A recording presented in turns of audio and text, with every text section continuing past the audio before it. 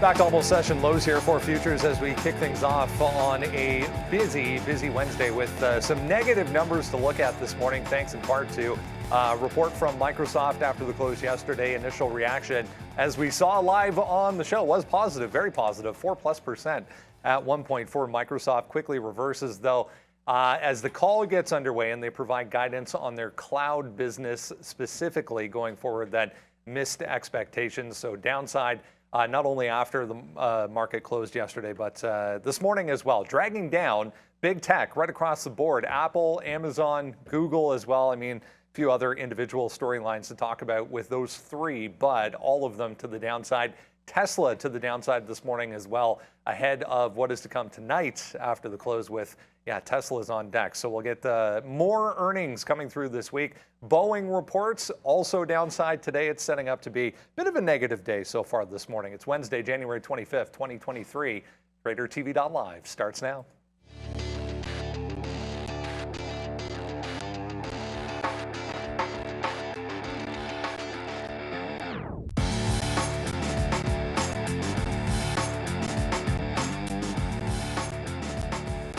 Go back to, as I mentioned, almost session lows right now. 1.35 there for the NASDAQ, leading the way as tech struggles here. 0.6, 0.88 for the Dow and the S&P. Remember, the Dow was the first to go green yesterday and then did hold on to positive territory. So see if we can't get some movement back in the right direction. Microsoft not going to help that, obviously. Bitcoin and Ethereum both downside as well, to the tune of 1 and 2% right now.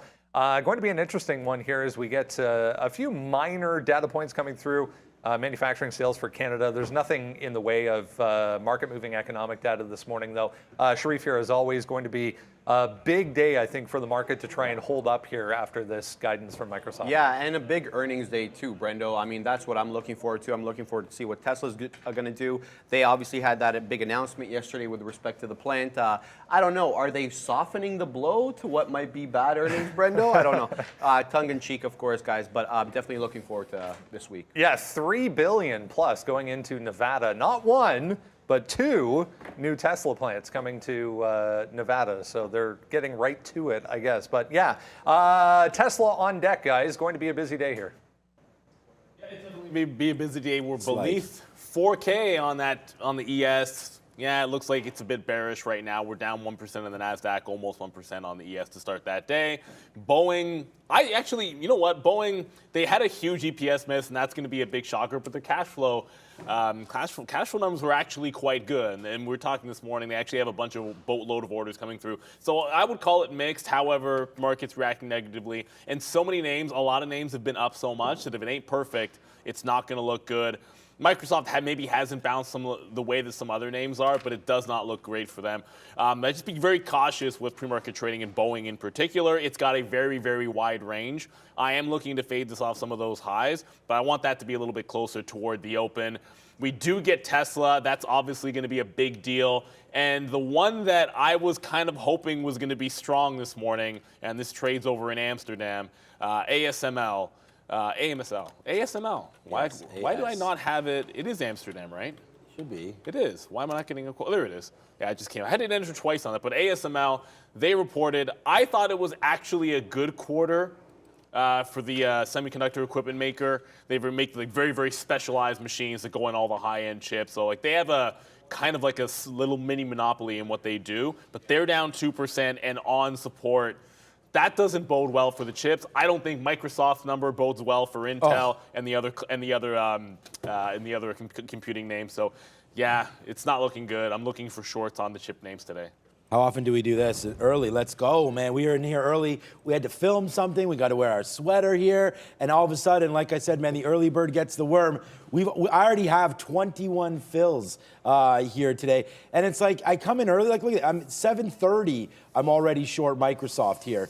Then short again, short, and I put it in the chat, or in the sticky note, any pops, we're going to be hitting those short. So there it is right now. We're actually at one-time daily goal already. We're short Amazon. You can see it on there. We're short Amazon and we're short Softy. As right now, Softy trying to break down. I should have taken more shares there at 236, But again, it's very risky here in the pre-market. So I'm out of half of these shares already. We do have some nice bottom fills. My average price is 87. And then, yeah, Amazon, we just took this short too. And again, I just sat down here and took it. This was 8 o'clock, breaks through 94. I was like, yeah, you know, we'll take it back down to 93. I mean, I'm on the bid here too in the 20s. So hopefully we can capture a little bit of profit on that one. But hey, look, if Microsoft's going to do the up and the down like it did yesterday, and I actually tweeted that out. It was like, what? Yesterday when I saw this, here it is right here. So I just tweeted this out. If you guys can you know, follow me on Twitter at TraderTVSean.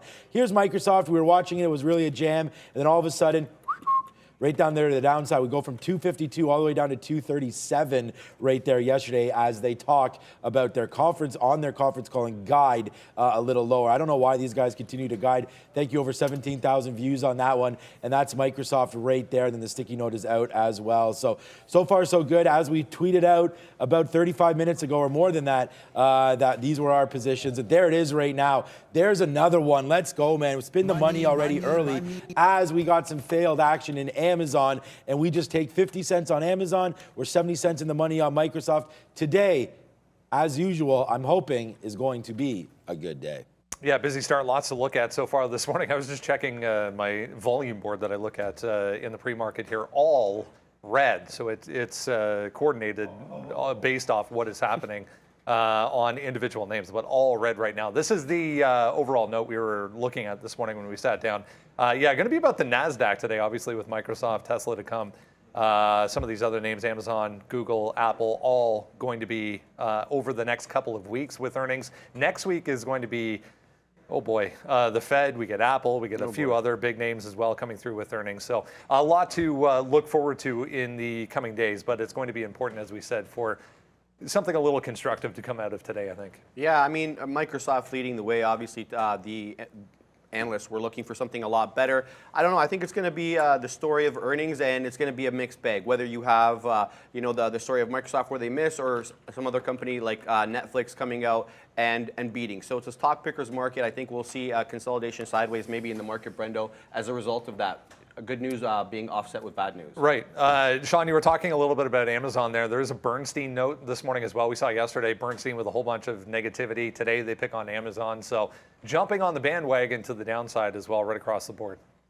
I mean, so for me, it was just, I didn't even know that about Bernstein there. For me, it was just a cloud thing. Like when I saw and by the way, Microsoft right now, guys, it's a chicken dinner winner. I mean, it's failing all over the place. We're now in the money at $1.30. This just tanked pretty good, man. We got a bunch, like when it was tanking down, I was like, give me those 80s. And then we got a 50 print as well. So we are now really, really cruising. Yeah, look, remember yesterday, and I wrote it down, and I've already thrown it out. I don't know where it was. I wrote down yesterday on the sticky note at about 4 o'clock, as you guys remember, as we were ending the show. I said the names I want to be short tomorrow are Google and Amazon, and the reason why, we had negative movement yesterday on those names. The NASDAQ was kind of flat, right? I mean, ended the day where it ended, but Google and Amazon were both getting clocked. And then all of a sudden, Microsoft comes out yesterday and says that, you know, they're guiding lower on their cloud. Well, what are the other two biggest cloud names you can possibly think of? Amazon and Microsoft might even be the two biggest. Amazon, Microsoft, and Google. Google, yeah. So Azure, you know, they're going to go lower than that. So yeah, here it is, man. 94 break on Amazon downside. Like, it's not, and we say this all the time, and at least I do anyways. Oh man, now we have all these wicks, it's going to be bad. But Amazon yesterday opened up here 97.50 and closed down here 96.20. So yeah, it did have negative, you know, areas yesterday. It couldn't get any higher than 97.50, and then there's the close. So we had, and here's the huge move up. I stopped the charts, but there's the move up on Microsoft, right? Yeah, all is great. There's it bouncing off 100 again, and then straight to the downside. So there's my short. And what I was getting at is that trading doesn't need to be difficult. You just kind of need to make sense of things. And when it works, it's great. You often, what you think, well, the opposite will happen. But if we're going to have some negativity yesterday in the names, and then we're going to have cloud today become a hit, then yeah, we're going to go short Amazon and we're going to go short Microsoft. And those are the two names right now that are cashing in. So, I mean, regardless of Bernstein, or regardless of any of these downgrades, cloud continues to be weak. So we're short Amazon and we're short Microsoft, and it's a pretty simple trade for me. Yeah, there's a flat bottom break that could happen here on Amazon at 93. If it bounces off 93, I like it back to about like 95 or so. It's in the pocket of the gigantic range that it had off the bottoms. If you look at the support levels, it's not like it consolidates off 93 every single day that it's gotten there. You've had monster bounces. You had one like $4 off 93 going back a couple of weeks ago. Last week, the bounce off 93 pretty much was nonstop until it got like $1.50. So we've essentially done the same thing. You've floated down like $1.50 into that 93 level.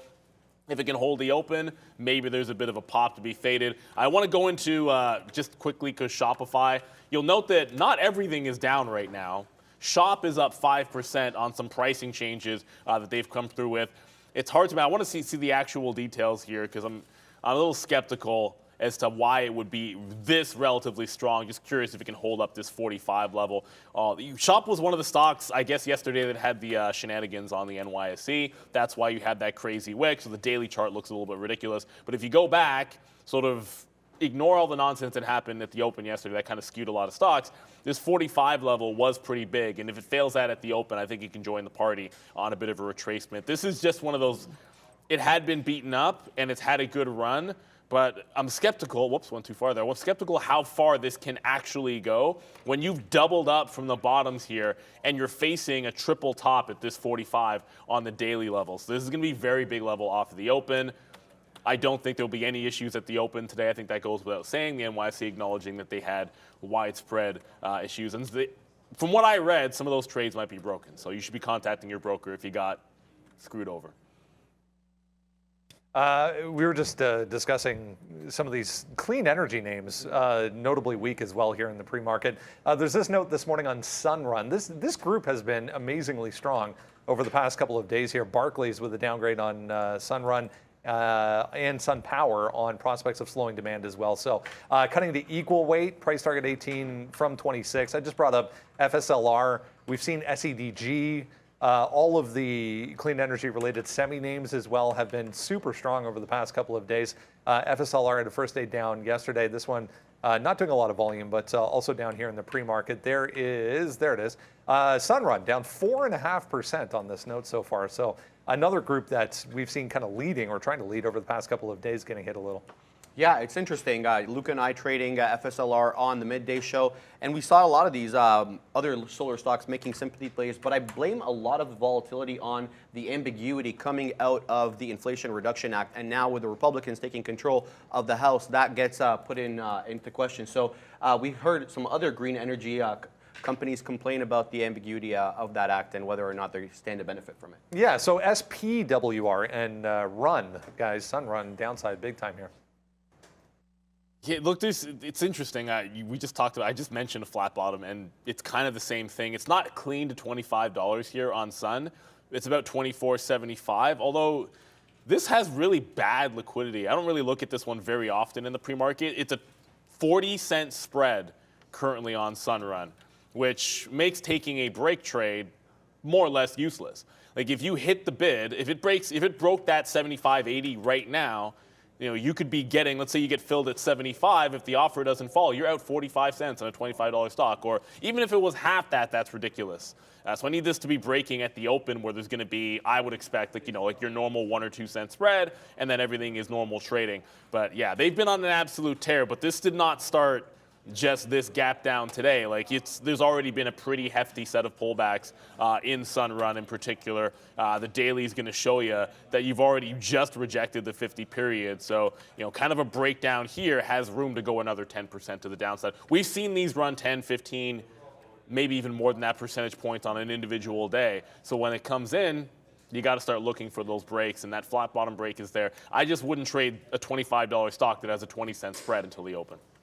Yeah, I mean, you want to talk about a spread. FSLR is a $1 spread and only done 6,000 shares. So First Solar today, I mean, what a monster this name has been. If you just bought anything in the summer, you're up absolutely monstrous right now. And I mean, you know, there are some pockets in this market that's been strong, and there's FSLR from 70 bottom all the way to 180, basically. I was going to say in a straight line, but you did have a dip from 140 down to 120, and this is a 50-period moving average, so you're going to see right here, it respected this moving average, and I think it could do it again. So FSLR right now, forget about it here when it was underneath. Eventually, once it broke and stayed above it, it just kept going. Test the 50-period there. Now our 50-period is roughly at 160, 155 or so. So if you do pull back on any of this news, I think you can buy it around 150, you know, if it comes back in. So I don't actually have any solar names in my portfolio, which has been a disaster for that kind of a run. You can also go with, it's the TAN ETF, but I just want to see, is it going to be a NASDAQ? No, it's probably going to be Amex. So the TAN ETF as well here. Obviously, a lot of these things, and someone just said it in the chat, and I apologize for your name there because you were right. Right now, it was talking about, anyways, I'll have to find where you guys were, but someone mentioned that these names are more for swing trades, and I would agree, rather than day trading. So you got to make sure that you have the volume in these names right now, as Amazon is 75 cents in the money and still going down. Here's the TAN ETF. So, you know, again, not as aggressive, not even close to as aggressive as FSLR. So you have to see what the weightings are in this. But again, if you liked any of these sort of solar names, this is an ETF here as far as I know. Anyways, I'll have to check who's in it. But TAN, FSLR, Enphase as well. There's a bunch of good names here. And it's just, I got to get into these because I don't have any. So for me, FSLR at that level, when you switch from one to the next, it's going to be a little bit of a problem. Probably interesting. Let me just check to see. I don't want to buy anything that's like 30 plus, which FSLR is probably more than that on the PE, needless to say. Yeah, 200 right now. So, I mean, that's, you know, it's in the right space, but obviously, when's earnings here? I think it says it on here sometimes. Earnings, post-market, March 1st. So, you know, it's worth paying off and waiting until maybe that comes through, because if we're still going to start to hit names that have big PEs, then this might be the next sort of shoe to drop in FSLR. So let's wait to see what happens here with First Solar. But what a monster move to the upside. Not really a day trade like we keep saying on the show. I know Sharif was in it yesterday. Trade it once it gets going and the spread gets a little bit better, but still a 202, yikes. I said I didn't want to buy anything in the 30s. I thought I'd call that thing up and it'd be 50 or 60. What's the forward, though? Yeah, I'd have to look. Enphase forward PE, not that it's that much better. It's like 40-something. You looked it up? Enphase. Enphase. I looked Enphase up. Oh, I'm going to look up FSLR That's the thing about it is it's not like that's cheap anyway. 35. That's not that much better. So you can come here. Yeah, it's not bad. It's not bad. So again, a little bit of a different PE between FinViz and Trade Ideas, but it doesn't matter. Either way, man, still nice. We'll wait to see what comes with earnings. Remember we said the next shoe to drop is earnings, and that's what's happening as we speak. And I said yesterday when I'm short Microsoft right now, so I don't know what it says at the bottom. Someone said Deshaun just flipped long. No, still short. Because you were in before they turned it on. Oh, I was in before. Okay. So anyways, I'm short right now. I'm short Amazon. I'm short Microsoft. Microsoft's at 236. Amazon's at 94. But yeah, when this market went up there, I was like, yeah, Microsoft's saving the market. I mean, their report was fine until they punched themselves in the face with the guide. And then they just went all the way back down to the downside here in that straight line that we showed. So I don't, it sucks. Microsoft's a monster holding for myself, as is Google. I mean, Google's my number one long-term position. And I've, told you guys that probably now for more than a year, 2 years. It's been that situation, and I want to buy more. Microsoft, Apple, and Google are all right in there. So, it's been pretty sad. Oh, the daily chart doesn't look so good. It's been pretty sad here seeing this name get down to $80, $84. But I feel like it's going to get there again with some of these reports here. Microsoft, again, making another leg down right now as we are still net short. Let's see if it can take down this 234.50. Maybe we'll get a piece out at 234, but Microsoft right now heading to the downside. There it goes. Wow. We are huge in this trade right now. As we said, we've hit our daily goal, but it doesn't matter. That's not going to stop us from trading. I like what you talked about there with Shopify. Tesla's going to be interesting at 146 as well. So much to cover here today, Brendo. And someone in the chat said, we're very lucky to have Brendan. And I couldn't agree more on that one. That's very nice. Thank you so much. I was going to mention the solar stocks as a group here.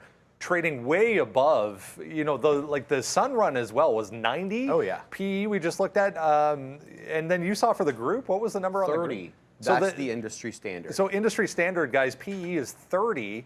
These are trading 100 and 200, so way above what the individual sector is. Anyways, brought to you by, the first segment of the show, brought to you by Surge Trader, where traders can get a funded trading account up to $1 million and keep up to 90% of the profits, trade stocks, indices, Forex, crypto, and more. Program has simple rules, no time limits. Go to surgetrader.com/TTV. Use the promo code TTV. Get yourself 10% off. You can see bottom of the screen there. Shout out to Surge Trader. Anyone looking at AT&T, just be aware the call is happening right now. So there are a few comments coming through from AT&T's earnings call. But this is, we were saying earlier, there's not a lot very positive. This is one of those that is. So T looking pretty good here to the upside. Some of the others as well. Netflix, I noticed, only down 0.8, trying to get back to the upside as well. So Netflix a little relatively strong. You had a note on Fox as well. Yeah, Rupert Murdoch trying to get the group back together, Fox News and News Corp. He put a committee together back in October to study the feasibility. It looks like he got some pushback from some of the non-Murdoch shareholders. But as an industry, these streamers, Brendo, there's a general rush to profitability, especially with some of the legacy companies. Streaming obviously costs a lot of capital expenditure, and they're looking more to rein in costs at, going into what we call a recession. Yeah, going to be interesting here. As I say, Netflix is down 0.8. It's now 1% as the overall market rolls over. But it was, at least, guys, looking a little bit stronger than the rest after another pretty nice day to the upside for NFLX. Netflix is a beast. And it's been a beast for a little while now. And there were some signs yesterday, I want to say, there were some, at least early on, man. The resistance at 362 was good. It was good for, trades aren't going to show up here. I'll go to the 3-minute because it was pretty clean trading the short in that stock yesterday off of that level. It basically got to the previous day resistance and then just went $4, $4, $4, and then eventually broke out. It's that same sort of, that 362 level that ended up being support. That's what we're looking at for resistance here today. I just feel if it breaks this, there's probably no looking back till it gets to 65. So if the market goes into free fall, or not free fall, well, yeah, if the market goes into free fall and drags Netflix with it, it's the same short from 62 that I like. And at some point when the chart looks like this and it's been so ridiculously strong, I'm just expecting that Netflix is going to have some kind of a big dip. And you've had two big parabolic moves in the last week. You're starting to form a little bit of a top there. The shorts were very clean off 62 yesterday. I'm likely to go right back to that well in a pop and fade, but that is not something I'll average into. That is not something I'll hold past resistance. Netflix is way too strong to be fighting that one for too long. Just a quick update here on Microsoft. I put a bid here, so we're going to get filled if it comes back into 50. It just bounced off that 50 level. It went there. Okay, so there it is right there. Let me just cancel my trigger because I was going to get some more out if it took out 235. It didn't do that, so there's another out there for Microsoft for $1.50 in the money now on Microsoft. Oh, there it is. So it does show short. Thanks, Fahad. Fahad's fixed that. So, all right, so Netflix. Microsoft has sort of dampened my spirits. You might not be able to tell, but as a shareholder of major tech names, and that's just what I have. I'm well diversified. I have lots, but most of my money are in these tech names, and I was lucky enough to pick up Netflix down there sub $200. So I was just sort of waiting to see, what was going to come from all of this, right? And right now we're going to go 0 for 1. Netflix was 1 for 1, and now put Netflix aside because I'm talking about Netflix, but the market now is 0 for 1. I'm going to consider Microsoft as sort of kicking off tech earnings. He did have ASML, and there's been many more names. So, I'm just talking about the big names that I'm focused on. Now we'll wait tomorrow. Tonight's going to be Tesla. Then you're going to get followed by Amazon, Google, Apple, AMD, some of the chip names. So these are the names that I'm really concerned with. And the chips are sort of in a different pile, and we'll keep talking about that today. But here's Netflix. And it made it all the way back. Like I said, very lucky I feel like that I was not in Netflix was the one name just because it was going so parabolic. I was actually in this name at $50 when it first came out, when it first IPO'd. And I got out at 55 or 60. It was It was crazy. I was just starting to invest. It went up and then came all the way back down, and I got out. Then it went to 800, right? But right now, you know, it's made its way all the way back into sort of a consolidation period before we had that major drop-off where subscribers absolutely got killed there. And now all of a sudden subscribers are back upside because they have that new tier, and I'm going to sneeze in a couple seconds. But, you know, that's what, right now you're back into an area that if I was day trading, excuse me. I hit the cough button, so I don't know. You might have been see me get that ramped up there. But what I was going to say is Netflix right now, definitely worth, if you're nervous, I think it's worth taking a piece out because of where we are on the daily chart. We've made it all the way back. And if you're going to trade, you're going to trade. And this is an opportunity, I feel like, to get some out. I did make the mistake getting some out sub 200, sub 300, we talked about that, around 288, 289, I tweeted that out. Now I believe at 360, it's probably time. I don't want to empty the boat, but I have about half left. I'll double check how much I have left, but I'm probably going to get out of half of what I have. So I just feel like Netflix, based on this report from Microsoft, based on sort of the sentiment that could have moving forward here on big cap tech names, I think Microsoft has sort of sent us downward here. I don't think that the market's down 1.5%. I think it's time to trim Netflix all in all. Let's get some analyst moves for you here to start things off so far this morning. I like the animated block logo there. That's pretty cool. Block downside anyways. Oppenheimer with a negative note on that. But yeah, where did you find that? I've never seen that before. Yeah, like Google Images. Animated logos. Cool. Fisker, Airbnb, Microsoft on here. There's that Fox we were talking about. Philip Morris here, Chesapeake and Diamondback. So energy to the upside today. Energy's strong, to be short. What happened to Fisker? That is cool. Was but that Fisker, a report on Fisker? I didn't realize FSR was down that much. Is that? I mean, they were one of the names. I own Fisker. Is it down that much? Yeah, it's down 6%. Like, whoa, that's a big. I don't even want to. I mean, some of the names that I own are disastrous. Look at the. What's up with Fisker? Fisker? Look at what happens if Fisker breaks. We're like 40 cents away. I didn't realize Fisker was all the way down here. We're about 40 cents away from that October low, which is a double bottom on the daily chart. That's interesting territory for Fisker. I mean, I'm gonna put that one on the list there because that's way too big of a bottom not to get involved with. So Fisker, that just got added to my list. I was looking more at Lucid, to be honest with you. Lucid Rivian yesterday, and you saw what happened with some of the EV names yesterday. I cannot believe I didn't fade Li Auto when that NIO thing happened because Li Auto was on the NASDAQ.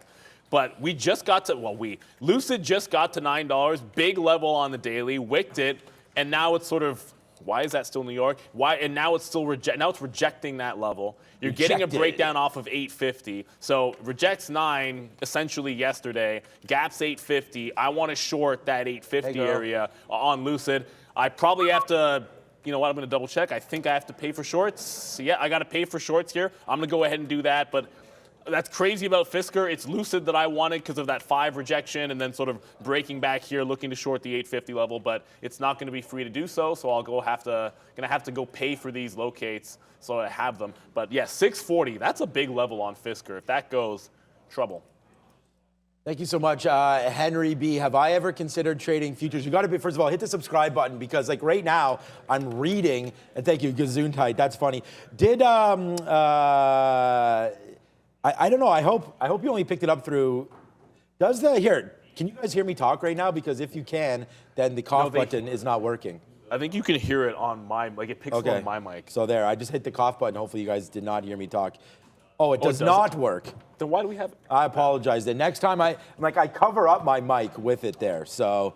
Oh, people are saying yes, it's working. Maybe you couldn't hear me there. Okay, so what I wanted to say was someone right here said, what's up, Henry B? Do I ever think about trading the futures? I would be a beast. Yeah, well, I mean, right now we're just trying to beast it on the equity side of things. I am trying to work on diversifying. But a little birdie told me that we are going to be getting crypto with a very aggressive fee structure and being able to trade various coins with exact pricing, things like that. So if we ever get, once we get crypto on this platform, then I don't know where my mind's going to be. But, yo, it's Randy in a shirt. It must be going out day today. You know something's up. We have Mr. Mark O'Keefe visiting us from ICE.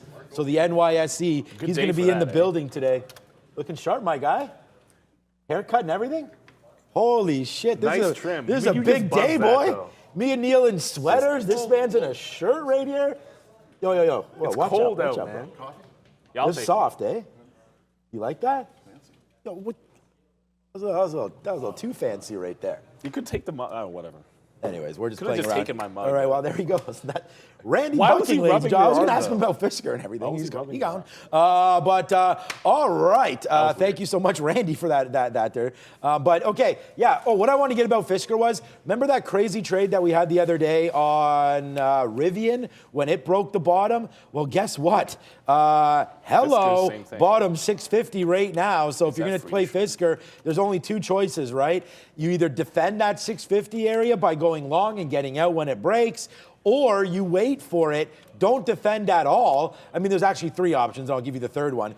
Or you wait for it and smash the short. So the third option is you just do both. You go long at like 655. If it breaks back down through, like if you get like a 648 print or something like that, and you break through 650, you exit out, you smash out of that position, and then hit the short. So there's a few ways to play it. There's always multiple ways, pardon the pun, to skin a cat there, but that would be one of them on that. And just for an update, that last out, and it's fine. I mean, I wish we didn't have all these outs here on Microsoft, but right now I only have 25% of the position in total here. So as Microsoft's made its move down, we're $1.40 in the money, and Amazon, I took less shares. I only got one fill. That's the problem. And it just didn't come up to give me more here. But Amazon, we only have half of this position. So we already taken out that 75. We got some out at 20. So that's already 50, 60 cents. And right now you're barcoding here at 93. So those are an update on my positions right now. Amazon short, Microsoft short, 25% of Microsoft, 50% of Amazon. But we still have, even though we're still 25% of Microsoft, we have more shares in Microsoft than we do in Amazon right now. But watch out. We're going to trade this into the open and then watch what happens. We are going to talk about Boeing. We haven't gone over this imbalance locator yet. So I just want to show it because a lot of you ask about this. Not much, man. BAC, Pfizer, Ford is what it is right now. There ain't too much on here. So this is what we're looking at so far. It's only 9:01. I feel like my first trade was an hour and a half ago. So, yeah, we already have 25 fills today. We're ready to rock and roll. Neil and I are doing our best once again. You had that Shannon Sharp look there on Monday. And today we're both back in the sweaters here as we go. So, yeah, you're right. I should have said that. It's cancel culture. I'll get canceled. For what? What did you say? The cat comment. That's like a metaphor. That's a metaphor. We say that all the analogy? time. I don't know what it is. My cat is one of my analogy. favorite. Like I actually prefer my cat You're allowed to say the that. dog because the dog when I get home is like literally all over me. And if you guys have a poodle or Cats don't or care. a cocker spaniel, like mine's a cockapoo. So anyways, she goes on her back and it's like, and it's like, it's so crazy. If you guys have I don't know if it's a poodle trait or what, but they want you to give you these tummy rubs literally 24/7. It's That's a bad thing? No, it's great. When you get home and they're all over you, it is fantastic. But my cat is just like sitting there on the couch, like looking, is like, oh, my cat's a rescue cat from Brampton, by the way. See, there you go. Brampton represent there. So myself, I'm not sure where he grew up because Neil, myself, and Brendan and Pratt He just said that. are all Bramptonites. So let's go over to the big desk here. Thank you, Randy. Yes, sir. Appreciate it. They're saying button up your sleeves. You did? See, he did. He buttoned his sleeves up. Oh.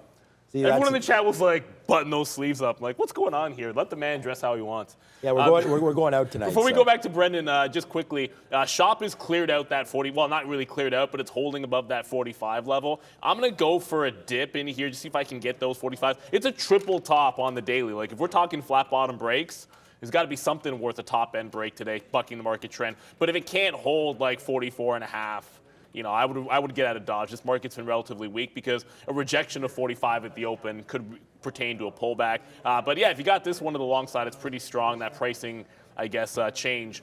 Looking like the market likes it so far today as we go back to the desk with Brennan. It's Markham, to let everyone know. Shout out to Markham. Yeah, the opposite end of the GTA. But yeah, we were just talking. I used to work in Markham, so we were actually not too far from each other, probably. Quickly, let's get a look at, actually, here's the note on Fisker, guys, from Morgan, just pointing to slower EV adoption expected from Morgan Stanley when it comes to Fisker. So that was the note. There is Europe, red, top to bottom. Let's bring in Arun, get a check of the overall futures here for North America as we head towards what should be pretty interesting day here, Arun, when we get Microsoft, more big tech to come, Tesla tonight. What are you looking at? Yeah, I mean, Microsoft's going to be the big leader, right? We've seen it time and time again where the big leaders, when they report and they start moving the market goes right with it. We've seen it with Apple. Now Microsoft's going to be the top name there, and that's starting to move.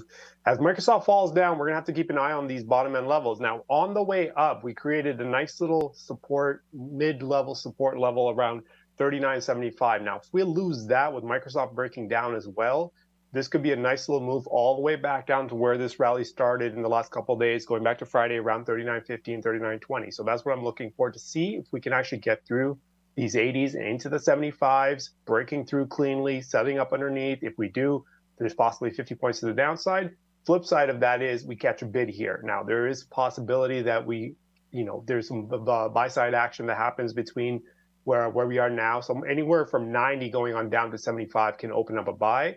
So I'm going to be just waiting for that. We'll see what Microsoft's going to bring at the open. If Microsoft falls off at the open, then the futures market will fall through and right through the support base and break down. Now, if Microsoft catches a bid, there's entirely a possibility that we get that long that we're looking for, south of 90 towards 75, and try to make a move back in towards 40.20, 40.25. So for now, I'm going to say downside bias, potential buy in the current area where we're at if Microsoft catches a bid at the open. If we break through 75, then I'm going to be looking at 39.20 as the next target. And we'll check back in again tomorrow morning. Let's get into everything else you need to know. Heading towards the open here, we're already 24 minutes away. Let's get right to it, guys. That's the link to the watch list if you need it. Microsoft going to top the list. Obviously, it was all about the forecast, the cloud, specifically the cloud forecast going into the coming quarter. Everything else was kind of in line or a little bit higher, a little bit lower than expected when it comes to the actual numbers. But as we've seen recently when it comes to earnings, guys, if you forecast bad, you go down. Yep. Although that being said, I distinctly remember it was like a day after the last earnings of Intel, and I thought they had a bad quarter, and their forecast wasn't good, and they rallied anyways, and sometimes you have to accept when that happens. That's not the case so far here today. If you look at this, I'll go to the daily. As long as we're beneath the 50, now that you've rejected this breakout, I don't see a way to like longs unless you see 230 today.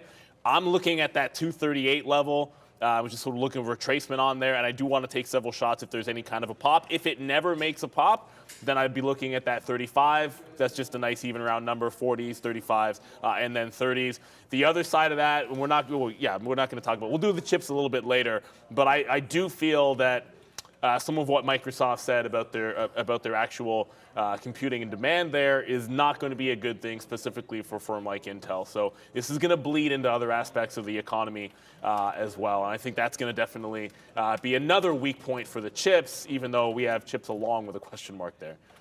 Yeah, I just posting it out right now that we are now, covering more of this Microsoft as it's $2 in the money. So, I mean, we'll spin this early. We don't normally do this at 9:10, but Microsoft does follow suit here today. I think it's one of the easiest trades. That's why we were in it. I don't know what's going to happen once the market opens, right? And I always say this: I don't love trading earnings the day of or the day before earnings. But yesterday was a pretty good day.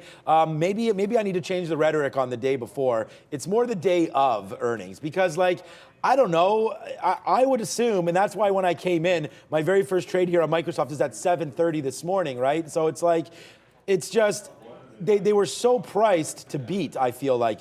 We have too many bad wicks here, so let me just show you on a 20-minute chart what I was talking about a little bit here. So here's Microsoft over the last little while, right? You go back to the 20th where we started getting going there. We make that 230 bottom on the 19th and 20th, so you're only a week ago. But look, huge moves up, then sort of just barcoded around here at 240. So I feel like there's a lot of traders that are going to be trapped long in and around this area. Like, it just makes sense. Obviously, no one bought yesterday. Well, I mean, some people might have bought yesterday after the market, after the earnings report, all the way to the upside. I don't ever suggest doing that until you hear the call, and you can see why.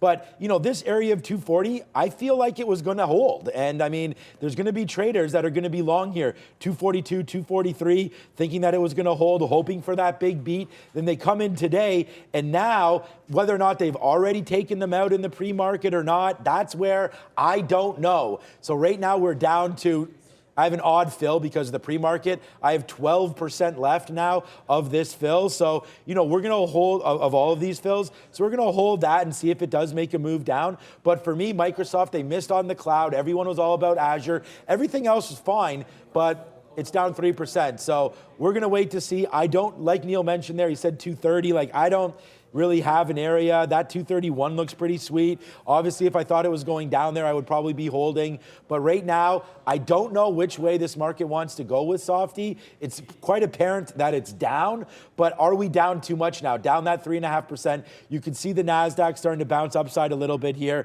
Amazon also just not doing anything here at 93. So I don't know, man. We could get a little bit of sort of a trajectory upside. Both these names are down 3.5%. Market's only down 1.5%. I could see someone buying up some of these names, but it seems crazy to me to do that once you still have Google to come and Amazon to come with their earnings. Let's see what they say about the cloud. So for me, Microsoft, still some downside. But I mean, their revenues, just alone, their net income was $16.4 billion net income. So, I mean, it's still a monster here. That's their quarterly net income right there. It's still huge, but down, so down from last year. Let's see if we can get Microsoft continuing to go to the downside. I just covered a piece there at 234. I thought that was pretty decent. Now we're pretty light on it. We're going to wait until a pop. And what we wrote here on our sticky note was 234, which is right where we're at right now. So that was a good area there. And then 236, we wanted to average up into 236. So that was the level that we got. So now if it comes back upside, we'll test the short again. No more shorting until we see this market open up. That would be a good question to ask him, man. We were just talking about Bill Gates. Tesla, guys, back downside here, but trying to bounce actually off 140 right now to come tonight, obviously, with earnings. There was a couple of minor notes. This was late in the day yesterday. $3.6 billion going into not one, but two new factories in Nevada. And then JP Morgan cuts their price target today, but ho-hum for Tesla. Yeah, interesting. So this gigafactory that they're going to expand is known colloquially as the Giga Nevada. Essentially what it does is it supplies the Fairmont factory with all sorts of batteries, Brendo. Yeah. So they're projecting to be able to make about 2 million light-duty batteries per year, and then that's where they'll also make the fully electric Tesla semi. The semi-truck, yeah. So one for the semi, one for the batteries to come, guys. What do we do with Tesla here into earnings? Well, you know what? I'm going to play inside the range today. I just feel like that's been the good trade for most of these big tech earnings. If you get a chance, just play off the resistance, not expecting too crazy of a move. That gives me two opportunities to short it. 142.5 and then 145. I think those are two relatively obvious levels. Technically speaking, the high yesterday was 146.50, but I'm kind of throwing out some. You shouldn't necessarily do this, but I'm going to throw out some of these wick tops at the open on a lot of stock yesterday, given what happened in the NYSE. I just feel in the afternoon, 145 was a high. The previous day, 145 was a high. So many shenanigans were happening that I feel like some people got stopped out up there and things might have got skewed to the upside. So I'll look for 142.5. Probably going to get on the offer now that it's closer to the open, in front of the high this pre-market. I did just start into, you'll see I just started to shop above 45. I like that to about 44.5 on the way back in. But I'm shorting pops in Tesla today.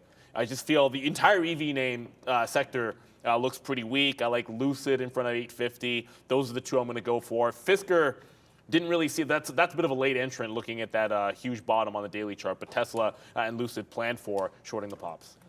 Yeah, I mean, it's kind of the same setup again as Microsoft, I feel like. Look at this, pretty much priced to perfection. Not perfection. I mean, if it was priced to perfection, we'd be at highs, I guess. But, you know, basically up now 41% or I guess the bottom was 103, so it's not exactly 43%, but up 35% from their bottom there is Tesla, and it's pretty much in a straight line there to the upside. You can check the 20-minute chart. Boom, there it is right there. It's once it loads, you'd see the 103. But anyways, the last couple of days, a couple missteps in and around here. But I just wrote down 146. Like, the problem is I did the sticky note a bit early, and we're nowhere near there. So I think like a 144, anything in the middle here, should be shorted for Tesla. It's just, Microsoft has me spooked, man. I mean, I'm not going to lie. We've talked about that. I'm already logged into my account here to get out of some Netflix and things like that. So I am a little bit nervous about this, but it doesn't mean that they're going to miss. It's just, Microsoft didn't have a horrible quarter, but again, we just talked about why they screwed up with their guide, right? And so I just don't know what Tesla's going to say. Or is Elon Musk even going to be on the call? I don't know. I feel like it's a nervous little situation here for Tesla. We've already topped out at 145, 146, which has been a monster move. You can see the big volume yesterday at the open up here at that 146. So for me, I think it's a short anywhere in here. We may not get there with the NASDAQ down 1.6. Like, this name is already less than the NASDAQ. So I feel like any aggression in the market, you need to short Tesla for sure. This is not a call on their earnings. Neil and I are both trading here on a prop floor. That's all we've ever done here. And, we don't hold overnight. So this is not a call on their earnings. It's just a call on what momentum is right now. You just bounced off 140.50. I feel like the 140 break on the downside was a great trade. I don't know. I'd have to go back and find when exactly that was. Yesterday it was right into here, but I'm talking about before when we broke it down. I remember we hit 150 short, we hit 130 short, we hit 140 short. So why can't that happen again? This is a shelf if I've ever seen one right here at 140, just like this is sort of the top, right? So if that shelf gets broken, then you could see a nice little flush, and it wouldn't surprise me if we see 136 sooner rather than later on TSLA. Well, the chips, we've been discussing this AI angle for the possibility of strength coming into the chips. Here's NVIDIA CEO speaking in Stockholm, Sweden yesterday about the fact that they still need regulation. Hasn't happened yet, social norms to come as well, but kind of echoing the fact that, yeah, there's going to be a massive increase in demand for the computing power to keep up with this AI demand. No question, Brendo. I saw an interesting little tidbit last night. Do you know that ChatGPT passed the bar and the medical? Neil was talking about that this morning. Yeah, it's getting out of control, but it looks like it's developing. But it's not scary at all. Not at all, not at all. But we've seen a mixed bag with some of these chips, guys. We saw Intel yesterday being accused by AMD of flooding the market with more chips despite the lack of demand. We've seen ASML outperform. Yeah. That's the company that makes the chip the machines that make the chips. Right. So mixed bag with these brands. Yeah, we'll see how this plays out. But man, I couldn't even log on to ChatGPT yesterday. Again, it's so impressive. But Neil, your thoughts on this today? I'm not happy with what I saw from ASML. It's just the reaction is not that great to their earnings, and that can be a bit of a bellwether because they even said they actually were positive about demand and thought that the likes of the Intels and the TSMs of the world were going to continue to order just as much as they were. So, it's not a great reaction, down 2.5%. You're actually breaking some interesting support on ASML. We're not going to trade this. It's over in Amsterdam there.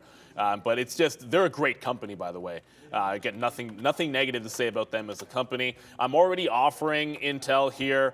I like that 30. This is what we're shorting in the afternoon. If I get it, that's fantastic. I don't know. I just wanted to make sure if it gets to $30, I'm on the offer and I'm not canceling that order to go short. However, we had a bottom. It was a hard bottom at 28.75 to 28.80. That was the scalp trade all afternoon. It was just free money inside of that range. The bottom of that range is, I think, where I want to start my position going short on Intel today. If there is a huge rollover, obviously NVIDIA, look at the wall if NVIDIA breaks 188 to the downside. It's just, that's the first red candle on the 15-minute chart 2 days ago on NVIDIA was about 188 support. So we take out at 188 and things get obviously pretty hairy there. That's a big level. It has to break for me to like the shorts on NVIDIA. If it holds up at 188, I do not want to be fighting that stock. Intel just feels like the lower hanging fruit. But beneath that, I think I'd be looking for shorts on NVIDIA as well. Chips along. Chips Ahoy. I love don't. Chips Ahoy. I would definitely not go long on that Packy chip, but I would definitely go long. Nah, I don't know. You know what? I haven't even really looked Obviously at it. not. Yeah, no. I was speaking with my mother yesterday, and I'd spoken to her from before this, and I don't know how it came up again. And I was just like, man, I can't believe because she was watching, and she's like, man, I can't believe you guys did that crazy chip, because she didn't have any idea that it was like that. And I was like, yeah, it's all good, it's all good. All right, so for AMD, look. Normally I'm all over these names, and it's just today, like we're $1 in the money on Amazon, we're $2 in the money on Microsoft. If you want to trade chip names, you can trade chip names whenever you want to, but I don't know, it's hovering, it's going to go lower here. I don't really have an opinion, to be honest with you. It's just kind of strange, right? Why am I missing all this data, first of all, from yesterday? Like as if it didn't trade at all yesterday right there. But again, AMD, look, it's just so crazy because a lot of these names ran, and did you talked about NVIDIA or just Intel? I did. You did, okay, yeah, because NVIDIA ran into 195, which is the same level as this 78, and both of these names got right up to past resistance, and now I just feel, honestly, even more of an idiot than I probably am, because like this level there at 77, 78, why not just get out, man? And then if it breaks 80, you just get back in. Like, again, I don't manage my long-term portfolio like I do as I'm sitting here prop trading every single day. So if I did do that, which should, then yeah, that's an out, man. I mean, right into here, $78, $80, these are outs. And I don't know, the long, I guess, like, where am I going to wait till 60, 70? If I'm going to wait to there, then I should just get out now and rebuy them back 15% lower, but I'm just not that smart. So AMD, huge move to the downside. I still feel like it can go even further than that. But for me today, haven't looked at it much, so I'm going to give a pass and then try to figure out what's going on with this. But for me, it's a 74 short right there.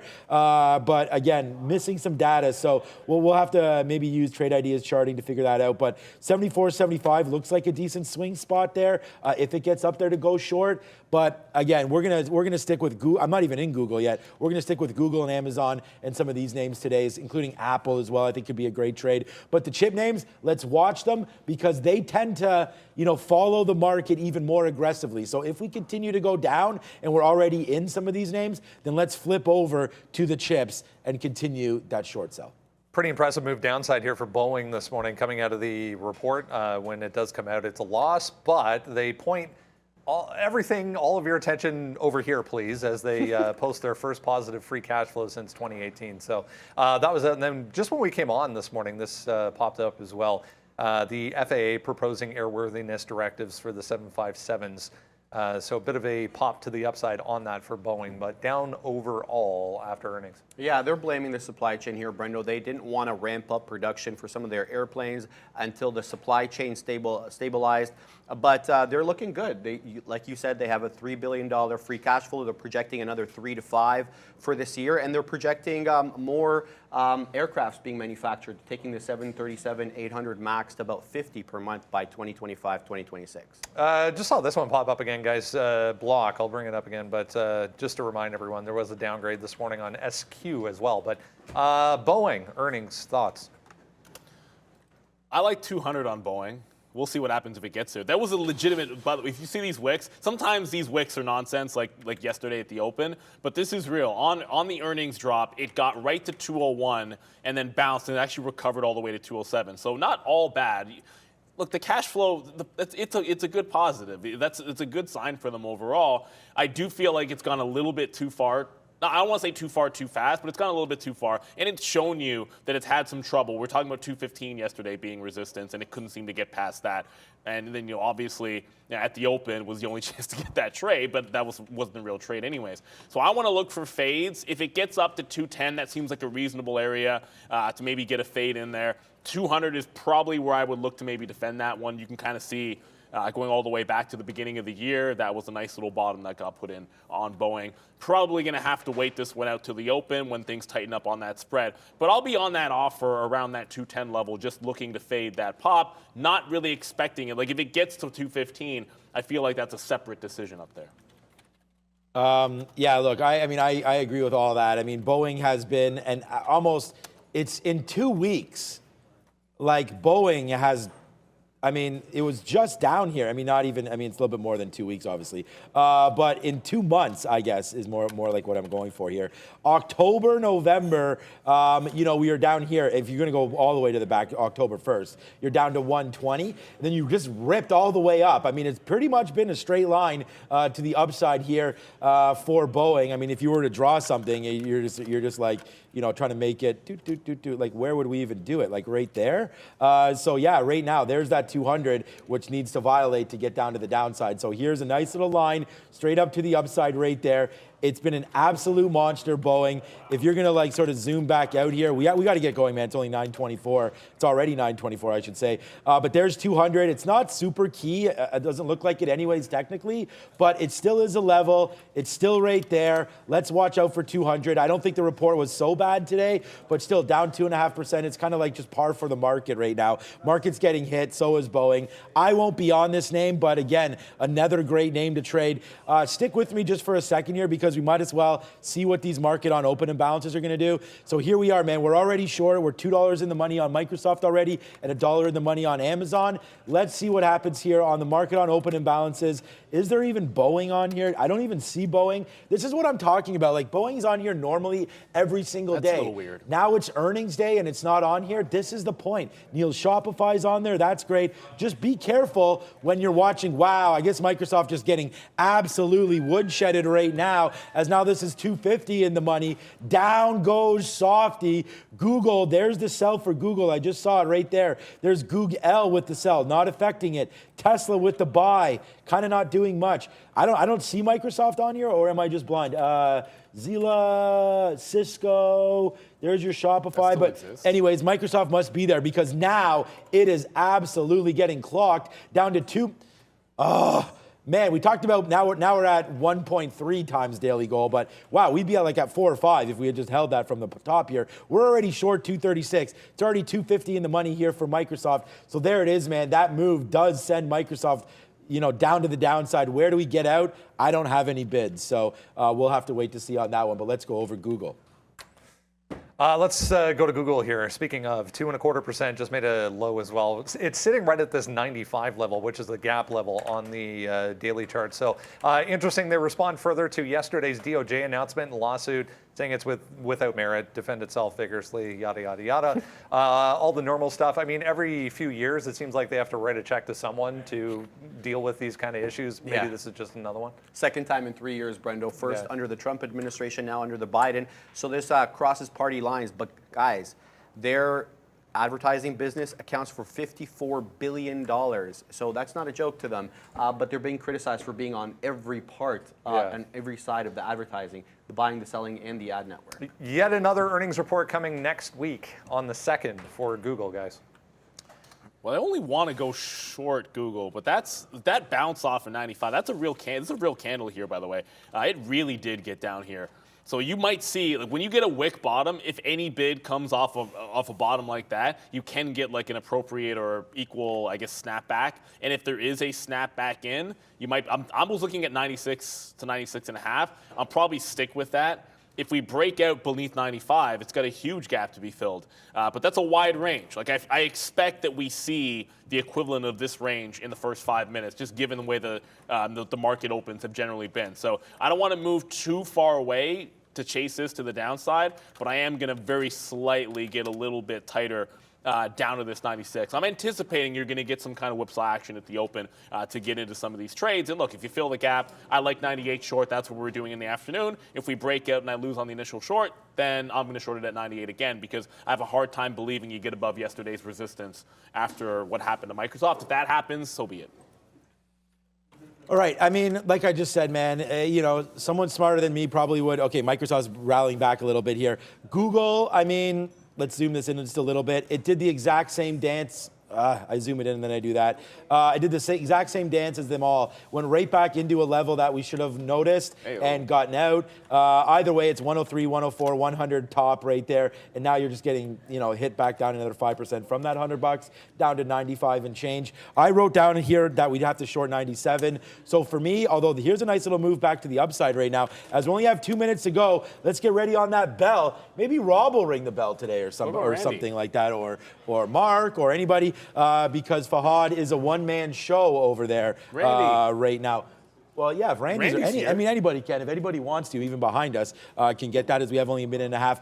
But anyways, I was just talking about shorting 96.50. So my first short will be around 96. I have an offer at 95.90 in case we pop up. Let's short there. And then we have this top of 96.50. The top is actually 96.60 here. That was made at about 8 o'clock. I'm not even going to test that. I'm going to wait for 96.50. If it breaks, it breaks. We're gone on that one with only a minute to go. Let's just quickly check on the imbalance locator.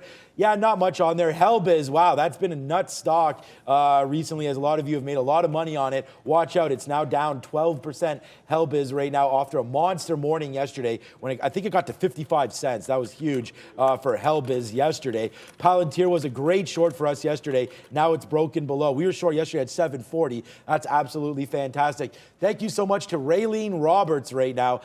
Thank you for your encouragement. Bears versus Bulls is amazing. My job accepted my salary proposal. I have no idea what that means, but thank you so much, Raylene Roberts.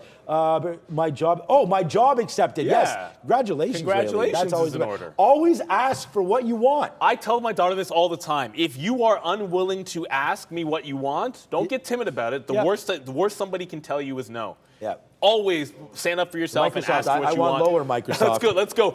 We got the bell in 3, 2, and 1. Boom! Ding, ding, Wow, ding, guys, ding, ding. Thanks for offering all the help on that one. Ding, ding. That was absolutely fantastic. Okay, all right, let's go, guys. Microsoft watching it. So let's go. Right now, 234. It's just dancing around right now. No trades yet on Mr. Softy, but the market is trying to go lower. 11.7, starting to go lower, lower, lower now.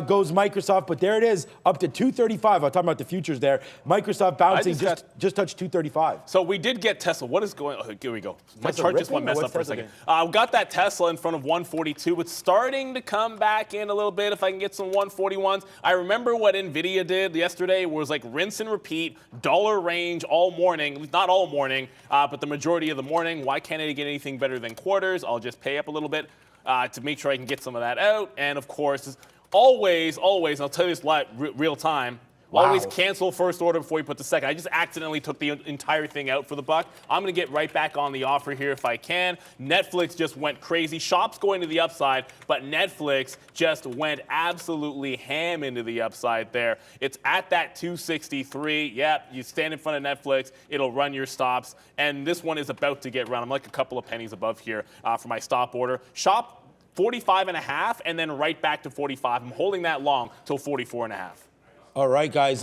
So far, so good here on all of this, man. This has been a big day for the market already as it makes one move down. And then here's Google trying to make that move back to the upside. I was close to punching short 95. That might not be the right trade. We are going to watch out if Google, I was going to take some more out if it takes out, Microsoft 235. So let's do that right now. 235, if it takes it back, then we'll just get, like I said, we only have literally 12% left on this trade. So we'll take out a little piece if it does go back up to the upside on that one. Right now, we're not into anything other than what we've had at the beginning. It's an Amazon absolute debacle to the downside as that's hitting 92.30 and still making more lows. Right now goes Amazon. So that one's a money trade right there. As we slap on the sirens to watch this go to the downside. Oh my God, there goes Softy breaking lower as well. Now back down through 234. Your Tesla's trade must be printing. No. What? Well, no, remember, I keystroked out for $1, and now it's absolutely flushing. Right. I don't want to forget two things. One, Lucid, and the other one is going to be Fisker. That was a late entrant. When we saw that downgrade on Fisker, if we pop in Tesla, I'm definitely going to take it. But this is Fisker bouncing off 654.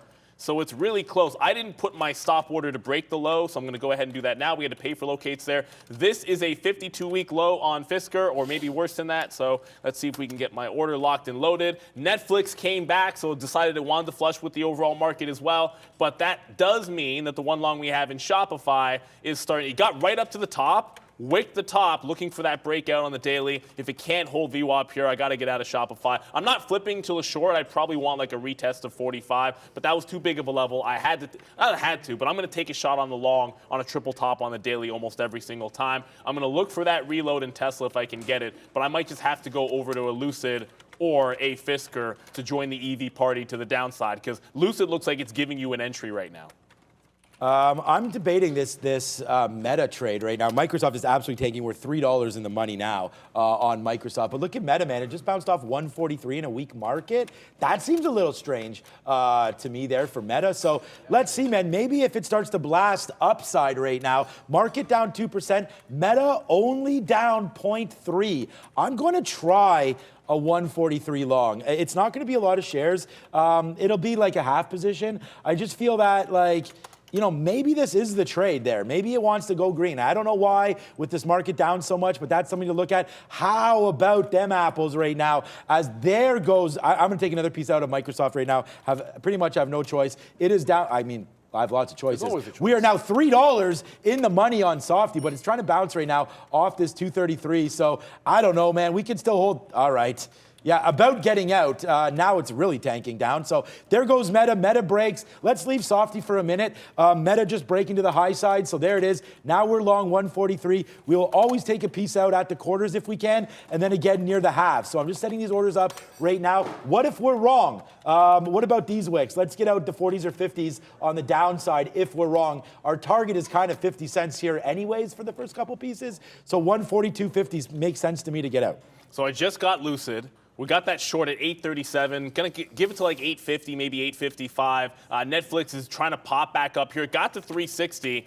I didn't take any out because it's really just a scalp trade, and I wanted to get into full position, waiting for the open to come in. If it takes out 363, I'm going to get out of Dodge. That's going to be a line in the sand. Alphabet's starting to come back to the upside. We did want to fade this. I'm out in front of 96, but 95.80 looks like 95.80 is providing some resistance. I haven't gotten any of the chip names short, but that can't be real. That cannot be real on Intel. There's no way it went down there. But I'm going to get the offer on Intel. 29.65 looks like a good entry point. That can't be a real wick. Brendo? Looks like the call might have wrapped up here for AT&T, guys. T now 5% to the upside. Just took out day highs here through $20 on volume for T off earnings. Oh, man. We just saw basically the bottom there in Microsoft possibly, man. I mean, my bid, okay, here it comes back down. My bid was at 232 flat. So now I put it in the teens because we just sort of bounced off this level. Now, whether or not we bounce or not, there it is. Oh my God. I mean, that's $4. We just took a $4 winner for you. And we've been in this name since 7:30 and we've averaged into it. So it's a big win for me right there. And I hope you guys have it as well. Meta though, yeah, we're 8 cents out of the money on Meta. Well, what? I have 143.10? I didn't even realize that. So not a great break price there as we pay 10 cents up on that, but that's okay. Let's see where Meta goes now. As Microsoft, we are now, I mean, we just got a 232 print. Now it's going back up to the upside. As we hold, 2%. That was our 10% out right there. If this takes 233, let's just get out of Microsoft. I mean, let's go a little bit higher than that. Let's go here. 233.50. If it takes that out, then we'll get it out. But hey, man, we're already done. We'll continue to trade, obviously, because, hey, money's, you never know when that's going to come in. So let's just continue on that one. Meta right now, relatively strong, but still holding out. It's Amazon that has battled all the way back. Well, everything's battled all the way back. We're very close to 96 on Google, Alphabet. Boeing just came up to that 210 area. Want to see if I can give this little range in here. On the earnings, it came 200 up to like 212 and then lower highs at 209. So I'm sticking in the middle here. Tesla just came back. Now remember, we had that short off of that 142. We got out at 141. It was an accidental long. I didn't really mean to do that. Out of it altogether. Now you're testing that pre-market high. So I'm in back again, 141.5. If it gets back toward pre-market high and reverses, that's when I would add to it. Just checking back in on Lucid, that's doing absolutely nothing. And Fisker, so I think these can catch bids because Tesla's catching bids. Fisker bounces off 650. It's right back up to the pre-market highs. So that breakout might be gone. It's NVIDIA that's super strong. If you're watching something that's going ham, NVIDIA's back above 190. It's just doing it again. It holds 188. That's it. I'm going long in this thing in front of 188. The first stop will be along at 190. NVIDIA always seems to catch a bid early on in the mornings, but the other shorts are all still valid. It's only NVIDIA that I want to try the long. All right, so we just went into more short right now. Let's see if Amazon can fail. It just came right up to 93.50. I'm going to give this to 94. We wrote down 95 on the sticky note, but again, just because the market moves so far down, maybe it's time to retrace back. We're still down 3%. This market's still down, but look at the recovery that we're seeing here on the NASDAQ. It's a nice little recovery right now happening for us. So, yeah, man, lots of opportunities to trade here today. Meta just had that topping tail, though, at 143.15. So it looks like we will wind up losing on Meta here. Despite the market starting to rip up and our long on Meta, maybe we could try to buy. Here it goes. Yeah, this name getting hit down to the downside, Meta right now. What's up, Brendan? Little one making a move here. eHealth, guys, report positive Q4 preliminary results. It looks like after the market closed yesterday. Big move up in the aftermarket. We just tagged 680, 690 again at the top there on huge volume for EHTH. So this is very much like yesterday, where you're getting that pop at the open, you're looking to fade into some names and sort of be patient about it. I just got 96 on Alphabet. I showed you guys that we got into Boeing, and then Tesla just popped back up toward the pre-market high. So this is where you kind of get into these levels where you work into your short position, you had to wait patiently for the volume at the open, and can we retrace back into some of those lows? The notable exception for me is going to be NVIDIA. This is still screaming up. I want to try to get long specifically in this name. I'll go 190 into 189 half, and then as long as it's above 188, I am going to be looking for longs in NVIDIA. Everything else to the short side. I'll show you Shopify. Sometimes this will happen to you guys. It is what it is. I made the bottom wick on Shopify for the morning, and now it's breaking out again. I think this is a valid breakout. 45 is a monster level. If it can hold here on a pullback, I'm going to try to work my way back into the long, but I got enough positions as it is, so I'm not going to rush back into that trade. I'm going to get on the bid in front of VWAP here on Boeing. Just want to make sure that as you get that top, we pay ourselves out on the way back down. So if it goes like $1.50, $2, I want to get some out there, see how far it can go. As I mentioned, I did get into NVIDIA, and Tesla already starting to work its way back in here. I just got filled 140, 140. So ring the register there. I'll get back on the offer at the high of the day because we're still in that first 10, 15 minutes. Sometimes you can get these retracements back up to the high, and if you can get that same price again, you want to go ahead and do that. But short starting to pay with the exception of Lucid for some reason. Why is Lucid? What the heck, Lucid? What's Tesla Lucid just pulled back big, and Lucid is like breaking out on me here. I'm going to get out of Lucid. I don't know why Lucid is so strong. We got out of our Microsoft, but the thing is, Tesla drops like $1.50 for me, and Lucid is breaking out the high. I'm getting away from this stock. I don't know. Forget it. Yeah, I'm going to. That's weird. All right, one more test long here on Meta. Like, what was up with that drop? We lost on Meta. Let's flush ourselves on the toilet. It is what it is, man. We got it at 142.50. You can see that. We did try a little bit more, and we got it at 142, but we should have definitely been buying down there, as I didn't even notice that it was there. I just put my stop order from before. But we're going to go back long into that name. And, as you guys were sort of dealing, or as Neil was speaking there, I was dealing a little bit there with Google. So Google came in. We got that short right where we wanted it. I punched even more short back in there, and then we got it all, not all of it out, but a decent amount out right here, 96.60, 96.80. But look at Google now starting to go back up to the upside. So there's that 96.50 area that we're concerned with. So that's the level for me, man. 96.50 on Google. If that breaks, then hey, look, we're giving some money back. I mean, we did great on, our out on Microsoft. I'm pretty sure we're going to have the trade of the day here, although Microsoft was it yesterday. We had the bottom and the tops here. Top of Microsoft, 236, bottom 232. That was only 10%, but look at it starting to go back up to the upside. So if it's going to rip, and by the way, now Google just fell back down again, then watch out with Google. That's all. Like, my only reason for shorting Google was Microsoft. Google was weak yesterday. So we did have this happening before Microsoft. So there's a few things here with Google, but the main reason why it's on today is cloud. So if Microsoft's going to retreat back, hey man, we're 30 cents of the money, so all is well. But that's my logic there. Let's get some more outs if we can get anything down here, 95.40 for Google. So one long, I only have one long position. I'm kind of kicking myself that I don't have more. I just couldn't really find anything. I could have reversed Lucid, I suppose, when I got out of it. We bounced 90s to 91 on NVIDIA. NVIDIA goes green at 192.5. I think that's the next logical level. Boeing just ripped. So it was on the midst of a pullback. I guess I got greedy. I was at like 208.30. It stopped at 50, and I'm out of it now as it goes through 211. So I did have a chance really quickly in there to make sure that I paid myself off, and then when it stops out, essentially it would be a basically flat trade, but we'll just take the L. You can't be too greedy in the opening range. You do want to get some scalp trades in if you're standing in front of levels like that.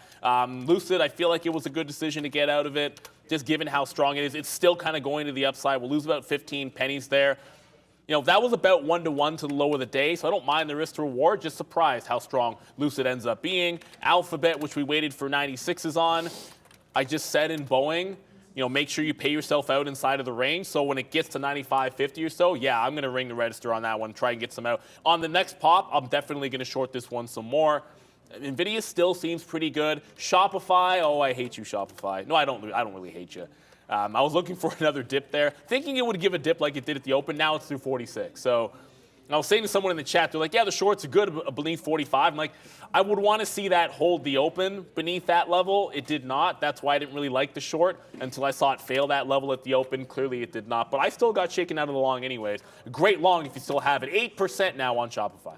Wow, 8. Yeah, This is going to be my big regret of the day, is going to be Shopify. Yeah, it seems like that. I mean, my big regret of the day was getting out of Microsoft earlier, but we still got a great little bottom there. All right, one more take here for Meta. It's bouncing off. We're long 142. Here it comes. So this is going to be 0 for 2. We have one negative stock today. It's going to be Meta, obviously, as Amazon, Google, Meta, Microsoft all working out. Meta not working out. The other ones are. There it is. Shoot, man, we would be just so good if we didn't trade this one today. Look at Google right now 50 cents in the money and collapsing off that short. Like, we didn't have Meta written on our sticky note today, did we? No, we didn't. We had Microsoft short, Ching, Google short, cha-ching, and all the levels are here. Amazon short.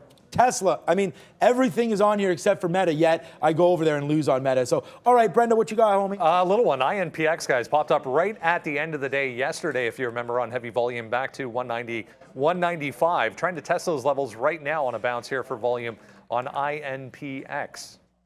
So you were just sort of saying that. Like, I'm not that mad at Shopify. I'm like just mad at myself for not finding a way back into it because it's the first position I had on was long. It's like usually it means you like it. But I did miss out. And this is the other thing, too. Like, when I add Shopify to the list, I mean, Boeing got to 120. Anybody that's been trading the last couple of days knows that that's the level I've been in love with.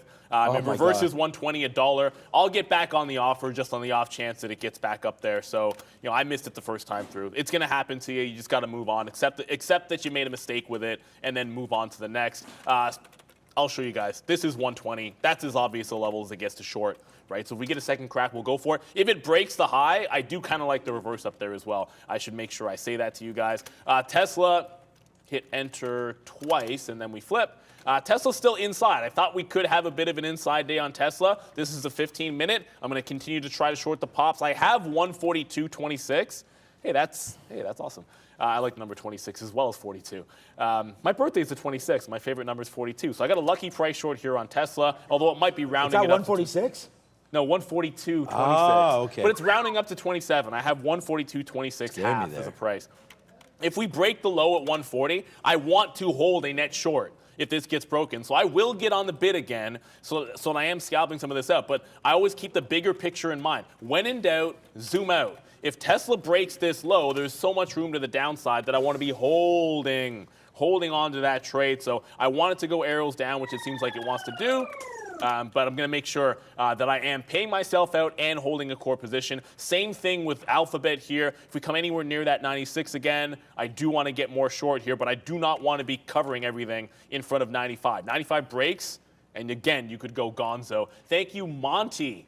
Is that no Monty number 4? Monty number 4?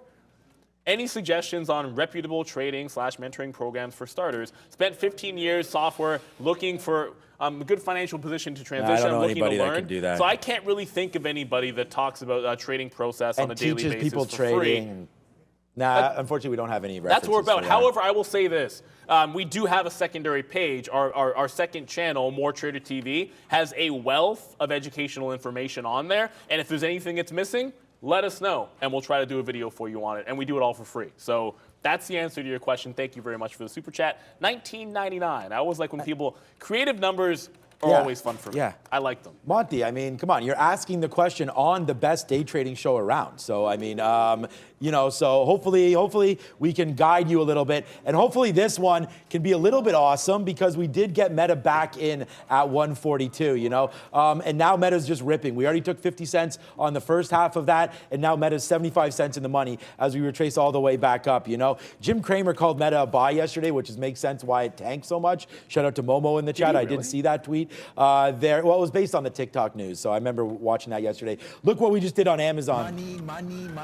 I mean, we are going to, you know what, someone said that I should just stick with futures because that would be amazing, and you might be right because, like, the names that I'm focusing on are absolutely monsters today. There's Amazon to the downside, there's Google to the downside. I mean, we just were short 96, we just covered some at 95.30, and then, of course, Microsoft, which is just kind of up. Oh, no, went right back to... All right, so this is what I mean, man. I got to sit here and focus and then really make sure that we make the right trades because we should have shorted again. So we got out at 233.50 there. We talked about that of our last 2%. But look how good that short was. Would have only had to hold this 20 cents against. Went right back into view up and right back into those numbers. So, wow, what a good short that would have been. Maybe we'll test a 232 long. I don't know, though. Microsoft coming right in, right back to that level. If anything, it's unfortunate to say this, but it's probably a short breaking this bottom of 232. I'll test it. Speaking of short and bottom, Tesla just got to the bottom. It's only 2% right now. We've seen Tesla make 5 to 10% moves, right? So that's why I don't want to be getting net flat on this position. It's rubbing up against this 140, and let's see if it can break it. I get a couple of legs up to the short side. That's why you see my average price change because my last entry was at 142.56. But my average price in this trade was 142.26 and a half exactly. So I want to see us break 2. I want more than $2 on this. I think we can get more than that. I'll short any pops that do come in, but as the market heads back toward the lows, I still have that NVIDIA, and NVIDIA still looks pretty solid. This is the bigger picture, bouncing off 188. It's held that 190 breakout. Can it bounce off 190 on the way back in is going to be the big question. I'm not holding a 190 long all the way down to 188. Not going to happen. So I'm going to have a stop underneath 90, look to go long off the 88 level if we get a chance to on NVIDIA. Otherwise, let's just try to hold out for the breakout. If the market rallies here, I think I've got something which will be good. The other one, which I suppose I could have had, but I was looking the other direction, this is Netflix. So when you roll into some of these shorts, like you can have Tesla a couple of dollars in the money, but I can scalp Netflix. I can re-enter Netflix at 40s and then lose 70 cents on the way back in and make the top wick on Netflix. I have to be willing to do that because ultimately this is a stock that could have gone to 365 on me in a heartbeat. This is going to happen. So that's me. I made the top on Netflix. Not every short was worth holding on to and risking your entire morning on. I'd rather just hold on to the ones that were easier to go, and here comes Shop on the way back in. So I do want to revisit Shopify, if only because that breakout is at 45 on the daily chart. Yes, I got wicked out of it. Let's move on from that, Neil. On the way back in, I just want to retest above 45 even. That's likely to be in the 45 quarter to 45.30 range in front of 45 even, and then see how far it can go. It's a huge monster level on this daily chart, and if you get above here, and whoops, that's split adjusted. That's after the split. There we go. It's like 3 times now we've tested and they're finally breaking this level. So there is all kinds of room to run. I think it wouldn't be crazy if you saw 10% up today on Shop. It might need help from the market, but if something's going 10% to the upside today, my money would be on Shop. Yeah, let's wait. So there's Microsoft. So we have a new position right now. We did take that 233 break, but if it doesn't go down, I mean, it just keeps bouncing, man. It's bouncing off 232 right now and doesn't look great. We did short some more at 25 there. So maybe we can now get a piece out maybe if we wanted to back down near O's. But yeah, if this takes out, there it goes. If it takes out 50, we're going to get out of a piece of it, like probably like half of what we have here. We're not going to give back our anything. Well, we'll give back something. We're not going to give back our day by any stretch of the imagination here on Microsoft. But there it is. We tried to break it. I still think it's going to go down. So that's why we're still holding more than half actually now of that trade. But I'm going to try to give it right to here, man. 233.50. If it's going to break 233.50, then we're wrong on it, and that would suck. But that's fine. I mean, that's what trading's all about. So we're going to put some risk on right here. If it gets up to 233 area. We'll short some more, but for right now, we got out of a little bit there. Like I said, not a huge piece of how much we got out. We're still in about 70% of this trade. I'm going to cancel my 01s. See if we do have a move to the downside right now for Softy. So I don't know. We're going to get some more short up here. 233.50s are out. If it goes back upside and we get stopped out, we get stopped out. But for right now, Microsoft is what it is. Google, Amazon, both 50 cents in the money. And Meta gang hanging out right here as well. Yeah, Tesla just went AWOL to the downside. It just, like that break of 140, you could forget. I don't know if any day traders got that break of 140, but it was like, it kind of went like 50 cents almost immediately there. It's already at 139 after it just broke 140. You look at 138, that's a level here just a couple of days ago, so I'm going to zoom back in. I'm getting back on the offer. If there's a pop that kind of goes back into that 140 level, I do want to get that snap trade if it happens. But this is why you hold on to a piece of it when it breaks a big level. I just wish I had gotten more shares. I have to cancel this stop order first because that's kind of annoying. You're so crazy, Microsoft. You don't have to worry about any stops on this. If it comes back to 140, we're going to get some more shares there. The market is flushing. This is now about $4 in the money. I do think we're going to see a heck of a lot more than that with Tesla the way this is going. Market is going red here. Only Shopify is strong. If you guys see anything else that's strong, let me know. I know Netflix was. I know Boeing was at one point. But I'm not seeing a heck of a lot that isn't like free fall Wednesday-ish. Yeah, nicely done there on Tesla with the big short. We are finally now starting to get printed. Well, we did get printed there. That's Meta. What am I doing? Microsoft right now. Look at Microsoft. Too bad that just happened because literally we made the top again, or else, it would be much bigger than what we're doing right now. But still a nice little move upside now, upside for nothing other than we'll see. Meta, we just put some more longs on right now against that bottom that we already created for Meta. So if that breaks out back down through the 50 spot, then we will get out of Meta. But right now, we're going to test that long right against that bottom. But I don't know. I mean, the market is really starting to come in a little bit here. Google 95. Google what? 95. Yeah, Google. I mean, we already got this short. This is a great short from 96, but yeah, Google 95 incoming as well. So yeah, let's watch out for this market, man. It is a little bit of a tank city here today, as we called. Everything on here is a short, so the sticky note reigns again here today, but watch out for Microsoft. Maybe it's bouncing a little bit here. I'm gonna take one more piece out. Right here at 70 if we can. Right now it's getting a little aggressive to the upside. I don't mind an upside rip. My biggest position right now is Meta off that bottom level right there. So hey, if we rip up, we rip up out of Meta on the day low break of 140, 150 or so. Hopefully it can go up. Yeah, I just rang the register on Tesla. This is kind of the move that I was expecting. I thought we'd have more of an inside day on Tesla given that it was earnings, and the next level was this 138. This is what I was sort of prepped for, a bounce off 138. Once it made that bounce, we'll trail out of it. Our best entries were up at 42.5. Average price was 42.25. So it ends up being like closer to $4 than really than over that $4. But if we get bounce here, I'm not waiting till 142. I actually want the short at 140 if it comes back to the upside. Alphabet just broke. Now it was already short, but I just added on the break of 95, so now my price is like 17 because I still had some from up here around 96, but I'm now looking at that 95 breakdown. No way, I mean, really where this could go, you start thinking about like another $2. There's a big gap on this as well, so I want to give this one some room, even if it tries to pull back in here. Everything looking weak. Someone said eBay's strong, but I mean, at this point, I don't know. I'm not really, that's not a name that I was looking at, so I've never traded eBay before. Not a place I would go. I just want to point out GoEV has been finding a bottom at previous resistance. They had positive news. They were on our watch list. I think this one is worth watching. If it can hold up around 130 to 135, it might have a second leg in it. I think we can be patient, however, with catching longs. So we just got into Google or some more Google, and we're going to get on the bid here to start paying ourselves off. Is that's already 94.80s off that 95 break. I'm now out of my 96s and now only holding 95 short on Alphabet. Was that Brendo? Little one, Grom, guys, back to day highs here as we get back to the upside. Still down 20%, but this is the one that had that huge private placement this morning. This 240, 230, 240, a huge level for us. Grom, 20% right now.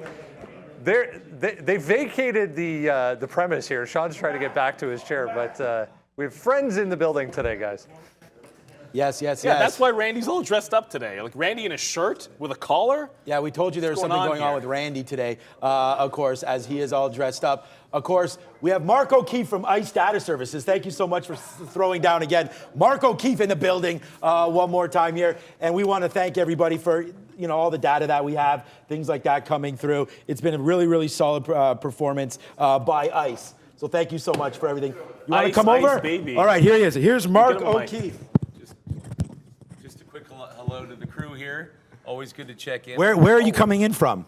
We just flew in from New Jersey yesterday. And Oh, yeah. We're hearing there's a snowstorm on the way. Yes, thanks for bringing that, by the way. And yeah, I know. Well, we're hoping that it doesn't come to fruition. But that being said, I'm going to bow out. I'm not properly made. Yeah, we got makeup on. And doesn't I also matter. want to thank you for making Randy wear a dress shirt today. That was really, really great because we have never seen him in that. Normally he wears cut-off blue jeans and things like that. So this is great to finally see Randy. But I know I've told you about Microsoft. Not a great quarter. So we got to watch out for that. And watch out for your crypto too. Yeah, well, don't even go there. We're not gonna. Okay. Let's not talk Microsoft, We're a crypto. little concerned about, but I'll step out and let you guys talk about it. Good to see you. Talk guys. after. Thanks, It's a Mark. pleasure. Thank you so much. All right, let's go.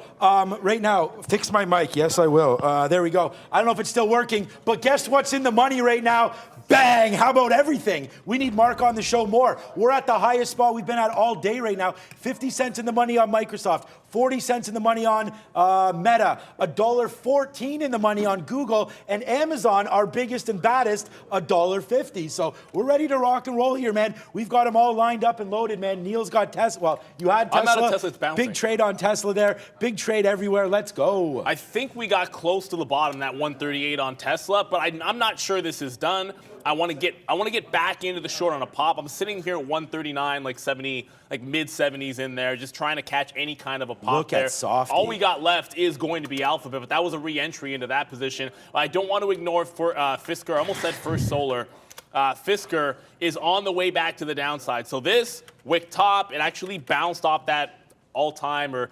It's a 52-week low. It might be an all-time low on Fisker. I'm not sure about that. But it looks like this one could start to roll over a second time through. If we get sevens, we're going to short that one. We're apparently going to Brendan for happening now. And just like that, 10 o'clock, guys, let's get you up to date on how things are shaping up so far this morning, 30 minutes into the session. At this point, 1.5 to the downside right now for the S&P, 0.9 for the Dow. Russell, small cap here, 1, 2, 3,000 all. Down 1+%. It is the NASDAQ, however, still leading the way, 2.18, 2.19 in negative territory for the composite, the 100, 2.34 to the downside as well. If you're with us in the first hour of the day, we got you up to date, told you everything you need to know on Microsoft, on Tesla as well. Yeah, JP Morgan with the negative note this morning. Earnings to come after the bell tonight. I'll show you Tesla here in a second, having a tough day. Boeing as well. Yeah, they were cash flow positive, but hey, it was still a loss. So downside, 3.5% for Tesla into earnings tonight, guys. Netflix as well, down about 1% right now after that upgrade and positive note this morning. Back over to you. Mark, this is for you. Money.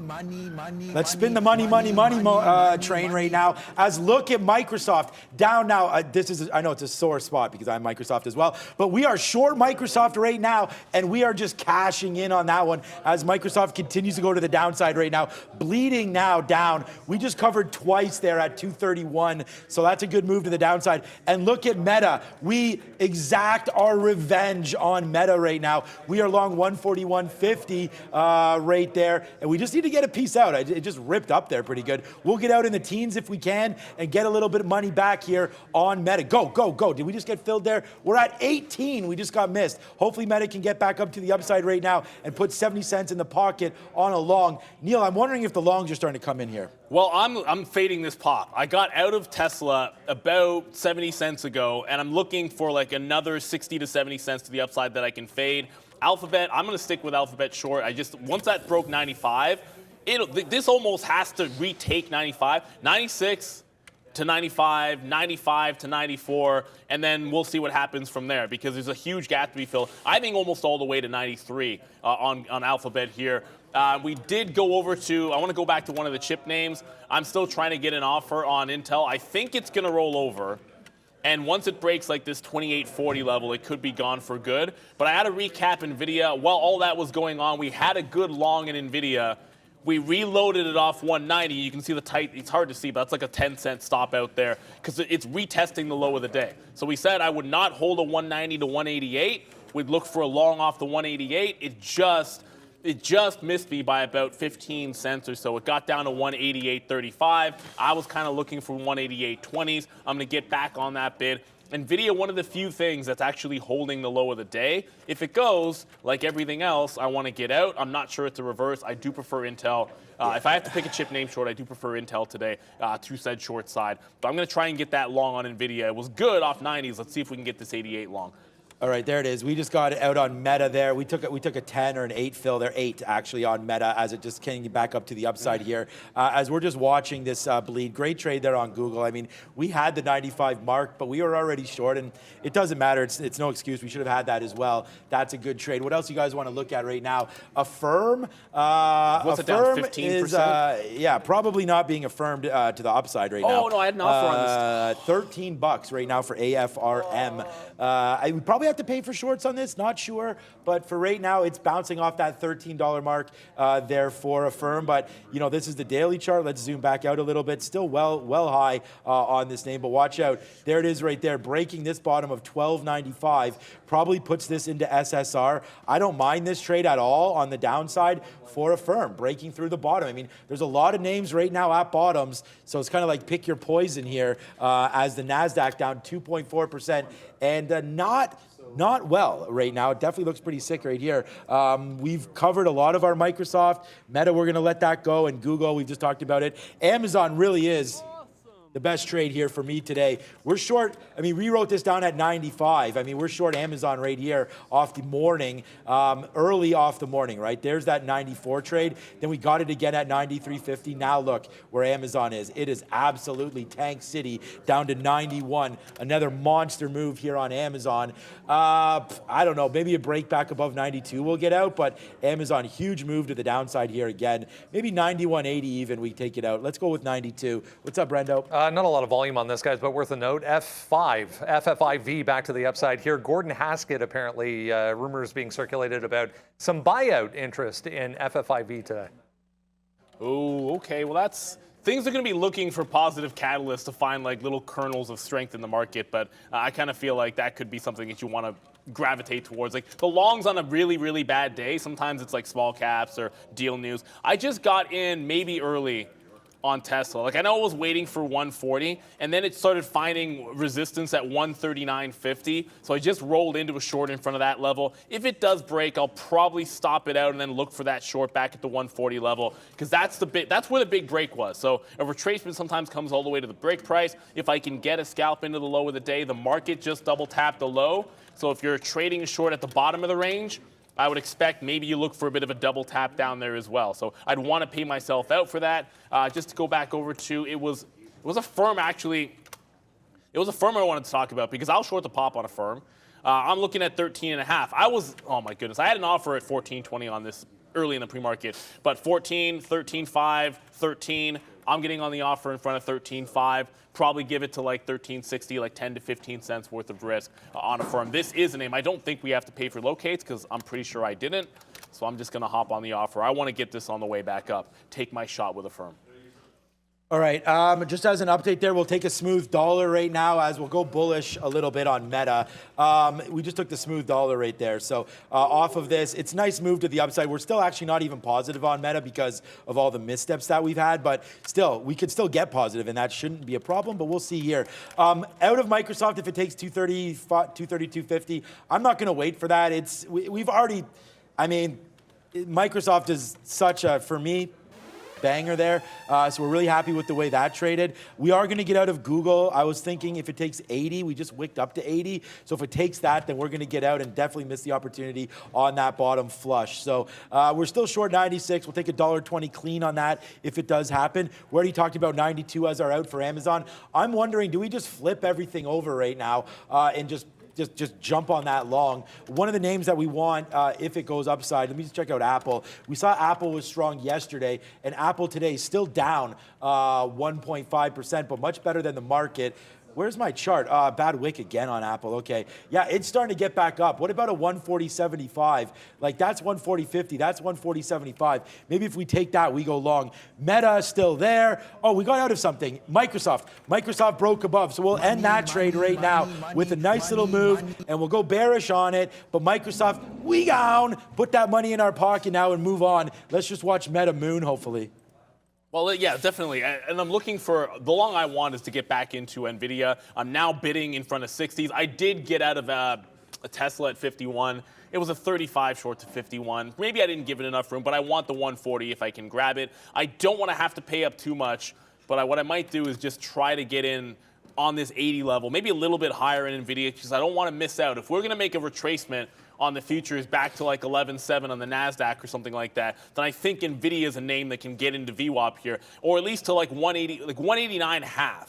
So that's like $1 away. I mean, I got to be willing to get into this a little bit early. I'll add to if it gets to 188. Tesla, maybe too tight of a stop. It ends up wicking so close to get me in at 140 and then just missed it by a matter of pennies. So that can happen. Like, I'm like, if it breaks here, I'm going to get the short in front of 140. It breaks. Tight stop. I don't quite get the fill as it spikes to the upside. I do want to get back into Tesla short if I can. I just might have to jump right back in at the same price I was just taking out of. I'm going to get some intel in a quick second, a couple of cents away from that. NVIDIA did fill me. I'm looking for more in front of that 188 level. And I don't want to get out of Alphabet until it tells me it's back above 95. If anything, I think there's a chance to add in front of 95. All right, yeah, 95 would be sweet there, but we just got out anyways. Or we're getting out of Google if it goes back up to that 94.80 area. Would love to get another short up here if we can. But yeah, we're out of Microsoft, as you guys saw right there, which turns out to be a good trade because now it's all the way into the 70s here. How far does Microsoft have to go before we short it, maybe you're asking yourself? So for me, yeah, I mean, we like that 234 area right there that we've already tested to. Yeah, Google's flushing right now. We did get out of our Amazon as that took 92. Probably too aggressive to get out right there. But still, man, we really like this trade for us on Amazon. We're at a great spot for us here today. So no complaints. Let's just go on something else. Apple short. I went the other way on that. I think Apple's a long if we take 141.75 right here at this top. So I'm going to go long on Apple. But yeah, I can't hate on that short. That Amazon was a short probably instead of the long. Tesla's cracked down. I said 136 probably for Tesla today. So let's see if that can come into play one more time. It made that huge top, which I know Neil had, which was great. Watch out for a 138 break, even lower here on Tesla. I mean, that could be a great trade as well. Yeah, the only long we had, we got back into it, and we'll slap a fail on it. Maybe there aren't that many good longs to grab as NVIDIA broke that 188. I'm out. We're long right in front of it. I didn't flip this short. I flipped into Intel. That's what I said I would do. Like the second I was running that stop, I was almost instantly getting the 49 short there on Intel at exactly the same time. So we're back to only looking for shorts in the overall market. Well, not the overall market. Just in the overall chip names or the tech name, I should say. I do want to go back over to and just almost like very quickly here. It's been a while since I've looked at Fisker, and I keep coming back to this name because it's such a significant level that it bounced off of. This is actually holding up. So when I look over at Tesla, which I can't even get back into in the short, the next time it bounces, Fisker maybe has a shot to be a bit of a breakout trade. I know we saw Lucid do something similar, but I'm surprised this is not falling further after hitting a 52-week low. Huge wick bottom off of that. Sometimes you can get pretty bullish off of that type of a move. To talk about Tesla, that other EV name that we're in earlier, I am trying to get back into Tesla. I was trying to get that 140 short. I'm going to look right back to this 139.25 that we just had. Maybe give it 2 or 3 swings beneath VWAP to work that short. Alphabet will have to be closer to 95. Otherwise, I want to see what happens at 94. Like we held 96 to 95, got more at 95. I'm not adding to this on a 94 short. I felt comfortable doing that at 95. I don't want to short it at the bottom here. I want to hold through the bottom. All right, we have a new position alert right now, so we're going to watch out for this. It's going to be Square. Square's down 6% today. We saw it got downgraded, so we're going to watch. I mean, if it can come up to this, I mean, we're going to have to average into it. Google's a great trade. We're still short Google, which has been a monster. But right now, Square, let's see. I just want to test these levels. That's a pretty good level, man. 76.50 right there. So if we do pop back up, we're only short right now at 65. I was waiting to get some more. I'm actually at 95 right now. So if we can get that up into the 90s, great. And then we'll get some more short. After that, we'll get some more up around 76.25 or so in case that does come through. So that's what we're waiting for right now on Square. But yeah, that's a trade. Just need to make it happen for us here. As now Square's going back down to the downside. We'll put a piece out at 75 flat. If we can get that, I don't know, maybe we can. That would be pretty sweet back down to the downside here for Square. So we'll see what it does at 50. It looks like it's going to bounce off of it right now. We're only short at 65, but let's go over to Brendo. I saw a few people mentioning this one, NYSE, guys. Big, crazy move, halting all over the place. They started a phase 1 study on an opioid overdose treatment. So 1, 2, 3, 4, 5 halts already on this thing, going crazy for NYSE. That would explain why it kept showing up on my scanner up there. I'm like, what is this thing? And well, everyone was talking about it as well. So it's not as if it was just absolutely nothing. It's just all over the place. SNOA has been all over my scanner as well to the upside. Not really. It's not to ignore the small caps. It's just AMD short. It's just there's everything out there. I just got filled at 41s on Intel. I wanted to point this one out. Sometimes do as we say, not as we do, because this. Remember Sunrun? Remember Sunrun and that flat bottom breakdown? 24. The flat bottom breakdown. Absolute flush right into, like, this is basically as textbook as you're ever going to see when you get a flat bottom break. And it bounced off 24 even and came right back and gave you a second entry. 11% getting absolutely destroyed. I mean, everything's getting destroyed, but just an absolute flush there. We just got into VWAP there on Intel. You're now breaking the low of the day, literally 1 minute later. So I think we're going to favor the shorts. I think that goes without saying at this point. I'm looking for some places to go long. I'm not at the point where I want to get back into Shopify for a long just yet. I want to be very, very patient with getting some of these long opportunities. Just let the shorts pay you out here. Guys, remember when I got out of Amazon, I was like, yeah, maybe I'll be sad I got out of Amazon? Yeah, scratch that right now. That was a good out at 91.90 there, or 91.98. It just went up to 92.40. Whether or not it's good or not, who knows? New position alert. I saw someone in the chat just asking. I didn't even have a chance to talk about it. It's AMD breaking the bottom right there. So we'll take some out for a dime, and then we'll see where we go, man. I mean, into the 20s we go. There goes AMD. Bang! This is the kind of day that we're having again, guys. As the market goes red, we go bang. Nice move to the downside right now for Advanced Micro. And there it is, man. I told you it wasn't on the sticky note. Got to keep it up here, though. There goes AMD to the downside. Monster move there. It don't matter what we're trading today, does it? Look at Square. How about 40 cents in the money? We just took that position literally 1, 2, 3, 4 minutes ago. So I want to thank, what was it, Monty or whatever that was talking about. How are they going to learn? I don't know, AMD short, Amazon short, Google short, Meta long, Microsoft $4 winner, Square now printing us at the bottom. So let's see. I mean, if you're learning from here, thank you so much. Thank you so much for that super chat, because right now we have Fuego, and we've been like that all month. I looked, we have 1 day red this month so far. So it's been a big one, and I don't want to stop, and I'm never going to stop doing this anyways until eventually these gray hairs get way too gray, and then we'll back away. But for right now, this has been a monster earnings season. We absolutely crushed this market here today. Our only red trade on the day, Meta. And we just wound up taking, unfortunately, it just came all the way back. We don't have a huge piece now, but we're going to watch out for that dropping down again. But there it was. We made some money back on Meta. Still red on that name. But man, AMD, we just took it, man. That's 17 cents in the money. Let's put another bid out here, see if we can flush down to 72. Yeah, let's do it. And we'll go with, I was going to use Timber because that's the only negative one or downward moving one I haven't used. Oh, I haven't used my bear just yet. We just got the break in until it just hit 30, so we just got 20 out of that. That stock moves like every 25 pennies is a good level. I think we're headed to 29 even. But I don't want to forget, this is the barometer for the chips this morning. When the U.S. market opened, ASML actually caught a bid and then rejected. It just started breaking back down again. This trade's over in Amsterdam. They reported, I thought they had a good quarter. Market said, we don't care. We're heading to the downside. But when all those chips just broke down, I got out of the long in NVIDIA. I got into the short in Intel. That was while you were seeing that move on ASML, which I have been monitoring. I'm going to rinse and repeat this trade back anywhere close to VWAP. I'm going to short VWAP on Intel pretty much for the rest of the day at this point. And yeah, NVIDIA was just a huge, huge breakdown. You got to be able to say, hey, it was strong early. If we're going to reverse, I liked it when it was trying to break that 190. It was pretty good for a while, didn't reload. But once it breaks the low of the day, I'm not fighting it. Like, I'm long inside in front of 188 and then get out. Get out of a bad trade. I could have reversed this stock, but I had Intel lined up to get into it. Pretty much the same thing. Just easier for me to work with one or two in either direction. NIO, I see a lot of people. It's Renata in there talking about NEO. The Chinese ADRs all popped and faded. The whole market did this. You now have a flat bottom forming on NEO here. The 50 period on the daily is right there as well. This is a pretty key level. If you break through here, I think you get to that 11. A lot of times I say I want to stick in front of that 11, like go long ones and twos. I wouldn't necessarily do that on this day.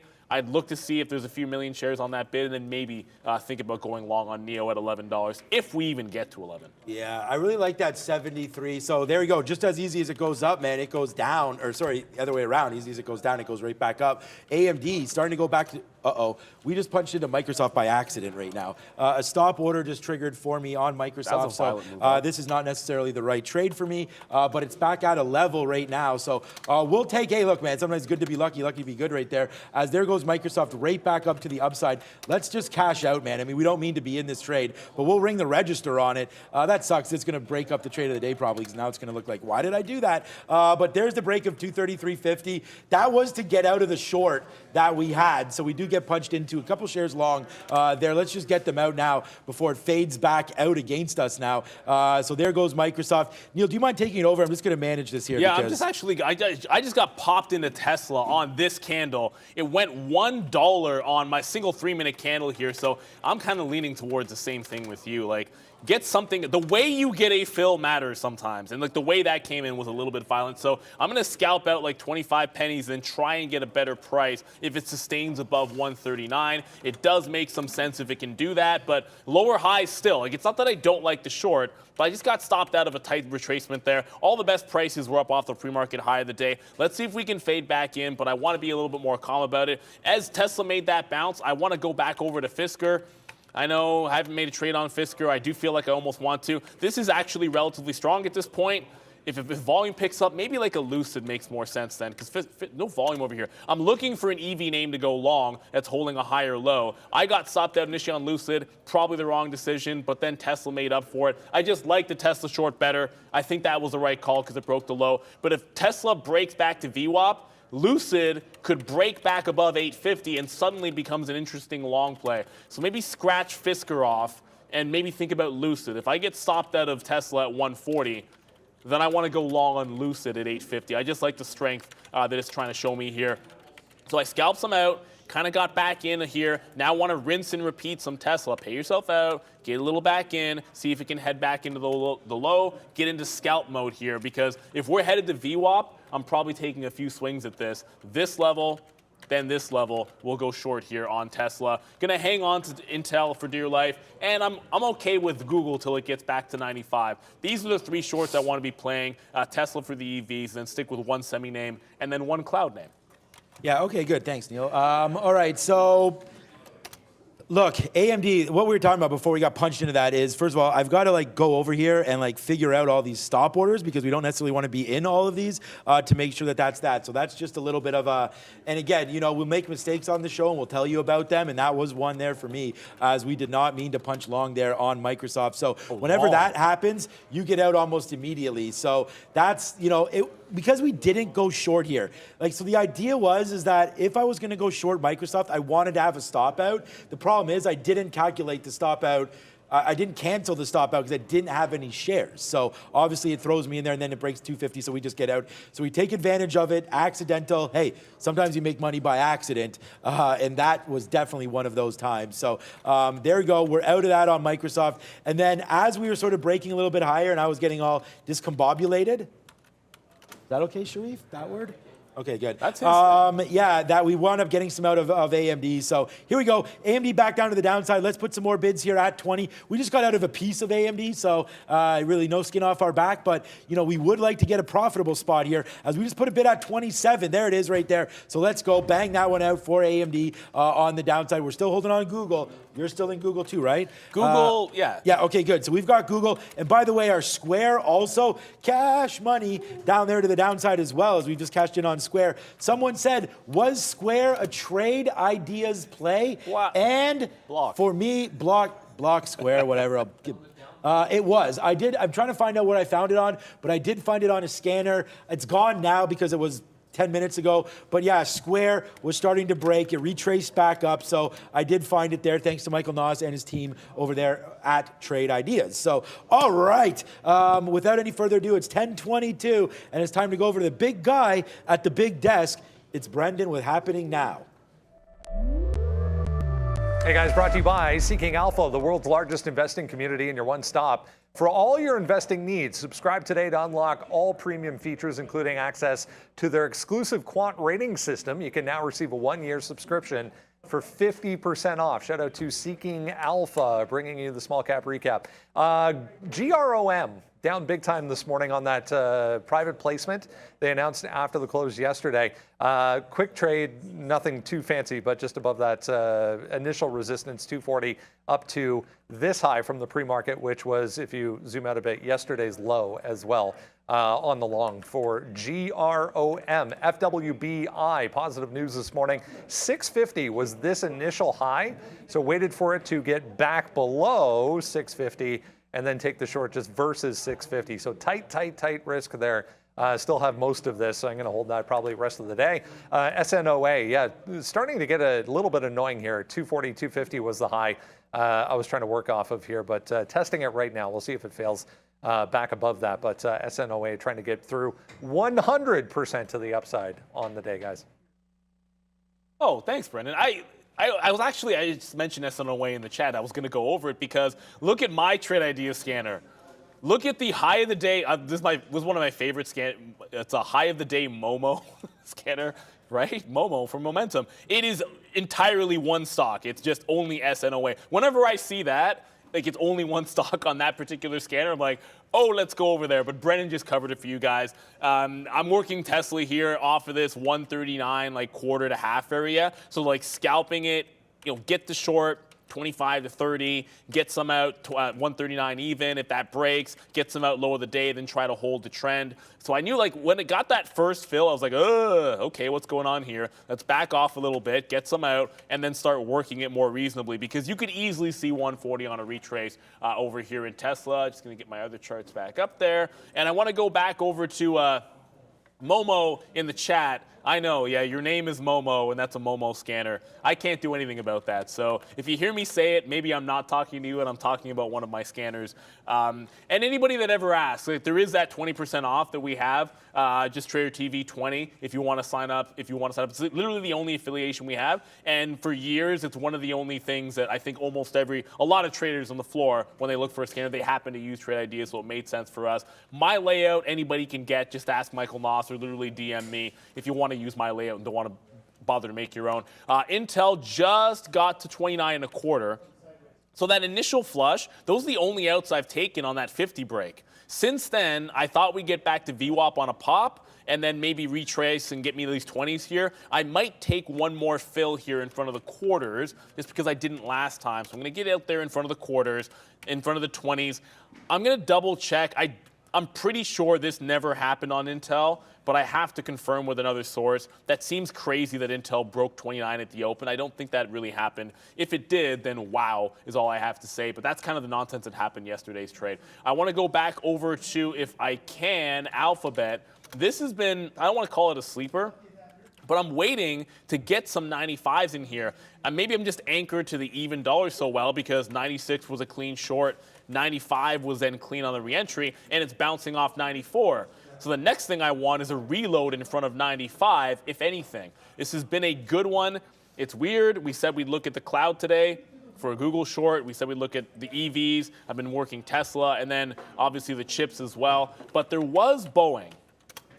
So Boeing short, I was trying to, and this is the thing with earnings, right? Like, you're going to have a tight stop in here, but it then came right back. It's the same area that I was working the short trade that got stopped out. That same entrance is exactly where we rolled over. That happens sometimes. If you revisit the name and that setup is valid, then you work exactly the same trade. But I have to focus on what we're in right now, which is another reload on Tesla. I'll try to scalp some more as Tesla hanging out in this range. It could break the VWAP. That's why I'm being a little bit aggressive in terms of taking these scalp trades every time it does dip. It feels like it wants to test VWAP, and if it does, I don't want to be holding everything. Yeah, that's the thing. Like, this market right now is pretty jumpy right now. And, it's like back and forth, up and down, depending on the name that you have. You could have some, like, really outsized gains or losers. Like, we were just down here at 94.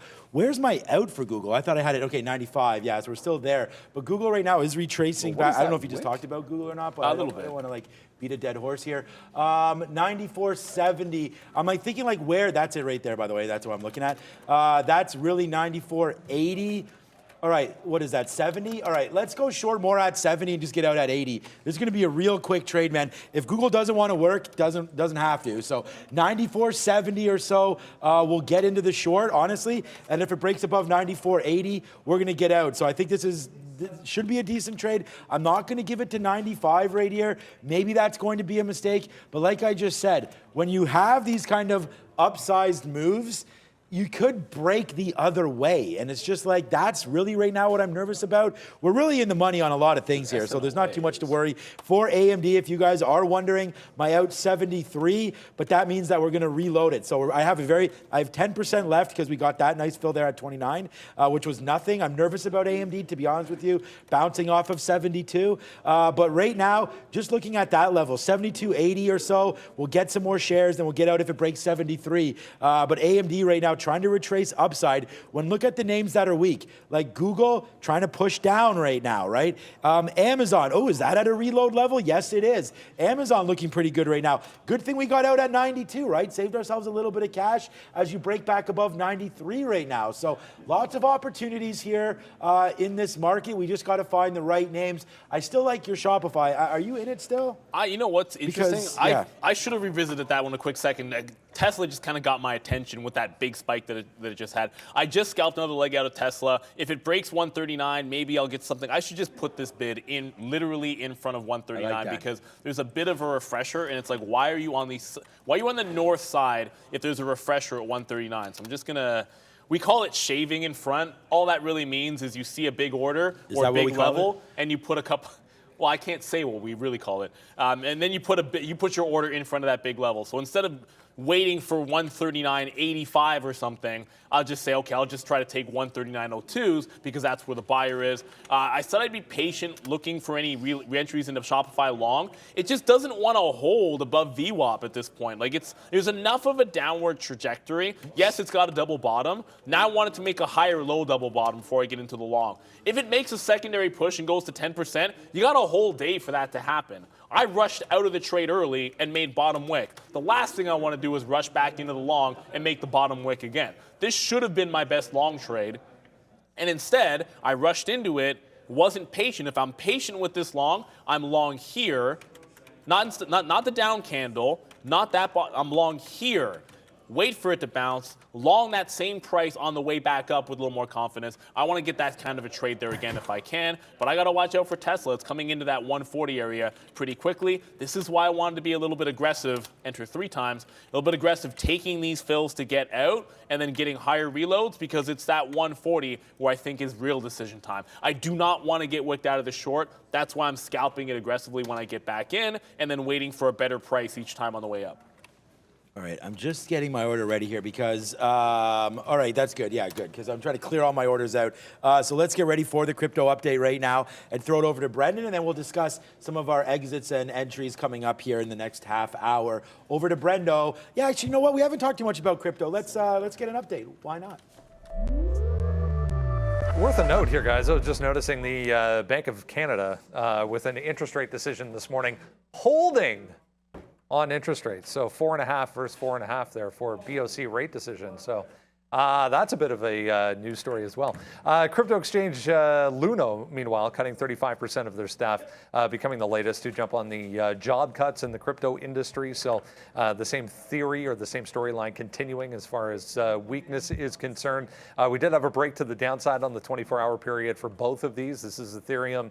Bitcoin on this side testing that 22,300 overnight, on a bit of a bounce right now, or early this morning, I should say, back above 22,500, but still pretty red on the day. Same story for ETH, back into some of these support levels, around 1,500 and a half for ETH. 1.4% right now, 22,572. Almost 5, meanwhile, for Ethereum, 1,550. Pretty red, though, top to bottom here for crypto today, guys. I was just talking with the professor over here, and he's like, imagine if Microsoft goes green. And I said, yeah, I mean, we were talking about some of those longs. Of course, that last long was an accident, so nothing on that. But I was saying, like, down here at 232, you sort of coiled up right there on Softy. I mean, it'll be great if it goes green. I don't know. I mean, I'll get smoked on my shorts if that happens. But right now, I mean, I'm not short now, but that was a coil right there, and then the break. So I feel like you could have been long 231.50 here or so, but again, we were too busy in the short waiting for more. So that's part of it. You are going to get hit. We did what? I thought I move up. I thought I got short. I thought I got short here. You won't. I was waiting with a really big order at 72.80. We were about. We just got missed. We got missed by 2 pennies, man. Should have just waited at the quarters. So I was like, okay, we broke through there, went at 72.80 and missed that trade there for AMD. But that was another trade that I liked on a bounce up because we still had the 50 period. That's why we went short against that. But then that move up should have shorted us, and it didn't. So that sucks. We were looking for that short right there on AMD. But that was that. Anyways, we're there against this 73.20. So I just wanted to bring that to everyone's attention. Yo, they are, I'm telling you, the market makers on these stocks right now, it's like an AI crossover, or I guess for the young kids, who has the best crossover now?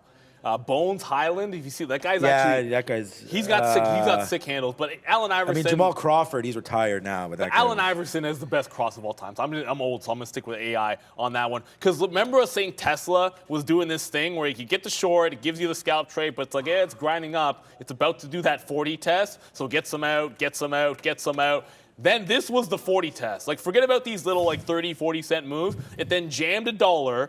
Tested 140. It's like, okay, well, make sure you're getting out so that you can actually load up in front of 140, and then it's right back into the range. But this is still kind of trending to the upside. So I did, again, sort of scalp that 50 pennies and then trying to work this short. They're really trying. The market's trying to get back to the upside here, and it's not doing a fantastic job of it. Like, this is the NASDAQ, wick top and working back into the lows. But individual names, like the more heavily traded names, like a Tesla here, it's really trying to go. Like, you really strong buys into VWAP there. So the market's rolling over, but the things that I thought would be relatively weak, Tesla's down more than like the NASDAQ or the ES. I mean, the buyers are really trying to get back into this upside. So it's been fighting the short a little bit here. Oddly enough, Alphabet on the, hit enter twice, Alphabet on the same move, I'm like, yep, we're about to see VWAP on that last push. Nothing. I can't even sniff the offer up there, so I'm going to go ahead and cancel that. Because if that last push doesn't get me to shorting 75.80s in front of 95 on Alphabet, then I maybe don't want it. The next push to the upside. If anything, I'll have to be more aggressive trying to short this. Tesla's showing a little bit more strength. I should have just reloaded on Google clearly here, as even though I made money on that last short in Tesla, I'm fighting it way too hard when Google's giving you no reason to have any concerns with the short. That's the best part. It's like sometimes these things are a little easier than we thought. All right, so just another little warning here. We are back into Meta as we go right now, but let's wait to see if Meta gives it. If it takes down 141, we'll get out of that. But this is sort of a new position now for Meta, trying to buy that bottom. Okay, we just picked it up there. What did we pick it up at? 14s. So let's take 20 cents immediately. There it is right there. Oh my God, that was a good trade. Wow.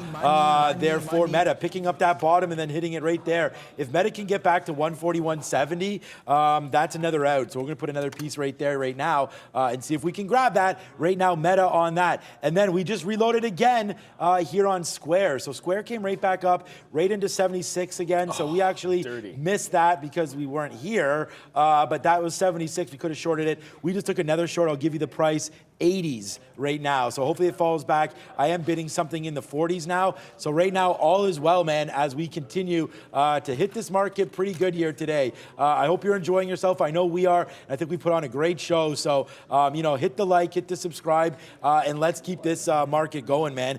Google, like you said, Neil, $2 in the money. That's a great trade. The AMD It just broke 94. Yeah, it's amazing, man. The AMD reload as well on the upside, starting to print a little bit. I just bid 25 there on AMD.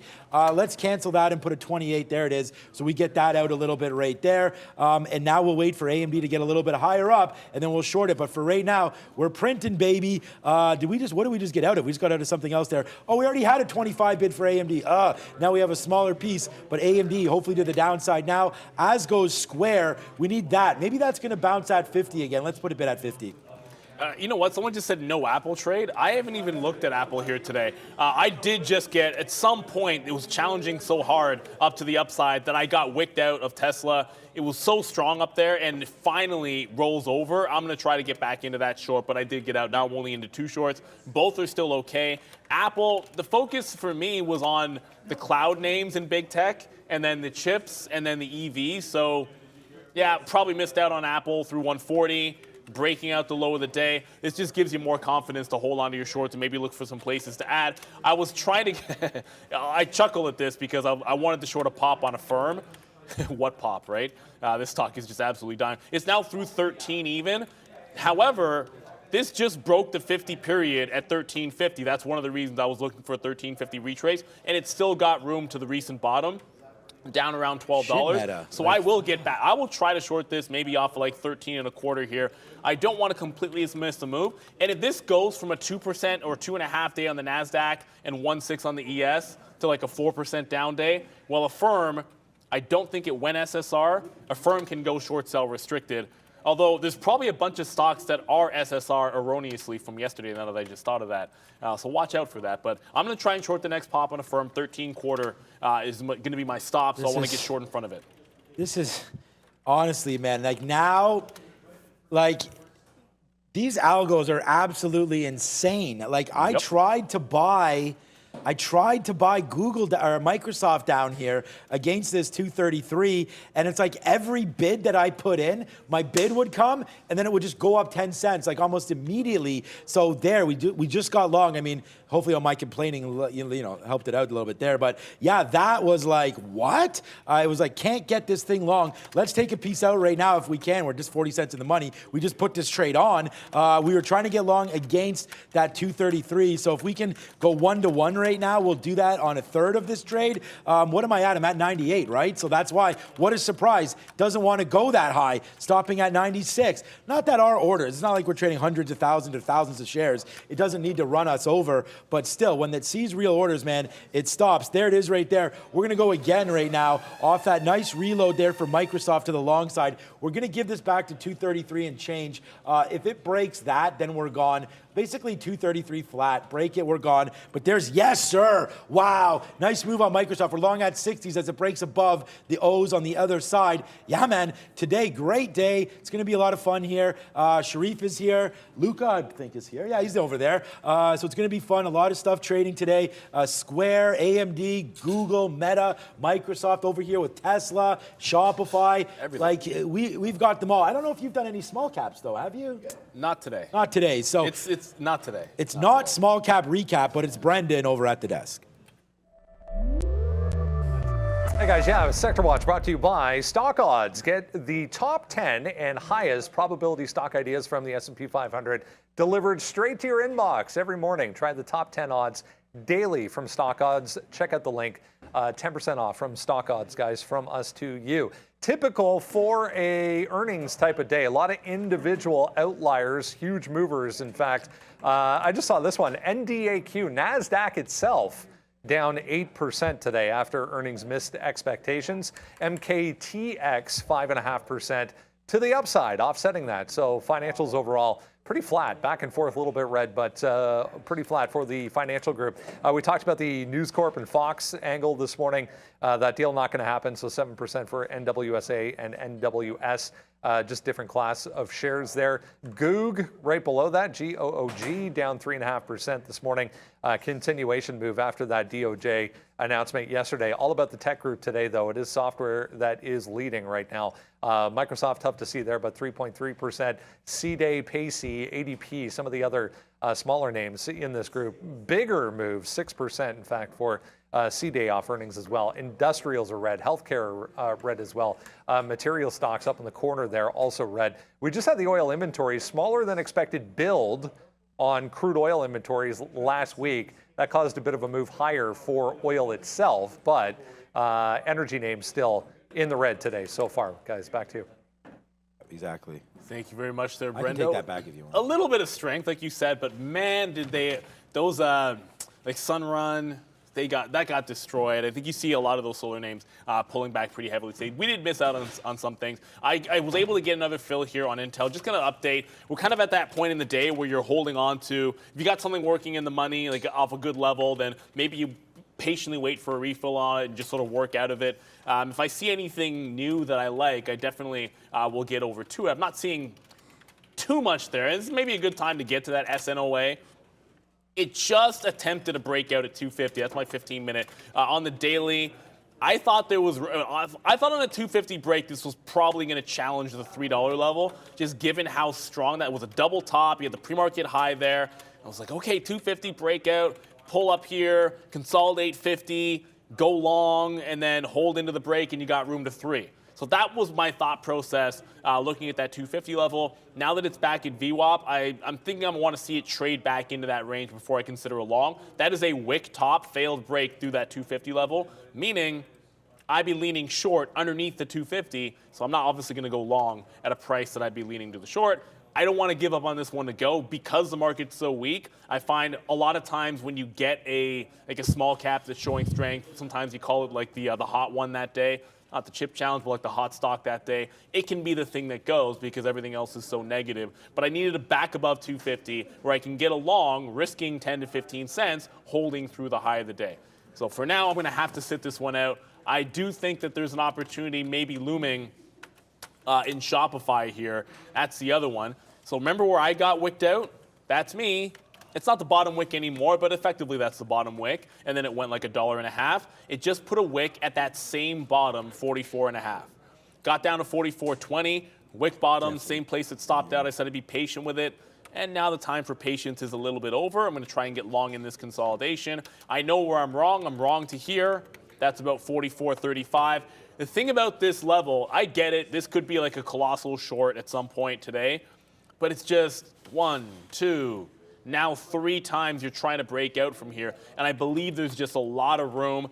Ignore that wick on the daily chart to $50. I mean, it obviously didn't happen in the open market, so it doesn't matter. I just feel there's a lot of room if this wants to go. So I'm looking for those longs until it completely fails this opening range, and then I want to think about shorts. Or if it just went to $50, I'd be celebrating a long and then looking for a short at 50. We're a ways away from that. I'm long now. I'll add one time at probably 44.5 and give it to this. That's 44.35. All right, we're giving something up here again.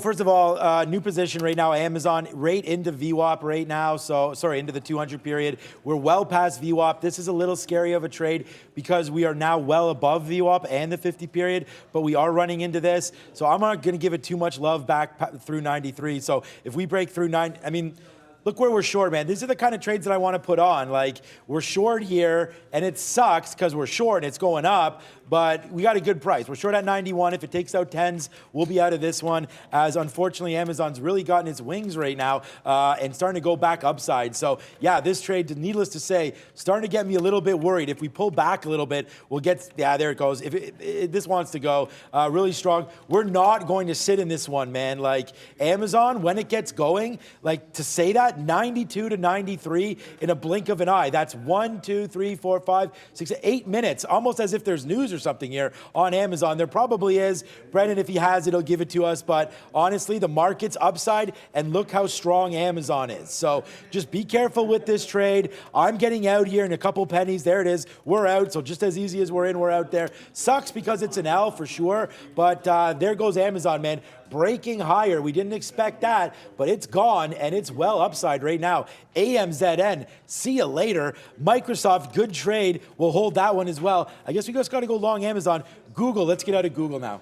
Well, I was about to, it's funny that you say that because we're holding on to Alphabet. I was just looking at Microsoft, but I'm holding on to Alphabet, and I'm looking for a trailing stop at this point. You cannot seem to hold below 94, like 96 to 95, 95, 94, and now you have it coiling up here. I actually have the quarters in here for the trailing stop. I wish I had something other than just shop to the long side, but I was looking over at a couple of names there. Didn't like the prices that I was getting on them, so we'll just stick with Shopify for now. This is my trail out. I'm canceling my offer on Alphabet here. If we do get a move back into VWAP, I'll revisit the short back at about 94.80 or so. But if it goes through quarters, we'll be out of this trade altogether. We just got into Shopify, and we'll get some out if it gets to VWAP, and then look to maybe rinse and repeat. As long as it holds this higher low, you know, right around this 44.5, I'll try and like scalp it to VWAP while maintaining a core position, looking for the secondary push. And then once it gets above VWAP, I'd look for other places to buy it, probably in that 45 quarter. That's getting ahead of myself, I should say. I'm trying to give me a break. Sometimes just cross the spread. Yes. Give me a fill there. I just wanted to fill around that 45 level in front of VWAP, so I moved it by a couple of cents. So we'll go 1 for 1 on this reload. But remember, I got shaken out badly, so I want to be so patient. Like, think about when stock is coming down, you want to buy the dip. Sometimes you don't always have to buy the literal dip. You wait for it to make a bottom, and then you get in on the consolidation. It's easy to say now in hindsight, but trust me, part of being not too like FOMO about your trading, especially when a stock is going to be wild like this, is to allow it to get down there, allow it to make a bottom, and get back in on the way back up. The risk of that is you miss the trade. But sometimes you have to miss the trade to make the trade. And I had the trade, but I couldn't actually make the trade because I was in too early. I was impatient with Shopify on the way back in, and that cost me. That's why I'm down on the stock. Hopefully, I'll do a little bit better the second time through if it can get through VWAP. Yeah, same, man. I mean, we're kind of the same way right now, trying to not make too many mistakes, but we got carried away again because look what's happening here to Google, and that is that it's going upside right now, downside. We got out there thinking like that was the play, but yeah, apparently not right there. So yeah, we stepped up and stepped out a little bit. We still are long at a decent price. Let's see if it will work, but it's not a great price. So that's one thing here that I am a little bit nervous here about Google possibly breaking lower. So let's watch it. Hopefully it doesn't, but our average price right now is 01s. We're going to get out if it takes down the low of the day. So again, definitely a mistake by me there trading this one to the long side. So let's wait to see if it does bottom out there. We got out of our short. We just tweeted it out like, hey, where are we going to cover? Well, looks like the cover is going to give it to us ourselves right now, as it looks like it's going to make that move back down to the downside. So, yeah, not a great little look there for me on Google, but we did go back into the log. It sucks because, yeah, now we're licking our wounds a little bit on that trade. So, yeah, Meta, Square. Oh, Square got out, by the way. Square took down 76. So, again, what was a good trade? Now, well, okay, I just heard a professor talk a little bit about Netflix. Let's go over to a new name now. Yeah, that's trying to take out not days high, but definitely range high right now. So, if there's any name that's really been performing well in the last little while, I mean, there's a couple names, obviously, but Netflix continues to be one of those names. So, nice little upside move there for Netflix. Yeah, it's probably been one of the best ones. But so a bit of a bottom just got made in Alibaba. Alibaba does stuff like this every now and then, where like this is a 3-minute chart, by the way. So it's a pretty extreme move back into VWAP. Obviously, I will short 120 if it gets there. But this violent a move back to the upside, right into VWAP at 119, I'm likely to take a shot going for the short. It's just going to go to the higher time frame. This has been an obvious trade at 120. But if we never see that again, there was some resistance, or at least there was some support at 119 that I like to turn into potential resistance. And the way that it got here is just a little bit violent. So when you go that far to the upside, sometimes I look for that rubber band, for lack of a better term, like snapback trade. And if I can catch it in front of 119, I want to go ahead and do that in Alibaba. So let me just get an order in front of VWAP here. See if I can, well, that's not in front of VWAP. That's in front of 119 and see what can happen. I don't know that we go all the way back to 118 on one move, but if I can catch something short, hopefully I didn't just miss it.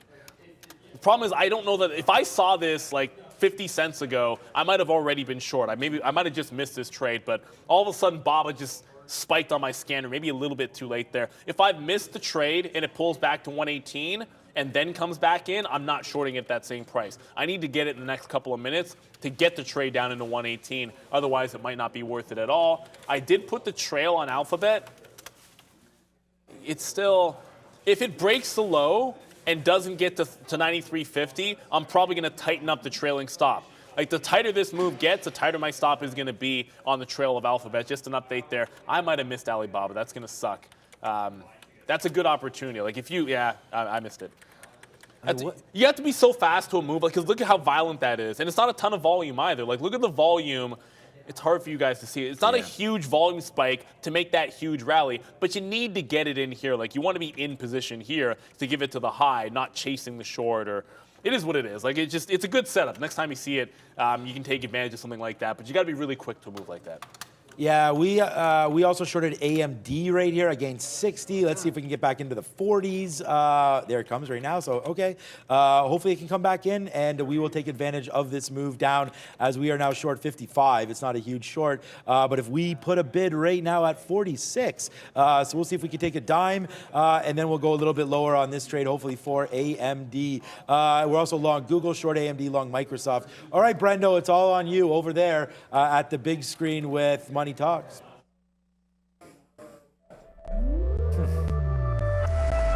Interesting day setting up here once again for some of these currency moves so far. The dollar, US dollar, kind of flat once again today. A lot of people waiting for the Fed to come next week, obviously. So pretty flat, as I mentioned, 0.08 to the downside. We got below that 102.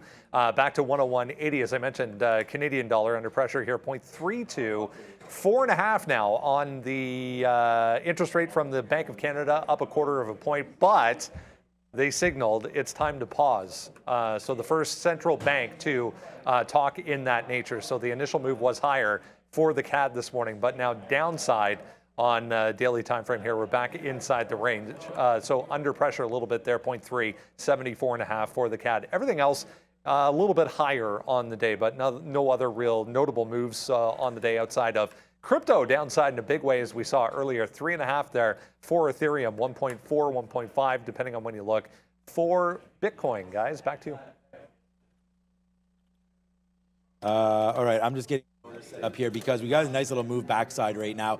There's the dip buys in Google, and there are the outs. So let's go, Google, man. We could really moon out here today if this will go. So let's see if Google wants to go now. We did buy some of those bottoms. We're pretty lucky not to get stopped out. Our stop out was a little bit lower. We talked about it taking down the day's low. Well, it just came right back in, and we bought that dip instead of got out. So that was pretty important. Watch out for the NASDAQ.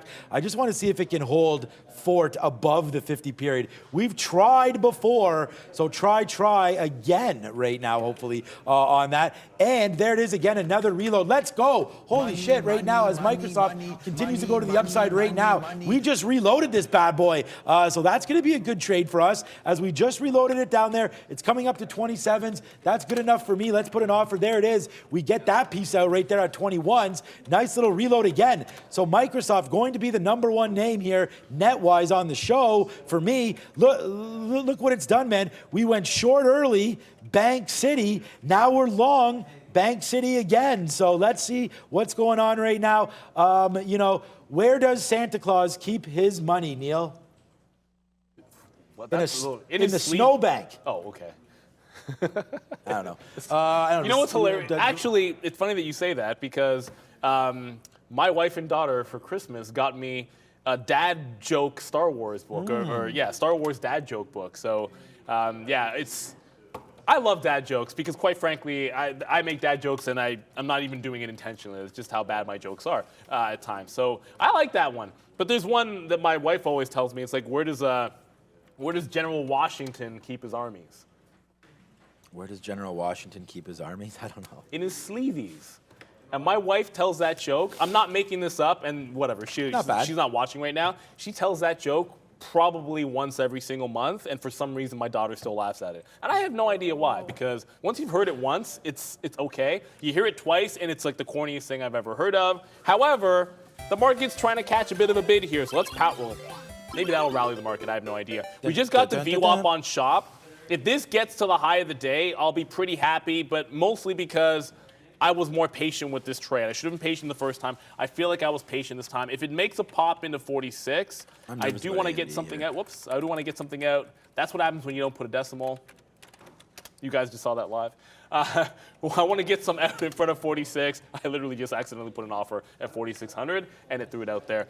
So if we get to high of the day, I'm out. I'm looking for dips into VWAP on Shopify. I could get trailed on Google, but that's about 10 cents from here. Still some earnings to get to, one of which I'm looking forward to a lot, Brendan. Another busy day, yeah. I was just noting there's a few in the airline industry as well that we're going to get over the next couple of days, starting tomorrow morning with American. But here we go. Coming tonight and tomorrow morning, guys. It is not, no, we are looking forward to Tesla, obviously, after the close here. That's the one that everyone's going to be concerned about. Lamb is basically like ASML, essentially a good indicator. But yeah, who circled Mobileye? Who's doing that? Because that's what I'm talking about. We don't talk about Mobileye that much. It is probably the single best performing, maybe it's not, IPO in the last year, because I thought it was headed to the teens. I have no idea if it is. Yeah, because it's 26 to 33, but it's up. So it's up. I mean, it's better. That's what I mean, like up. It was up last year as an IPO. That's enough. So if they have a good quarter, like look at this, you got a double top at 37. It has been on an ascending trend here, even with the market. When it was trying to pull back in the market, it resisted, and it's been gliding to the upside. They've been around for a while, obviously, and you don't necessarily have to make money sometimes in this market to go up. But that double top at 37 is super spicy. I'm gonna be watching Mobileye for sure. Market is trying to fly. We're breaking upside. I just got out of my second. Little Jim Jones action here. Dipset. I'm now out of. I just got trailed out of Alphabet here. So 96, 95. That last one will be out at 94. I'll ring the register on Alphabet. If we get to VWAP, I'll probably look to go short in this one again. Just holding on to Intel, which I think I could have for the rest of the day. Shopify, that remains to be seen. It's up 6%, but we do have this one off the lows here.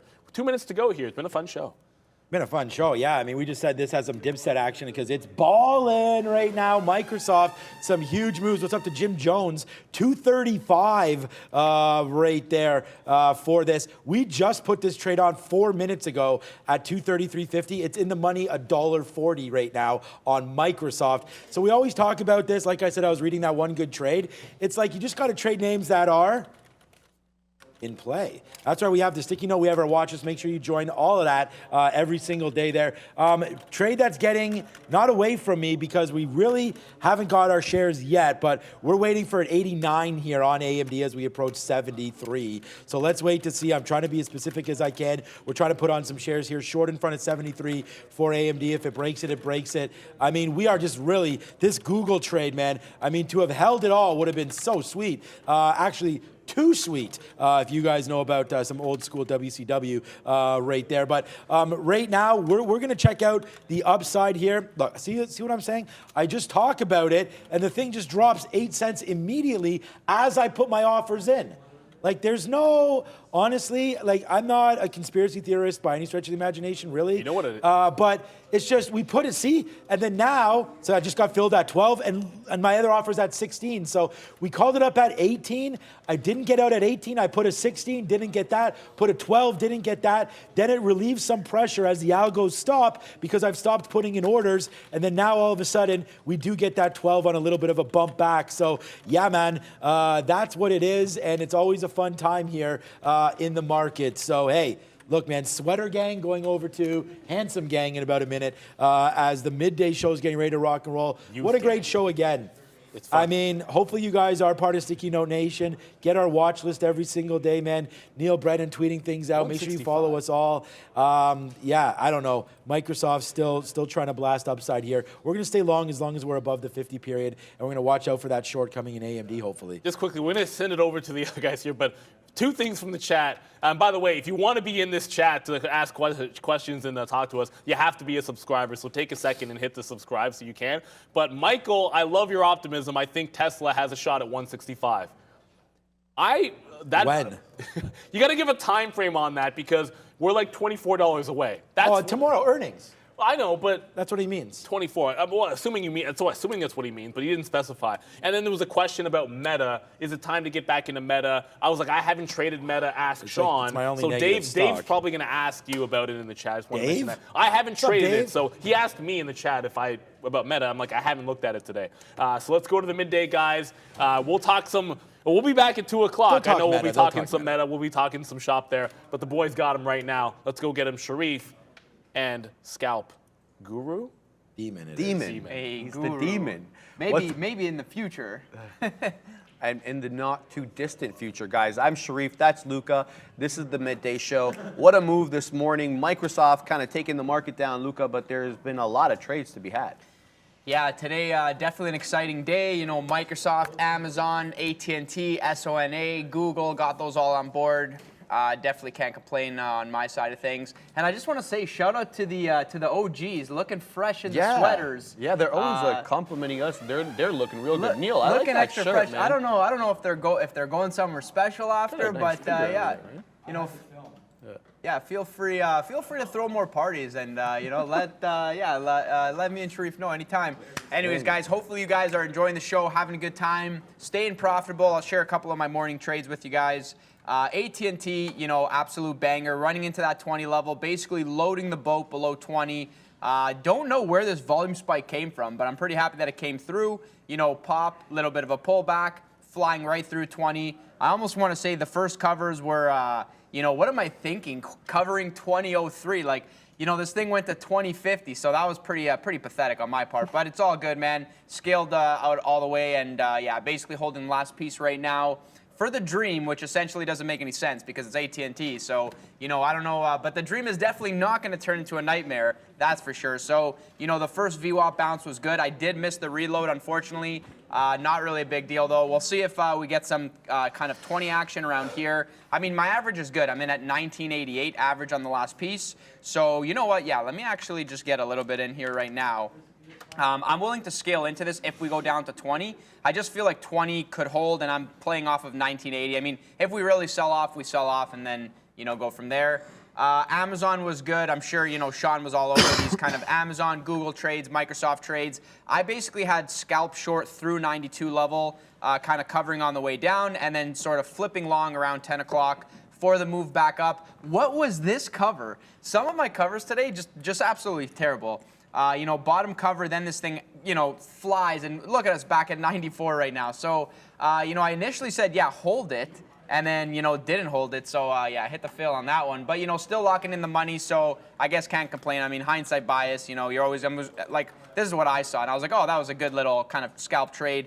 Can't complain. But, yeah, here we are, $2 higher. So, sometimes worth to hold, sometimes. Had a Google scalp, which, to be honest, wasn't really too committed to this one. I think it was Neil who mentioned the 95 level, and I saw it. I was like, yeah, it's maybe worth a shot here. Let me try. A little bit of a scalp trade, can't complain. But how about SNOA over under 250? Sharif, I don't know if you were on this one, but that over under, I'm sure whoever was trading small caps today was watching this, breaking the pre-market high, which was essentially that kind of 244. It did it the first time, came back down, did it the second time, volume spike. I didn't get full size. I wanted to really scale into 3.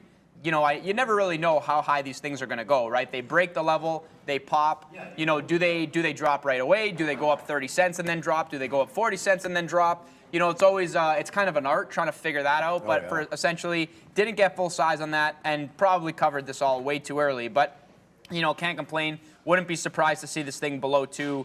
In the future, volume's always the tell. And when I say in the future, I say today, but yeah, we'll see what happens. Volume's always the tell, guys. And look at that, man. Look at that drop off. I love this it, final baby. flush down, just absolutely done. And now, I mean, do I find another trade in it? Probably not, but yeah, what a banger on that one. Yeah, all right, guys. We're long Tesla at 57s. We just took some out in the 70s and 80s, so a nice 20, 30 penny winner. We're holding in the mid-70s now. Let's see how much we have on board. A little bit more than half. We'll de-risk a little bit here. Yeah, it's stair-stepping up, so now we'll ride this. I got 43% left. we'll ride this one now that we've locked in profits. We're looking for a break of 142 as the market, temporarily finds a bottom. Now, when we're looking at the market, we're looking to, I don't trade the market, but I'm looking for some of these big tech names. So what looks strong to me right now out of the big six? Definitely, I got to say Tesla and Amazon. They're the best chart patterns around, to be honest with you. The other ones, a bit laggard-ish. Microsoft forming a bit of a flat top, maybe breakout here. But you got to, I don't want to take this trade long. Personally, I'm just speaking for myself just because of the headwinds that it has. So if I'm to take anything long here, I'm looking at Amazon and I'm looking at Tesla.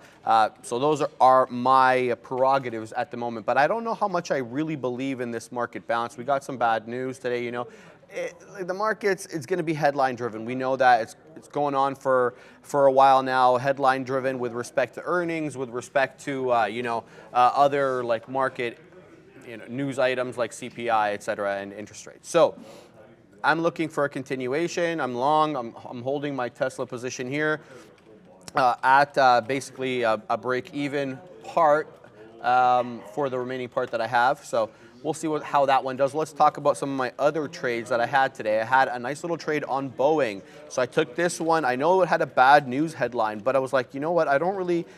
The chart is not showing me that. So basically, right at the open, got in on the first retracement. So here is the 930 open, and there's the pullback. I got in on the first 1 minute candle to make a new high. Simple. Held that through that 210. It was a 210 break. Held that for about $1.50 to about 11. No, a little bit less, $1.25. So it was a nice little trade. I mean, I could have taken a bit more, about 50 cents more, and definitely there was a nice downside to be had there. I didn't participate in any of that. I was more long biased at that point. Not really sure why. It's down 3% on the day in any event. So those were my trades on the day. I also had one last one here, a short on COSM. This one you actually had to locate shorts for, but this one was a good one. Right off the bell, you remember this one from yesterday. It was trending. It was a small cap crapper, as I like to call them. Look at that. Right before the bell, it starts making a nice move up. Tops out about, where did it get top out there? 671, and then you have that big move down. I didn't participate in that move down. I waited for the break of VWAP, a sideways movement. In this case, it retraced back into VWAP. I took that short. Got the shorts a little bit late, though, so participated around 610. Didn't really get that pop up into 630. So it was a nice little trade on COSM. So those are my positions on the day. I'm still holding Tesla long, though. Let's see what this market has to do, Luca. Yeah, guys, heads up, AT&T moving back to 20, so I'm just going to take a little bit more here, basically scaling in. We'll see what happens around 20. I do expect it to not bounce specifically off 20. I can imagine this to go to 20, break below 20, 1995, do some action, then pop back, run back to VWAP. That's essentially what I'm looking for on this trade. So yeah, the original position, I'm not sure why it's not on the board there, but the original trade was 89, so now my average is 98. Had a little bit of... Oh, Mike is not on, guys. Very quickly, essentially, AT&T, I want this to go down so I can continue to add, because I do think that we will get a pop back to VWAP. That's basically what I'm looking for. That's basically what I just said there. Thank you guys for letting us know about the mic on that one.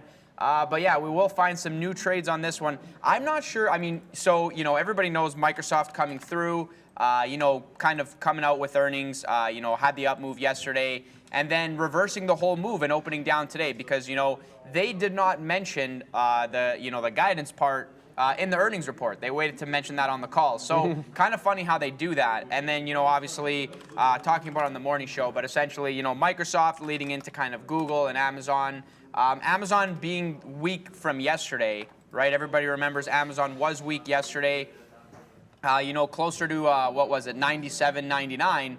And, kind of same reaction, right? So, like, look at this. Microsoft, earnings popping up and then dropping down. Amazon, same thing, right? Popping up and then dropping down. So something notable on Amazon, which we are now far away from, but is that 100 level. We did pop up. We did not break the 100 in the after hours. And you would imagine with this low amount of liquidity in the after hours, 4 o'clock going into 5 o'clock, it's kind of interesting how it stops right at 100. So, psychological level, huge level for Google, for Amazon, 100 level. Those are interesting levels, far away from it right now, but we'll see if we get back there in the future on that one. So yeah, back down. The shorts on Amazon, the shorts on Microsoft, pretty good. I don't really know. I mean, now we're kind of floating to the upside. You know, market not really too sure where this thing wants to go. You know, do we kind of 4,000 is that level, and then 4,090, and we kind of did top out. I thought that we'd actually bounce around 10, which this bounce was 10, and I really did think that we had potential to go back to 39.90, and if not 4,000. But we're kind of in this tight little bit of a range here, which sort of makes me think that, you know, maybe the short is maybe there's a short to be had on Amazon, but yeah, I'm gonna have to revisit that one. You know, if we can get back to 94, you know, maybe 94.24, start a position on that one, see if that one wants to fill. I want to look here at Google as well. This one kind of feels a little bit weaker. Tesla 142. So this is a big level here, guys. I'm long, I'm holding from 57. So this is a bit of a, you know, a TSN turning point. All my Canadians will know exactly what I'm talking about there. But here we go. We got some size. Let's not lie on 142 here. So if it breaks it to the high side, I think it's gonna break aggressively. But we've seen this, guys, how many times before? Here's a break, and here comes the flush. On 3, 2, oh, come on, prove me wrong. Pop up, there it comes. Right back down into that 142 area, but I'm still gonna hold. I'm holding here. I wanna hold for the dollar. I've got, how much I got? 30% of the position left, so nice little trade going on here. Pumped about this one. Let's see if we can continue to get some upward momentum. There we go. Now we're printing in the 20s. Do we take here, or do we hold for the $0.50, you know? It is a kind of I don't want to say it's a counter market move. I mean, the market's trending up. Microsoft now shooting to the high side. Basically, I said I wouldn't take that one long, but hey, there you go. Breaks right through that 235 level like nobody's business, and it's printing newer highs as I see now. Microsoft, I don't have it up on the chart. I'm just commenting on it quickly because I have to manage this Tesla trade. But there we go. We're still holding over 142 on here on Tesla, and something tells me take profit, and then some other side of me says no. You know, hold for that half. We got a general market move now. The market creating a new high, 39.81. There you go. Tesla bouncing right through that high again. That not high of day, obviously. I'm talking about recent high. Yeah, so we're holding. We're going to see what this market has to offer, and if it has anything good, we'll absolutely oblige it. Amazon also making a move now into the $0.50, 94.49. Let's bring in that side chart here. Okay, Tesla's flying to the high side, baby. We're almost $1 in the money, baby. I'm loving this market. Yeah, 94.50. There you go. We're getting the $0.50 break on Amazon, and that'll be all she wrote for me. With Tesla, we get the dollar, we spin the money. There we go. That's a nice little trade on Tesla, Luca. Yeah, that was a nice little up move there. So I got initially the Amazon short that I was looking for, but it's just too fast right away. So I'm like, quickly get out of that. So take the small L. But I am long Google as well, right off 93.85-ish area. Getting some out at 94, waiting for a pop through the 50 period. If that happens, I'm eyeing maybe 09s or 14s, something like that. I do like the kind of setup right here. It's just kind of up and down, but you do have the 50 period overhead. I think, you know, if the market keeps going to the upside, Google goes to the upside, you know, maybe we can get to like 94.5 on that one. So yeah, we'll see what happens, and the position board will be updated. Yeah, it was, sorry guys, we're getting to that. Looking good for the time being, but yeah, anyways, I am basically long Google. I'm going to take some more out over here, over 94. We'll see, yeah, 09s if that wants to come in, and 14s as well. I'll get some on that as well. Okay, Microsoft beautiful. And AT&T just adding a little bit more. Yeah, waiting on that one. Sean says he's still long 233.50. That's $3 almost in the money there. Go ahead. Yeah, beauty trade on that one. No, I'm just looking across the board. I'm going to find a few others. I wonder if there's anything on Apple 140 here. Let's see. Let's bring this up. Close, yeah. Respecting the VWAP for the time being, I actually like. Maybe this is a better short candidate for the day. It's kind of respecting the 50 period. Now it's sort of floating back to the upside. But yeah, we're going to see. You know what? I'm going to put an order to short this at 140 exactly. And then see if this wants to actually go higher. I want to scale into a short over VWAP on Apple, just kind of my gut feeling on this one. Kind of, you know, like short through 140 into the 140.50 level, and then back down to 140. That's the plan on that one. So we'll see if that one wants to, you know, work and play itself out. I'm just so sad that I covered SNOA. I'm like, come on, man, please pop back to the upside. Like, why did I think covering 25s best out was the right idea? Like twos was the best idea on that one. Oh man, frustrated, but you know, it's all good. I'm actually getting these fills on Google back to the upside. This is looking pretty good, man, pretty good. Let me just see, make sure that I got some more orders out here so I get the fill there. If this wants to go up a little bit more, I just feel like, maybe this can get to, 94.50 maybe would be best out there. But yeah, if we dip back down into the 80s, I'm going long again there. So we'll see what happens. Somebody's saying GovX, so I'll have a quick look at that GovX. I haven't heard this in a while. No. 80 cents? It's 80 cents now? This little I pattern was trading this at breakout like, there. like $7. Wasn't this at 7? Or no, it was at 4.50. Yes. Guys, for anybody that's never seen GovX before, look at this, man. All the way up, all the way down. Then secondary pop makes a high, all the way up, all the way down. I guess you got you could justify the 50-cent support line. Maybe you got market makers defending the stock. That's why it kind of bottoms out at 50 cents. No one's buying or selling. It is kind of popping today, but sub $1. Not really interested. I remember trading this, and it was a big pain in the you-know-what, man. So I'm definitely going to stay away from it right now. If it goes crazy and gets back up to call it, $2, $1.50, then, I'll consider it. But, for the time being, not really interested. Brendo sending something in the chat here with respect to GovX, Luca, so I'll just get to that real quick. Go ahead. Brendo saying GovX receives notice of allowance for Zika vaccine patent. So we've seen this over and over again. No, we've seen it. These biotech stocks, they're making all the moves lately, and it doesn't really take the biggest headline to get them going, and they'll be up 100% on the day. So let's get to some small caps, shall we? Because we did trade some this morning. COSM is the one that I had the short on, but I've been monitoring a few more, ENSC, as well as EHTH, and then GNS from going back 5 days now. Let's start with COSM. So the theory here was to take this short, basically looking for that $6 break. I got into that one. I'm not going to talk about my trade again, but looking forward, I'm looking for consolidation below VWAP here. I want to see some, a flat bottom sort of create with lower highs consistently, and maybe not so much lower lows, but a flat. And then I'll take that short. That's basically what I'm looking for, and I'm looking for it to be above VWAP. ENSC, this is the one that halted 4 times today. It kind of gave us an opportunity to go short there. I wasn't really going to I wasn't going to get entrenched in this halt cycle, so I wanted it to calm down before I participated.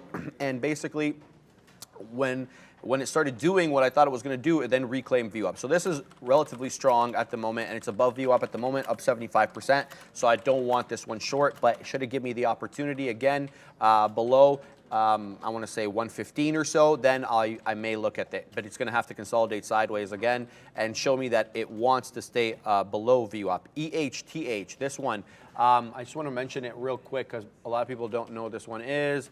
EHTH, because we haven't talked about it. eHealth provides health insurance marketplace with a technology service platform, yada, yada, yada.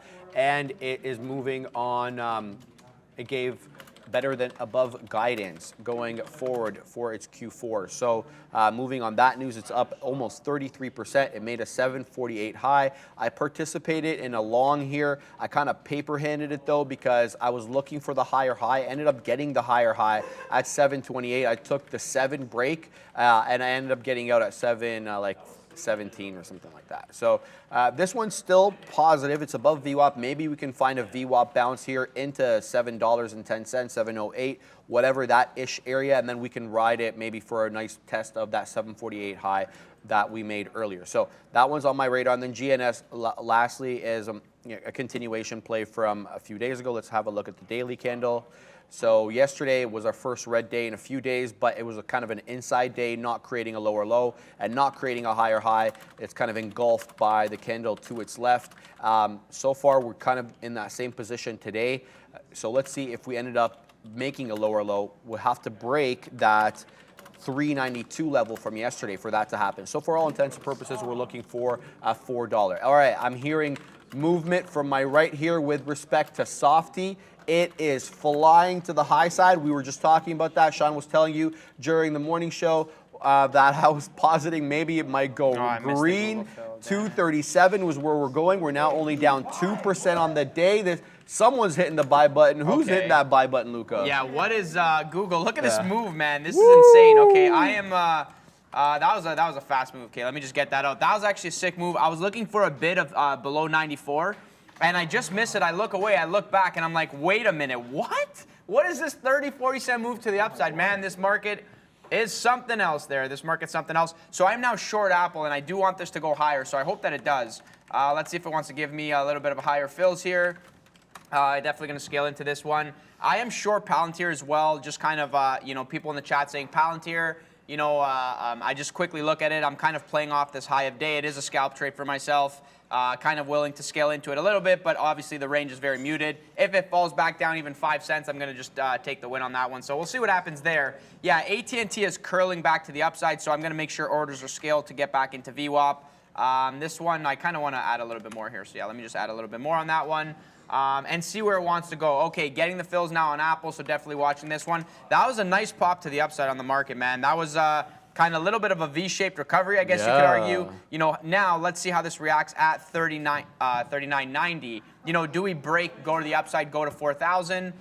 It will be interesting to see, but yeah, hopefully Apple can continue to go higher here because I do want to scale into the short and then get that below 140 cover. So for the time being, essentially my plan with Apple is short above 140, going into 140.50, and then if we get below 140 even right now and like a flush down, then I'm taking those covers. So yeah, we'll see what happens next on that one. But what a move, man! What a move! That was actually insane.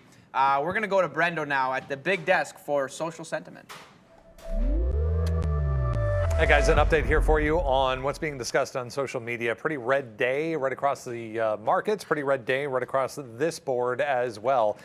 This one interesting, Hellbiz obviously a huge move yesterday on that announcement. They're sold out of their latest product. Late in the day we got that note as well, some rumors being circulated about a Mr. Beast collab with HLBZ. So downside today anyways on this board. GNS here, Tesla here, Grom, Zila, Mullen, even Microsoft off earnings, COSM back to the upside as far as sentiment is concerned today, but predominantly on the negative side so far. GMBL was going to look that one up, popping out today. Not seeing any significant news anyways for GMBL guys, but mostly red on this board today. Yeah, some small cap names on there. I like it. Small caps staying on people's minds. Yes, more volume for me, please. Guys, Microsoft, days, highs, 237.62. It keeps on printing newer highs. Somebody obviously is, likes what they see. So I read an actual article this morning. It was on a website. It was an editorial. Let's not call it an article. It was an editorial, an opinion that this is the time to buy Microsoft. On a momentary show of weakness where they're by no means not profitable. Neil, what was the number for the quarter there in terms of profit? It was like 30-something billion for Microsoft. It was ridiculous, okay, in profit. So, and we're talking about a momentary slowdown in the Azure platform from like 40% growth down to 30s. So it's really not that bad news, guys. So, yeah, is this oversold? Was there an overreaction? Who knows? Anyway, this is all super temporary what we're talking about here. 237.62 for the moment now is that top. Let's see if we can continue to move up on the market here. The ES March contract is down a full percentage point, 1.07%, 43.25 points to the sell side. The high of day is 40.5. We're ways away from that. We're at 39.89 3/4. Luca, what are you looking at? I'm just basically adding to this this Apple short. So it did pop right into the 40-50 level and then quickly flushed down to 20s. So I'm liking this right now. We basically need like a little bit of a dip back into the market. Obviously everything's moving to the upside. So I have AT&T on board. The long is working. I'm essentially scaling out going into VWAP, but I'm looking for my best cover to be 18s, 19s on that one, which I probably get right now. Honestly, I shouldn't cover everything. I changed my mind. Let me just cover some over here, and then I'll try to hold. If we're actually going to break the 50 period and go back to the upside, this one does have potential, and I want to keep longs on board in case things work to the upside. So I have the Apple short. I feel like Apple short's going to work. It's going to fade back to the downside, and then covering into 40s would be great. But yeah, if we do rip up and Apple rips against me, I do want to keep AT&T on board for the move up, so it's looking pretty good. So feel like I have the position there. Things are good. Palantir is flat. Apple coming into the money on this one now. Amazon, 9. I don't know if there's a way into this Amazon short. I almost want 95 to break to the upside and then like over 95 short for the move back down. That's kind of what I'm thinking on that one. So yeah, gonna see what happens on that one. See if that one wants to play itself out. And Microsoft, same kind of situation, man. I'm not in a trade right now. The long is good. The long is definitely not wrong from the bottom. I'm not sure if Sean still has that on board, but I sort of don't want to get involved right now in a short unless this gets back to closer to 240. So for whatever reason, we break 238 to the upside and kind of pop, I'm going to have orders closer to 240 for the short on that one, because yesterday that's sort of where the bottom was. We did pop, we dropped. If we get back, gotta imagine that kind of line over there acts as some sort of resistance. So this is basically what I'm looking at. So if I can get even like a 239-ish area short for then a move back down, that would be solid, which is kind of far away right now. But anything's possible. We'll see if that one wants to happen. Apple is flushing now, so taking the first fill down on this one. It's probably going for 140, man. That was great. That was great. Let's see if this wants to actually print, 140, and then get some fills below that. Market giving a little bit of a pullback. So what a strong. This is the thing, man. You got to be in the right names for these scalp trades. That's kind of what I tell myself. On a very strong up move. You want to be in things that are, if you're long things, you want to be in things that really move in your favor. Like that Apple move was like from 140 to 140.50. Like that was not like a super significant up move. So I do feel that on the first sign of pullbacks, this will be the first to go. So yeah, already taking some off on that one. Now going to wait basically around my break even right now. So I'm not really too worried. We're going to see what happens there. Lone saying, I don't like how ES is holding VWAP. Come on, break it. Yeah, it's, you know what? I don't even have, I got to put VWAP back on this chart here because I think I reloaded my charts and then it's like, I'm like, where's VWAP on the market, man? This needs to, let me see if I get that there. Yeah, there we go. Okay, beautiful. So VWAP, hide that. Beautiful. Okay, so there it is. I mean, it's, depending where you have your data loaded is going to show you a different line of VWAP. This, I think, is showing all the data, even kind of, overnight session. So I have it there at 83. Maybe it is just a little bit higher, around 3090. But, 3990 is kind of the interesting level that I'm watching. So I don't really know what to think. But, yeah, if we go back to the upside, hopefully AT&T covers me on the, to kind of offset the Apple trade. But I do want the flush first. That would be pretty awesome, man. That would be pretty awesome. And, it's, I want to talk about Meta. Yeah. But I almost want to let you talk about Meta. No, you can. Like, I'm going to talk about it from one perspective, and they're probably sick of my perspective. I gotta, let's see if I actually sent this to myself, or maybe I gotta reload. Okay, no, I gotta do that in a sec. So I'll get back to Meta there. But, oh, how funny Meta is. What was it, at 145 yesterday? Yeah. Up at 145. Yeah, I remember, I was shorting this at 145 yesterday.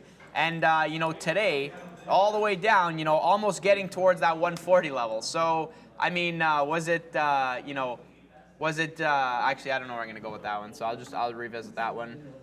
Where's Google right now? Because maybe there's a short to be had off VWAP on this one here if we pop. We got a little bit of a pop and now kind of a drop. I kind of want to have an order. Yeah, 94, if we can pop one more time closer to 94.50, I'm going to try that short on Google, basically risking off VWAP. The short should pop, fill my entry, and then go back down. If it pops, keeps going to the north side, I'm just going to quickly cut that. I don't want to hold the Google trade too far against me, so we'll see what happens there. Yeah, all right, guys. Let's enter a couple of stops here so that we can trade manage. There we go, and then we'll go like this, and then we'll go like that. There we go. So now we got that set up. Let that one do as it pleases. All right, SNOA is kind of what I was looking at here, guys. You heard Luca talk about that one this morning. Here's the thing. I kind of like how it's setting up, right? But I don't want to get faked out. It's holding the 200 period like a glove. Look how many times it's bounced off this 200 period, and it's rejecting that level. And it's in a very clear channel here. VWAP to the high side, the 200 period to the downside. Whether that relates to any certain price action, I have no idea. But I'm looking to see if this one wants to stair step down below that 205. I want to say that 203 break, 2 obviously being the main one here. So what we're going to do is we're going to take an exploratory short into this one, and we're going to keep it tight. All right, we're going to keep it tight because it really hasn't broken down, and even though it's below VWAP, it's kind of making me feel some kind of way where I'm not 100% sure about this. So let's keep it tight. We're short at 08. We're looking for, technically we're looking for an 03 break, but we're definitely gunning for that 2 break. If that breaks, we should be an interesting area here. Looking on the book, I don't see too much size for $2 stock along the way, so we could encounter a lot of icebergs there. That typically seems to be the case with these the small cappers, people don't show their hand as clearly as maybe is shown. Well, I shouldn't say that about any stock because all stocks are kind of deceptive these days. Anyway, so we're looking for a move down on this, and where I'm wrong, I'll be wrong through this peak here. I don't want to see another higher high, so I'll be wrong 10 pennies. That's what we're giving this one. We're giving it 10 pennies to the high side. We'll go ahead and put that out. And where are we at here? Okay, so we're going to go with that, and it will be a buy. So we'll give it to 222, and yeah, so that'll be a stop. Okay, so we also got into a Microsoft long here. It looks like we got, I gave it a really tight stop. So it looks like I got stopped out of this one. This was a quarter position, so small loss. How much did I lose there? About 25 pennies on that one. Not too bad. The market's moving sideways a little bit now. Could we have seen the top? I mean, it is a down day, guys, so any longs here are definitely going to be against the trend. But, you know, hey, if the chart says long, the chart says long. What can we do? So let's keep an eye on this one. I'm looking, continuing to see if we can get some sort of Microsoft long here. I think that it still may have some legs leading that recovery, Luca. Yeah, guys, just a quick heads up on Apple. So I am kind of covering into the flush. It's not exactly flushing and giving as much volume as I would like to see. Oh. And, you know, I take the first fill, it kind of pops on me, it comes back down. I'm sort of getting out, and as I'm getting out, the market reaction to that move is sort of very, very sharp, fast move to the upside. So, yeah, it's a good learning example for myself and for everybody. I mean, it's kind of like a reformation for myself, but you know, if you're waiting on the book to get the fill and you're worried that you're not going to get the fill because these robots are savages and they really react very, very quickly to everybody, you know, the alternative to that is just having the price in mind or the area in mind as to where you want to, you know, take these trades. And then as it gets there, you just jam it out. You hit the other side. So that's basically what I kind of, that's basically my logic. I'm kind of waiting there. It's not filling. So I was like, okay, just get me out. You know, yeah, man, these bots are savages. Still holding, though. Still holding some of the position. I do have good average on this, and I just feel like VWAP's eventually going to print. So, yeah, if I can get, like, you know, just in front of VWAP for the final out on that one, I will be a very happy camper, that's for sure. Go, Microsoft, baby, go! Yes, we take that one long. Sean is yelling. Everything's going on over here. We're going to punch out of that. There we go. So nice. What is that? Oh, wow. That was almost a $1 winner. So nice little move there on Microsoft. It's got legs, baby. It's got legs. Let's not fight the trend. Yeah, it's down. Yeah, the news was bad. The news was bad. The guidance was bad. But the chart says, buy me, buy me. So that's what I did, and I bought it, and it was great. Anyway, so... That's the trade right there. That's what I had. Got revenge on that little south side. I want to call I got shaken out of this one. Let's call it spade a spade. I was the weekend here, so this one ended up going to the north side, and I had to punch in after taking it out. Anyway, so what else is strong? Did we continue to look at Microsoft here? I only had a small position, so I wasn't able to scale out of it. Luca saying Tesla's going as well. Had that long earlier. Looks like it's coiling up again, right? Kind of creating that higher low consistently on the way up. That 142, I want to say 62 top would be an interesting break. That would be a higher high. Obviously 143 staring us in the face. The market's continuing to go up. Microsoft now is at day highs, 238.19. The market, you know, is staying at below that 39.90, hanging around 89s and a half, but it's also looking for a flat top breakout here. I wonder if we can recover some of these moves down. You heard Luca, Luca was talking about Amazon earlier. This one's at day's highs as well, 94.20. Everything's printing to the north side. Luca, do we short here or do we go long? Short Tesla, short Apple, long AT&T. You know what though? As Tesla flushes here, yeah, give me that fill. Give me that fill. Okay, beautiful. That was textbook, man. That was solid. I don't know if anybody saw 400 lots hitting the offer there. So I basically take the small short on Tesla. A little bit of pop to the upside. You know, market's looking strong. You know, you want to be. I just feel like Tesla short is good, or at least good for scalps right now. And I actually want this to go higher.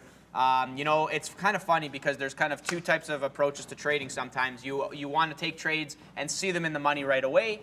And then, you know, the flip side to that is you want to take trades and you want them to go against you so that you can take even more size, but not too far against you because then you're closer to your stop. You know, you never truly want the full fill if you're taking that approach. Yeah, now waiting for Apple to actually flush back into VWAP on that one. Pretty nice. It's kind of funny hearing Sean say, let's go. And it's like, oh, I know Microsoft. And then I look at Microsoft. This thing is, yeah, good thing I didn't short this thing, man. Because I came on the show, I was like, yeah, maybe I should short this somewhere. But I just feel like, you know, 139 short is my play. that's my play, so I'm sticking to it. If we can pop to, 139, I'm going to take that short. We'll see what happens. And funny to see that the whole market is going up, but not Apple, man. Apple is actually looking good to the short side. So, yeah, shorting Apple kind of feels like, the right idea. It is now below 140, so, yeah, I might as well just start taking my covers on this one. You know what? Yeah, let me just cover everything right over here and then reconvene that. I basically want VWAP, which is essentially 90s, but if it goes 96, I might as well just take it and move on. So that was pretty good. Basically, the plan was, short over 140, best top fills over here closer to 140.50, not actually breaking 140.50. I'm not supposed to be long Apple, so let me cover that. Yeah, not, top short and then covering and then getting the money fills down there. So really good scalp on that one. Happy with how I traded it. Pretty happy. Yeah, maybe I should have covered the rest of AT&T. So not, removing my offers was not the right idea, but it is what it is. I'm going to still hold on to this one. I just feel like anytime AT&T reports earnings and it's an up day and it comes to a significant level, call it an even dollar level, it shows the same setup where it sort of runs into the level, it breaks, flies in one direction, and then, it does eventually maybe want to retest the high. So, yeah, if we can get back to, 2040, that would be great, man. That would be great. Yeah, but we'll see what happens on that one. You got Shopify going? Shopify high of day, guys. I see the chat screaming. We've had it on the side chart all morning. 46.36. That's the high. We're closing in on it. So we're about to test day's highs. 46.28 now is where we're at. All right, we're going to talk more about Shopify, though, as soon as we get back from Brenda, who's at the big desk with the Euro close. Hey guys, we started off in the red. Looks like we're going to end off in the red as well. Just waiting for the final few prints to come through here for the European session for the day. Just getting the Italy's Milan index 0.03 to the downside. Almost got back to positive territory, but the rest here downside. France, Britain, and the stocks 600 in the red as well. But more or less flat right across the board. Sweden 0.5% to the downside leading. As far as negativity, as we've seen in the U.S. as well, bit of a bounce for North America. So we try to get back to break even here for European markets right at the end of the day. Thank you so much for that, Big B. And somebody asking, did I cover the Apple short? Absolutely, man. Absolutely. I covered everything. I'm showing you guys in real time. Don't mind the long that I took. That was just too aggressive on the covers. Cover. Now I'm long. Whoops, didn't mean to do that. But yeah, getting out of that one for flat, no big deal there. So basically now, waiting for Google. I have an order out 43s. Oh, this faded back to the downside. That was, yeah, okay. So yeah, you know what? Let's see if this one wants to get back. I do want to short this in front of VWAP if we can get there. So hopefully give me a little bit of a pop. Would love to see that. And yeah, Microsoft, I'm still going for basically 239. I really want to see that. Dean B, what's going on, Dean? Luca, what is your TP on T? TP on T, I like that. My TP is, I don't know, man. It's basically like, I would love to get 2040. Like, I would love to get that. I don't know if I can get that. I'll basically reevaluate in real time. Like, if we break to the upside and then go to 25, like, I'll probably start covering above VWAP. So, like, see how, I cover like this? I'll probably, and then I cover like this. I'll probably, do it again, right? So, it's very tough for me to say, yeah, I'm going to hold everything for, a specific target because, what if it stops at, 30s as opposed to 40s? And, as a scalper, I just like to, pay myself when it, when it happens. Guys, if you're tuning into the show for the first time, my name is Luca, Scalp Demon. I love taking fills and pressing buttons, to be honest. So, I will basically look for these setups and then do them 20 times in a day and just recycle over and over again as long as I can find areas, where to get in, where to get out. And there's my Microsoft fill. So I am now short Microsoft. Let's see where this one wants to go.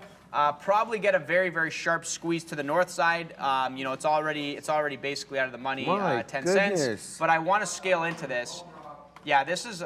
What is happening? This is a sharp move to the upside. But let me just take more short if I can on this one. Oh man, I think I missed it. Okay, that was my worst fear. Okay, so we actually ran 239 and popped to the 25 area. And then instantly back down. So basically the way that kind of Tesla gave that pop and drop, it was like the pop and drop, and then now Tesla's higher. I'm actually happy that I got out of that one. Microsoft, I'm going for that pop and drop. It's just too far, too fast, I think. You know, the fact that they guided lower, you know, people eventually liquidity vacuum this back to the downside. So, you know, where do people take profits on their longs? I have no idea. I can definitely ask the person beside me, but I don't want to because I want to kind of stick to the plan of what I'm doing here. So, yeah, I'm going to take a little bit of a scalp win on that one. We'll see if this one wants to come back down into the 237 level. So, see if I can get bids at like 237, sorry, 238. And a quarter for the final position on that one. I am willing to like recycle and scalp this short over and over again over 239. So we're gonna see what happens on that one. Darwin saying my tin hat foil theory is Microsoft giving the Fed some ammo to drop rates. I love these kind of conversations and theories. Yeah, it's cool. It's cool, man. It's a lot of fun to have these discussions. And yeah, Microsoft popping now back over 239, so I'm going to short this again. All right, guys, the only trade that we've got on is this slow-moving snail-like SNOA short. We're short 08s, now it's printing 04s, but the key level here where we bounced off last time is 03, so let's see how we act when we get around there. I've got profit taking set up at 01s and then at 93s, 193 that is. So we'll see if this one makes its move down. And I've got my short again, my cover, not short, through 217. There we go. We get that print. We get the breakdown. We're going to drop that cash. But do we break 2 though? Right? We got to break 2. Okay, I'm seeing 199s come through here, but 2's got to break. I mean, we're still flirting with 2. The move is materializing. We are seeing the move. So I got a nice little fill there, but we need more. We need more. It's not going to suffice just to break 2 real quick and then bounce back up. We need that break into the low 190s, and that's where I'm sitting with my next profit taker. Now, what do I do now? Here's the question. Do I put my stop at my entry? Do I not give up? There we go. Okay, so I got to interrupt myself because we're getting mid-90 prints here. We're looking for 93s, and then we're going to be basically out of the majority of the position. We'll have like a 10% or a 25 actually % stake left in that. All right, so what I was asking myself was, do I adjust my stop to break even, or do I stick to my original plan and let it go against me? Because fundamentally the trade is different at this point, right? You would take different considerations into account here based on the price action, and the price action is below 2. Do you really want it retracing all the way to 217? Does that mean we're still in the same kind of move? No, I mean, to me is no. So I think I'm going to readjust my stop here. Let me go ahead and cancel that bad boy through 217. I'm gonna let it go against me 2 pennies, guys. I'll let it go to 211. So we're gonna go ahead and cover at 211, and we're gonna cover the entire position. We'll give it to like 212. This one is not that fast moving, so we'll put it there, and we're gonna have a resting order hanging out as we agreed. And yeah, if this prints, great. I hear some cheering, meaning the market must have turned, because I know you're heavy in the shorts. What's going on, Luca? Yeah, sorry guys, I'm speaking under my breath, but I'm just excited, man. You know, trading is a lot of fun. So that 239 over under, I'm basically doing my thing, and then I covered everything by accident. So I quickly punched back in, and that was the right idea, and then essentially giving myself the covers that I was looking for. So yeah, basically short over 239, cover below 239. You know, yeah, maybe it could keep going down, but here's the thing. And somebody in the chat said it, but I want to rephrase what the person said, so I'll paraphrase it. They're like, Luca, you're shorting Microsoft too early, you're going to get squeezed. And the thing is you know, I'm a scalper. Like, I'm obviously going for these very, very quick up and downs. So, like, my average on the short is 239, you know, basically 239 even, I'm pretty sure. And then I'm basically covering like 80s, 70s, 60s. So I'm basically taking that. Now, to kind of take what you said and take it a step further, as we fade back to the downside, everyone's like, oh, the short is in now. And then once we go back up, that's where the squeeze happens. So, you know, when the move starts to happen to the upside, it's like it starts to happen, it comes down just a little bit. You know, people are like, oh, this is a good short spot. It's over high a day, you know, volume is dropping off a little bit. Let me short this. It quickly, sharply moves to the upside. Like, this is, in my mind, this is a short squeeze. So it's like short squeeze, then we fade down. People are like, okay, maybe now it's going to go down. Short squeeze again. You know, and the reason I'm just loosely saying short squeeze is because it's down on the day, right? They guided lower, down on the day. It was at 232. So got to imagine people who are shorting VWAP and high of day are squeezed over here, right? So, you know, as we go up, I'm basically playing, you know, short this into 240, and then when liquidity vacuum back to the downside, those are my covers like very, very quickly. So, now if we go back up, yeah, we could, again, short squeeze to the upside and actually get a 240 test. I'm not really too sure what's going to happen next, but again, for myself, sticking to the playbook, the scalp playbook, basically like short, cover, and I'm going to recycle this level over and over again, but I would really like to see this go back over 239 and then break 239.50. That would be awesome. That would entail that probably a 240 test is coming. And then, yeah, I will go from there. Living Large, I like that name. Living Large, large and in charge, lemon squeeze. Lots of excitement there. So I'm going to put an order now to short Microsoft again if we get a pop. If we don't get a pop and it goes back down, it goes down without me. I don't even care. But I'll probably look for maybe some type of 50-period action, flush through long and then back up to the upside. That's what I'm going to look for on that one. So that one was great. Pretty happy with that one. I want to look back to see where's Apple. Oh, man, I should have short this again at 140.50. Okay, you know what? I'm going to put an order out at 29s to see if I got to get that fill. Shorting Apple, 29s on that. And Tesla, that was a very, very sharp move to the upside.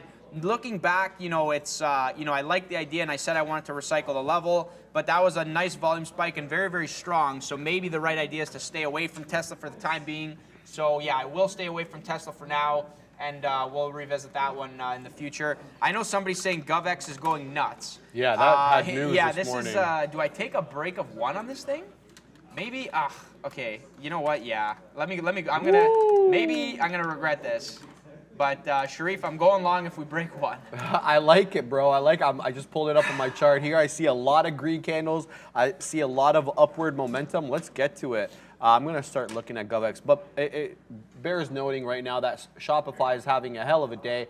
8.3% to the high side, 46.45 high. We're near highs. We're 46 and a quarter at the moment, but let's look at GovX because that is all the rave right now. It's a NASDAQ stock, I'm hoping. Yes, it is. Okay, look at that. Move up, Luca. 38% on the day now. Yeah. I mean, do I punch in here? Or, I don't know. Do I punch? I mean, you could punch here and then give me my shares at 1 because that's where I'm taking them long. This guy's no mercy. We're going to take everybody's money. No, I'm kidding. That's such is the nature of the market. Here we go, Luca. We're at 1 now. Do we break 1? It looks like we're gonna eat up that. Are we gonna eat it up? Looks like we're gonna wait for a little while. Okay, let's let that one develop and have a look quickly at our trade that we got on SNOA. We're forming another consolidation sideways, so I don't want to get shaken out of here.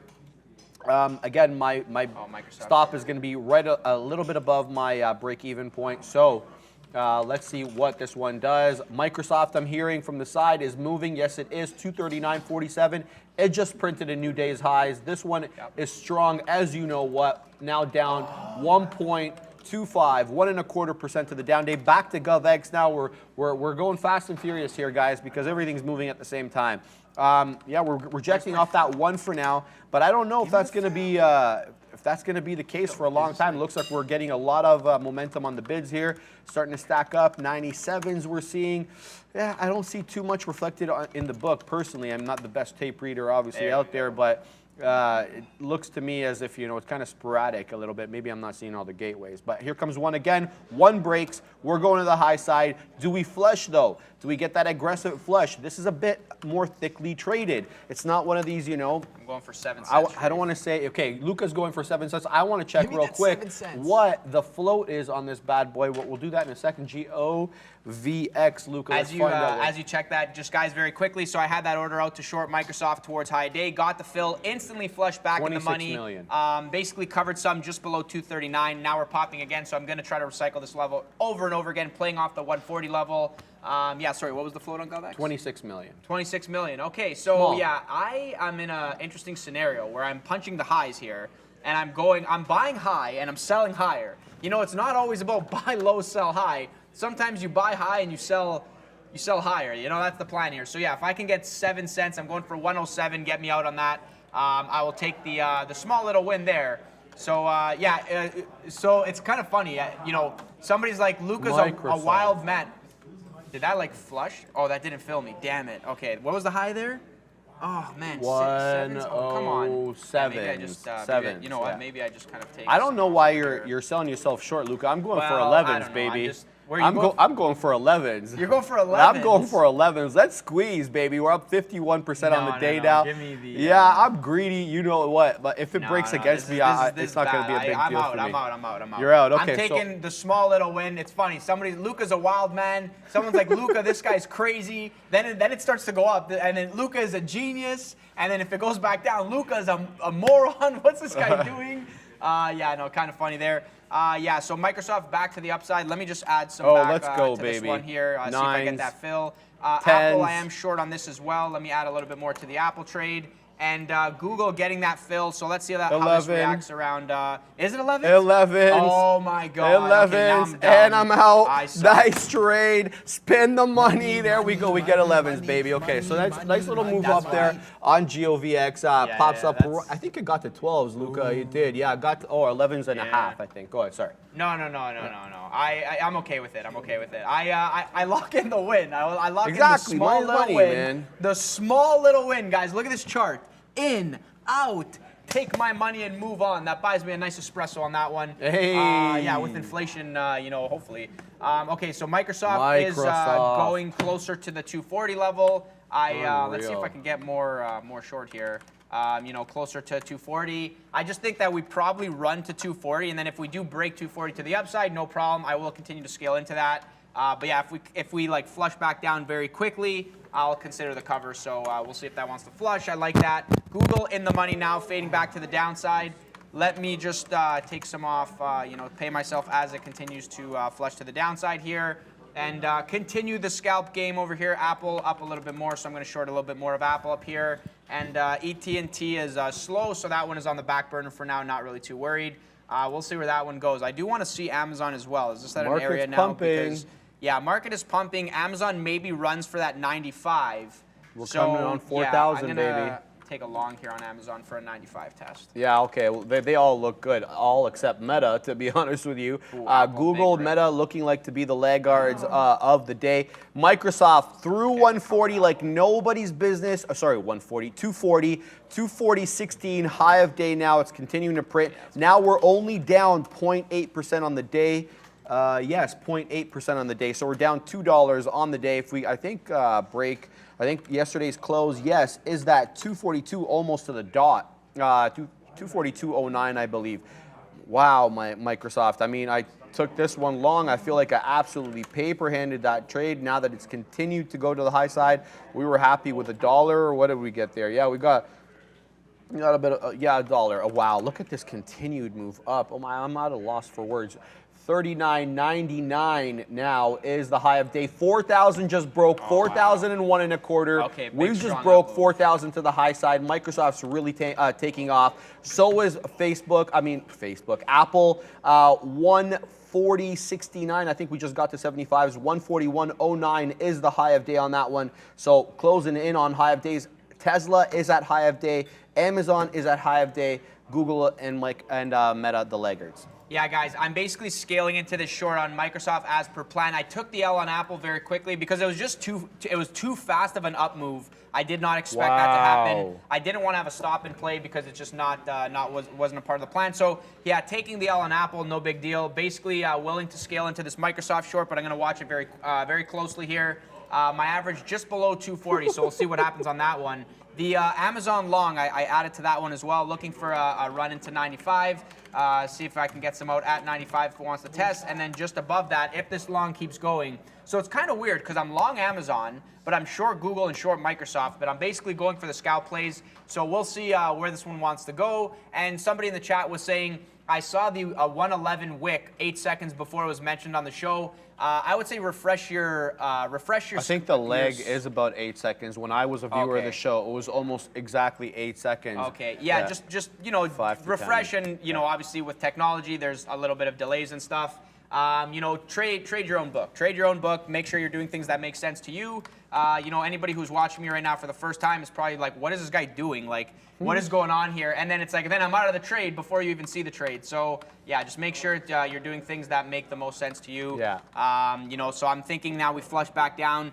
If we flush through 240 to the downside on Microsoft, if the market pulls back briefly, yeah, this scalp trade is going to be pretty good. So let me just get some bids out to make sure that I get a little bit of those covers if they actually want to flush and pay me. And then, yeah, Amazon, I still like this. I want to, okay, I'm kind of watching too many things right now, but let me just add a little bit more to the Amazon long here. If this should not break the 50 period right now, which is basically 20 cents away, so it should actually give a little bit of a pop right now. And then I'm going to make sure I have orders scaled to take it out in front of 95 if that wants to pop. So yeah, we'll see what happens on that one. So waiting for Microsoft fills to the short side, Amazon to the long side. Google's popping through VWAP now.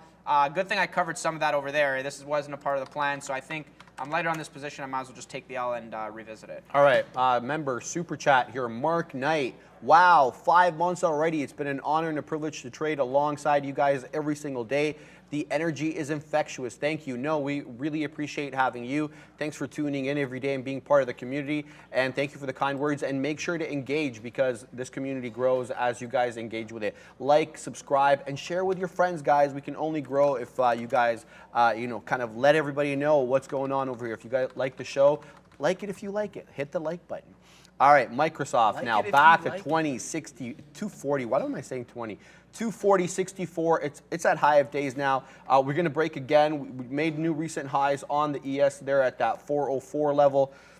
We're moving up, guys. I mean, I don't have a trade here, obviously, because to me, punching in at days highs is just, it's not an option. So I'll continue to ride this SNOA short, and I'll look for any relative weakness possibly that can come in on any of these names or any patterns that I recognize to set up, and then I'll punch in. But I'm seeing, Tesla, Microsoft, and Apple definitely the strongest of the bunch. But, Amazon is starting to look a little bit good. We always trade this pattern to the opposite side, which is that flat bottom breakdown. But this is like that flat top breakout. I feel like if we have another surge in volume here, this is really going to fly to the high side. That 95 break on Amazon is interesting. Let's go to the 30-minute chart to see what we can glean kind of for whether we have any resistance at this level. Yeah, and it looks like we do. So this goes back to this morning. We got, and yesterday. So it looks like we closed at 8 p.m. Obviously, this decline here is the Microsoft guidance. Most tech stocks came down with that, and then you have a bit of a move up, but that's basically where the retracement was, around that 95 area. So this 95 break, if we can continue it, will be really interesting to see if it can go. The market continuing to print to the high side, though, guys. 40.05.5 now. We're printing to the high side. What a move up on some of these names. Luca, 241 now, coming in sights for Microsoft. Everything's moving except Meta. Get off your know-what and move up with everybody else, guys. Let's go. Yeah, what a crazy magnet to the upside on Microsoft right now. So basically nursing this short, hoping and praying that it does go back down for me. I'm glad I got that little bit of a cover at the 80s on that one. But yeah, basically adding to it.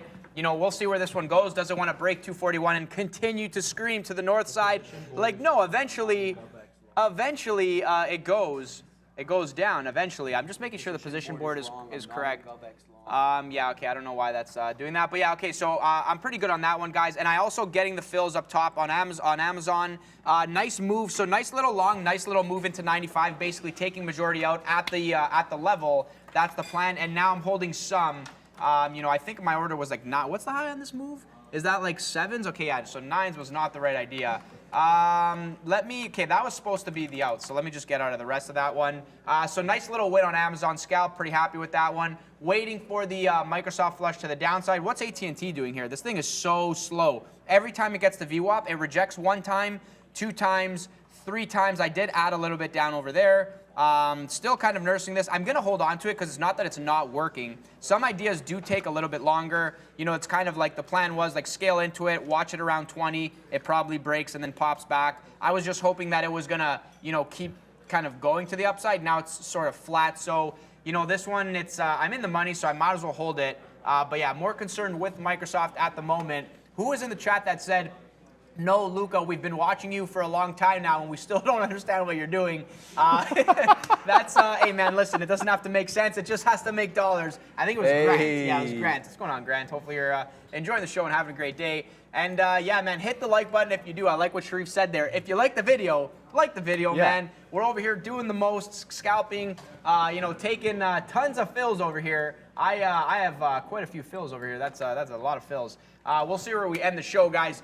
Place your bets. Do you think it's over under 400? Do you think it's over under 300? List kind of your over under, and we'll see where it is, and then you can feel good about yourself if you were right on that one. And I see a lot of confident people in the chat here, Luca. They're like declaring this is a bull trap. I mean, personally, if I were making that call, I would put it in a form of a question. Is this a bull trap? I wouldn't be so declaratory. I mean, I don't know what's going to happen. Do you guys know?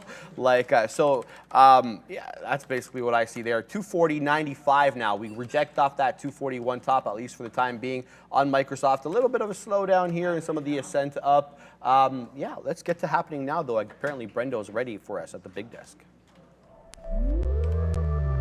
Hey guys, yeah, in the lunch hour we go. Let's get you caught up on how things are shaping up so far on a red Wednesday afternoon here. S&P 500 0.8 to the downside right now. It is the Dow trying to lead back to the upside.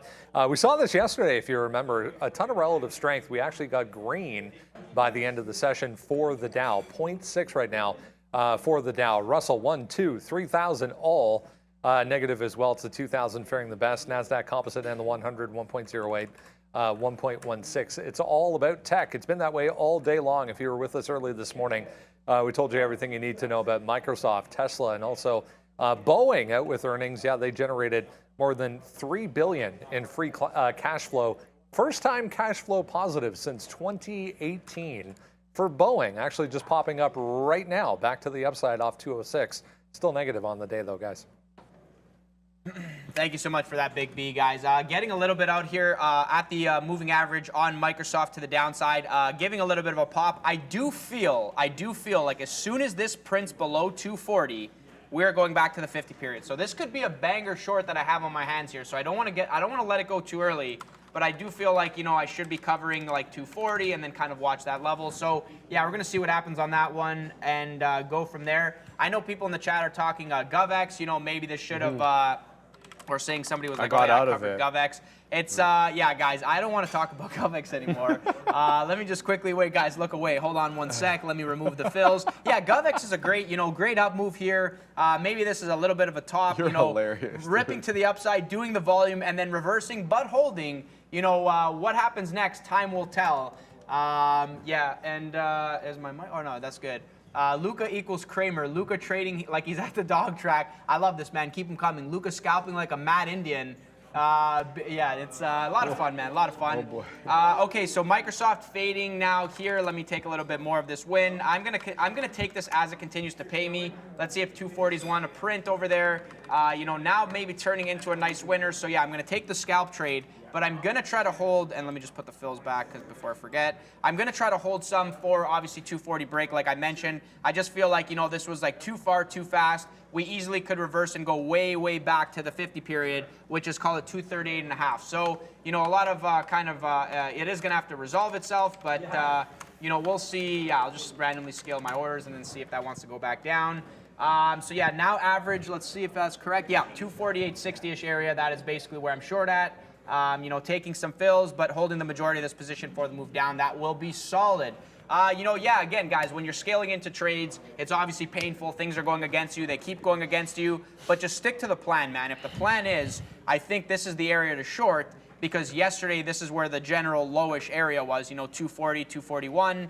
That's kind of the play. I wanted it to get all the way up here. I waited. I did not short over here. I waited. I allowed it to get there. Then I started to scale in. Now I have a decent average, and we see, is the trade overcrowded? Are the bots going to hold this against people who are trying to short? Or do we just fade to the downside? We'll see what happens. Could be good. Let me look back at Amazon to check this out, see where we are here. Oh, my goodness. I wanted over 95. So if we can get 95, like 20s, that would be optimal. But maybe I will scale into it, over 95 in random areas.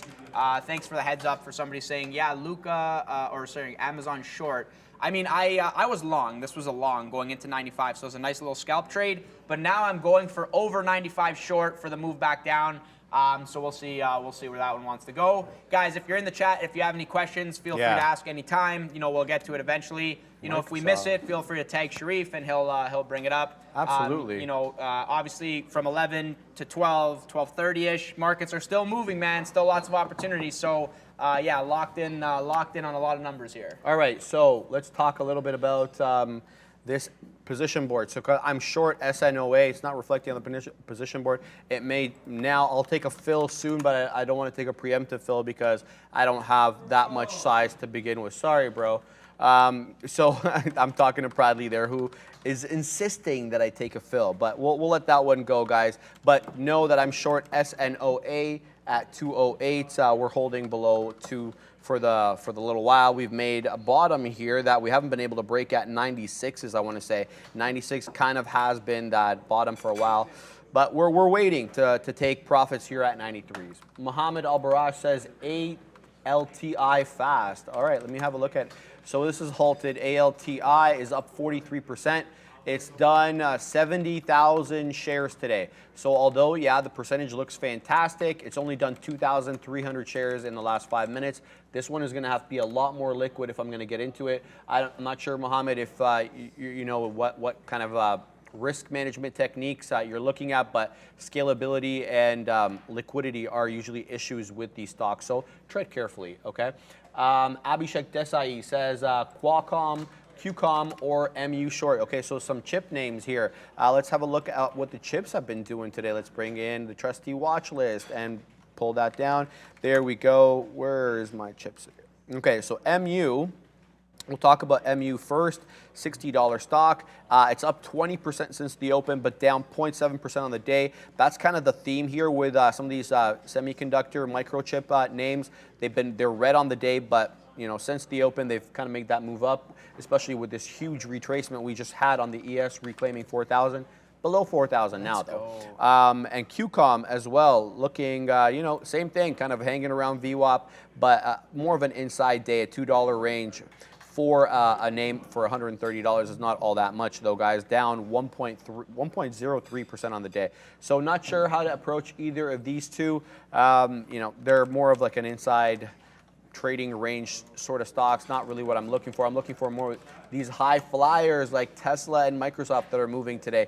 That's what I'll be keeping my eye on. You can trade the microchips. Obviously, NVIDIA, definitely a high flyer. It's down 2% on the day today, though, but holding VWAP for the moment. So if you're looking for something there. Let's talk about a little bit of Shopify. GovX obviously making that move, but let's get to Shop here. Shop is again at high of days. Continuing to print higher highs, 46.94. That 47 is coming into play, now up almost 9.8% on the day as Shopify. It's obviously got that news headline that we mentioned to you in the watch list. It bears reiterating, which is Oppenheimer maintains Shopify coverage without Perform. And then a bunch of other, yeah, so why is Shopify rising? Okay, so it's basically the upgrade. So really kind of getting a nice little move there off the upgrade. Now it's about to test 47s, 2 pennies away from that high. Luca. Yeah, guys, the Microsoft short is paying, and I am covering like a madman. You can't even see the candles for how many arrows that I have there. So I do apologize for that, but yeah, it is going down. It is not going down as fast as I thought that it could. So I'm very cognizant of a pop back through 240, which could lead to another little bit of a squeeze back to the upside. At this point, I don't want to like get too aggressive the way that I was aggressive the first time. You know, if it's going to be really, really good, it should happen the first time and then it should pay you right away in full, and then the trade is done. Like, that's like a really good trade. If it has to get back there, it's like, you know, why is it back there? Now I have to take less size, you know, things change. So I'm basically eyeing that 50 period, which again, guys, it is just a mathematical moving average for anybody that doesn't know. So, you know, as I'm like mean reverting back into the 50 period, you know, it's getting closer. So whereas before it was over here, right? And I was like, okay, yeah, this could easily go to 238. You know, now it's like basically just below 239. So for the last portion of this cover, if I can get, I mean, look, now we're going back to the upside, which is kind of nerve-wracking here. But if I can get 239.20s for the final cover, like flush back down, that would be awesome. You know, I think we do get a flush, but I'm kind of worried. It was very, very choppy to the downside, like very slow. So I just feel like at the first sign that we pop back up, we could be up $1 instantly. And again, the market is at an area where it's sort of ripped to the upside. It's pulling back. Now it's retesting 4,000. It could rip again to the upside, test 4,005 again, and then break, you know, and run, right? So if that happens, obviously Microsoft's going to go back to the upside. So let's see, you know, the stop should probably be in at 240 now. I'm not going to put it in. I'm just going to be discretionary. But yeah, maybe the stop should be like 240 for myself. You know, I just feel like, yeah, if we break 240, like we're going to be at 240, like 50 in like 1 second. But you know, I will not put the stop in. We'll see what happens here. I basically paid myself, so I'm pretty happy to hold the last piece. And I'm going for, yeah, the 50 period. So wherever that is, you know, call it if we get to closer to 239s, I think we do print that. But I do want to get like way ahead of that, so maybe a quarter ahead. And we'll see what happens on that one. Yeah, hopefully give me the fill there and move on with my life. You know, I don't want to be overanalyzing Microsoft over and over again. Obviously, everybody has questions about too many different things. Jeff Ross, we can look at BA. Jeff Ross saying, BA, let me out with half my face. It's always good, man. As long as you got half your face, you can always build back the face the next day. You know, reconstruction surgery, as long as you got the money for it. And you come back stronger than ever. Been there, done that. Not a fun time. But the range on BA is kind of interesting here. I don't generally trade this, but I know Neil loves to trade it. I know Sharif just spoke about Shopify, but for anybody that's tuning in for the first time, I didn't look at Shopify today. I know Sharif just did, but Neil was all over it this morning mentioning it. It was up 9%. But again, just because it's not really a part of my strategy, I'm just kind of staying away from it. Looking at BA, I kind of feel like range is set in. So they did have earnings. This is a nice little down move and then kind of retracing the whole move back to the highs. Sort of showing that over 211 shorts were good the first time. So I kind of feel like, are these going to be good the second time? I do feel that. So I'm going to put an order out to get short this at 211 with small size, and then I hope it really goes higher. That's kind of the deal. Oh, whoops, that's not, that was a mistake. That is not a part of the plan. Okay, yeah, so 211. Let's see if we can get those shorts up there at 211, and then I want to scale into it, risking basically off 212. So I think like risk $1 per se, and if I can get an average of even like 30s, 211 30s for the move back down, that would be nice. But yeah, we're gonna have to see what happens with that one. All right. And where that one wants to go. Just very quickly, Sergio Campos, what's going on, Sergio? Thank you for the super chat. I've made most money with this group. Hey. Bought my house.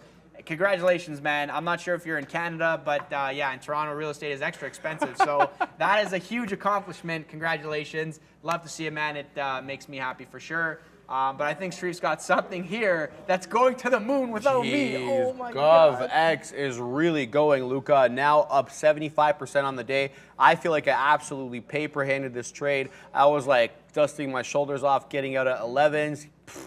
Now we're looking at 24 straight in the face. Yeah, it's a bit choppy. You know, it's not exactly, you know, one directional to the way up. You're going to get your moments of retracement, but, you know, it's not bad. Right, so we'll keep an eye on GovX. I'm not going to punch into here at the moment. Long, though, Microsoft trying to take a little bit of a scalp, seeing if this is just a momentary retracement. I'm going to really manage my risk on this one, small size, and let's see what that one does. I'm also in this SNOA trade. This one really retraced here, and I'm thinking about adding to this position because it really rejected that 200 period, you know, and came back to that original level of support. Now new resistance. You know, a good aggressive kind of tigerish, sharkish trader would take the opportunity to add here because they will have the conviction that, you know, this will break that that 196 level. I guess I'm not that tigerish type trader. Right, so I'll continue to sit with whatever shares I have left, and I'll sit on my profit taker there. Bit of a slow mover, but profitable. Microsoft, I'm kind of unsure a little bit about this trade, to be honest with you, because it is, you know, a little bit, yeah. Luca's printing it to the other side. Tesla's finding a bit of a bounce here, but Microsoft holding, you know, a little bit here, but the ES is below that 4,000, and so we could find our way back all the way. You know, for example, we had this consolidation area here at 39.90. We could find our way easily back down there. If that's the case, Microsoft will probably give up $1 or $2 maybe on that move. So I got to be cognizant of that, and you know, can't ride this wave for too long. The Tradesmith. asking, do you think this is the day? This is the day's high? It very well could be. I mean, you have no idea. Like this 405 high, I mean, I want to call this a recent high because it's not the day's high. 40 and a half is the day's high, but 40.05 could be, especially the area we're getting, the time period that we're getting into now is that 2:15 time slot. Volume tends to slow down for like the next 45 minutes. I want to say maybe even an hour or so, and then it really starts picking up. People come back from lunch and start doing their own thing. Okay, so what do we got here? We're getting a bit of a retracement on Meta as well. So Meta's been kind of dormant all day. It's kind of been hanging out below VWAP. So I'm waiting to see if this one gets off the schneid, as Neil likes to say. You know what I mean? That 141.80 has kind of been a top there for a little while. This is the 3-minute chart. So I want to say the better part of half an hour. And then above that's definitely going to be that 142.40 area. So we'll see if this one can make any new highs.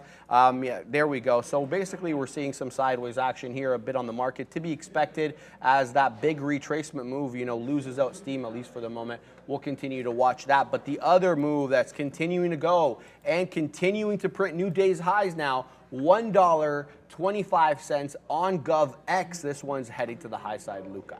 Yeah, let's just put the GovX conversation behind us, and let's never speak about that again, guys. I covered the worst cover on GovX ever. I was like, let me take a $1 break. I hope you guys are doing a lot better than I am on that one. Thank God Microsoft is paying me nicely because yeah, this is just sad, man. That's just sad. But it's all good, man. We move on. Life moves on. I want to talk quickly about Tesla here. Pratt's sending me this link for Tesla earnings coming through. I'm going to look at this in real time. Do we have implied volatility on this move? Oh no, you got to pay to see that. Go back to overview. Yep. And scroll down. See where it says expected move. Earnings. Click on earnings. Sorry. Click on earnings. Okay, here we go, guys. We're getting to the goods right now. Hey. Okay, beauty. So basically, Tesla earnings. After the bell today. This is great, man. This is toolsoptionsai.com for anybody that's wondering. It basically is showing, this is the expected move. This is the previous move from last earnings as to how much Tesla moved, and then you kind of gauge that with implied volatility. So, expected move is 7.4%. So, you do the math, you look at Tesla, what does that equate to? Call that like, what is that, $12, $11? So okay, so yeah, this is, okay, I see what you're saying here. So basically, this is essentially what the option market is thinking is possible post earnings on Tesla. So it could go to the upside, 7.5%. It could go to the downside. This will give you 153 high. This will give you 132 low to the downside. So for the most part, when I look at options and when I trade these things, I basically look and I say to myself, is the market going to be offside at any point? Because if the market is offside, so for example, if Tesla comes on, they're like, hey, surprise, we sold so many vehicles, and by the way, the Saudis gave us a cash injection, we're good to kind of expand here, there, and everywhere else. If Tesla goes to 160, that would be an extreme move to the upside. It would be almost, double the implied move, and then people would be offside, right? So, if it's like a Microsoft play where it's sort of in line with expectations, even though the short is good, it's just not as good. And so I basically look at these, and thank you so much, Pratt, for sending me this because this is awesome. 7.4% expected move. If you see a move and it's like 20%, that's where like fireworks start to happen and things get a little crazy. So really good, tools.optionai.com for anybody wondering, and then you basically type in whatever ticker that you want to see for earnings. So you just kind of like, as an example, Apple, you come here, you click earnings, and then it'll show you, this is the implied move. So Apple, a little bit less, sitting just under 5% implied move on that one. So yeah, definitely a good look for that one. Shout out to Pratt for showing me that. I'm looking back at Microsoft as it's flushing. We are now at the 50 period, give or take. And this is the thing, it's unfortunate. I did want the flush down because I could have made more. Now it's like I have to wait. Do we break the 50 period? We probably do. So I'm going to still hold, but I do want to cover some at 239 if that can actually get there in print.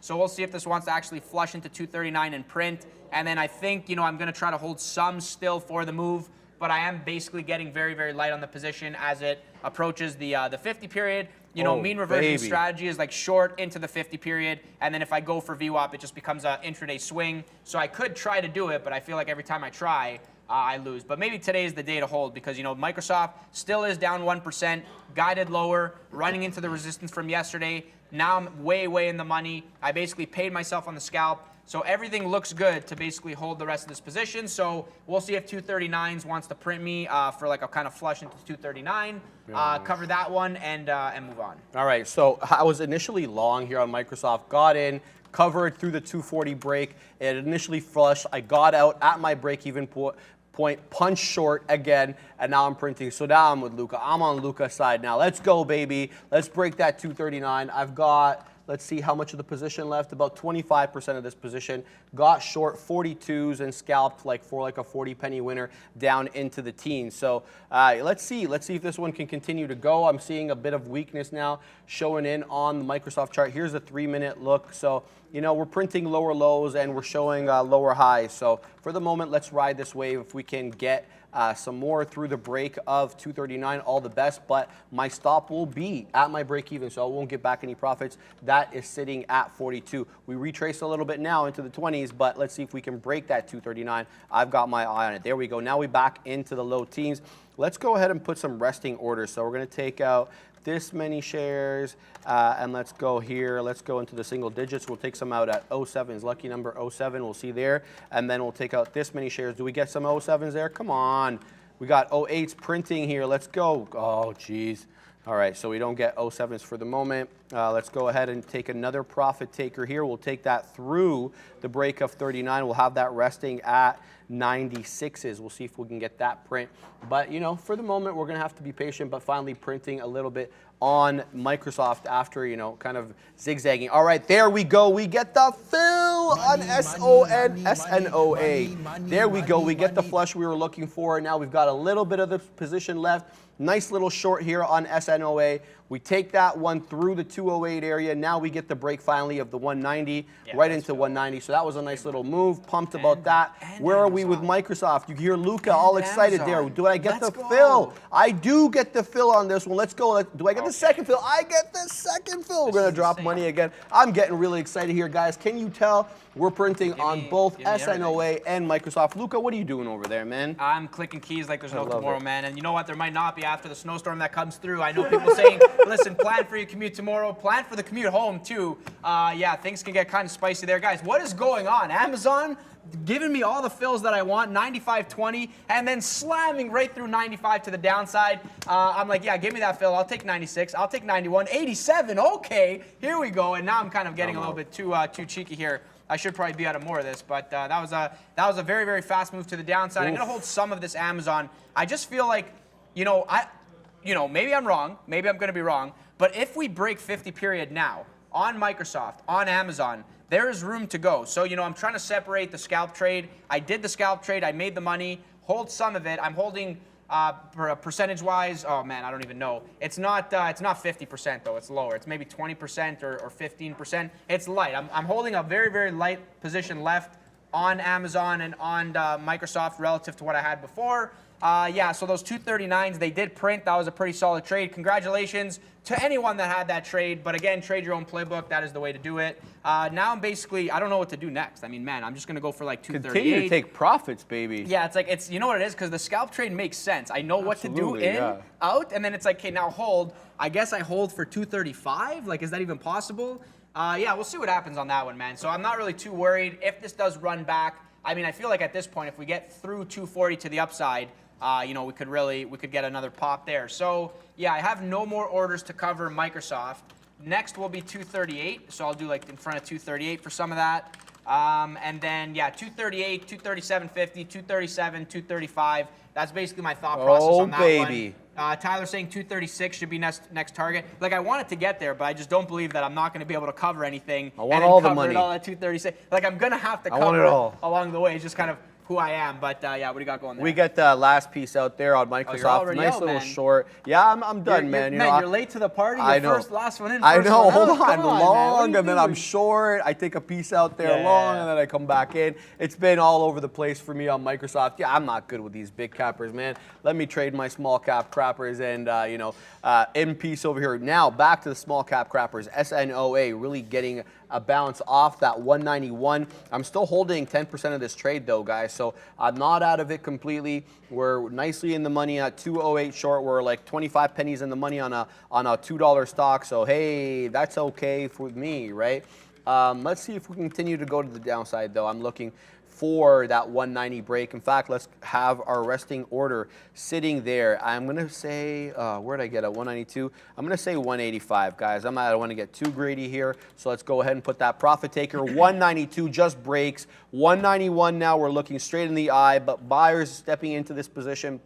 You know, there's a good chance here we consolidate sideways for a bit and even retrace before we break that level. And this is what I was talking about earlier. Okay, so this is my initial entry. Here's the out. Here's the consolidation sideways. I said a tiger or a shark adds to this position on the retracement, but I'm not a tiger or a shark. I'm more of like a lamb, all right? And so therefore I didn't add, but I should have added, because look at that flush.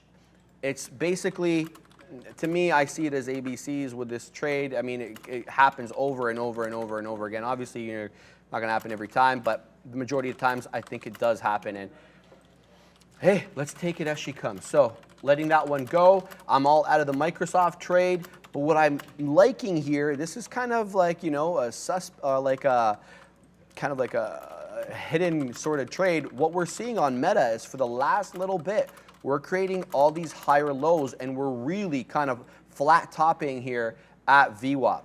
I don't know, does that signal a break of sorts? I mean, the market's got to get off the schneid. Obviously, we're off day's lows at 39.63. We're at 39.96 now.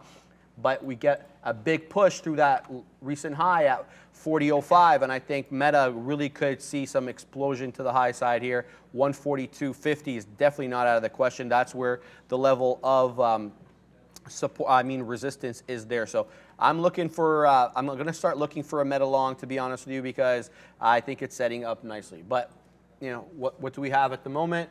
We've just got that.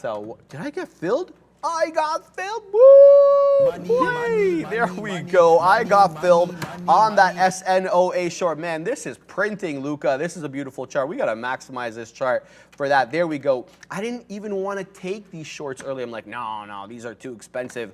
And the price, the notional range is notional range. Sorry, is not that great. It's a $2 stock, so I'll have to really have a lot of shorts for this one. Man, this one actually gave me the setup better than any of these other ones. COSM is what I'm referring to. COSM, I got shorts for this one earlier to take to the sell side. It's more upward minded today.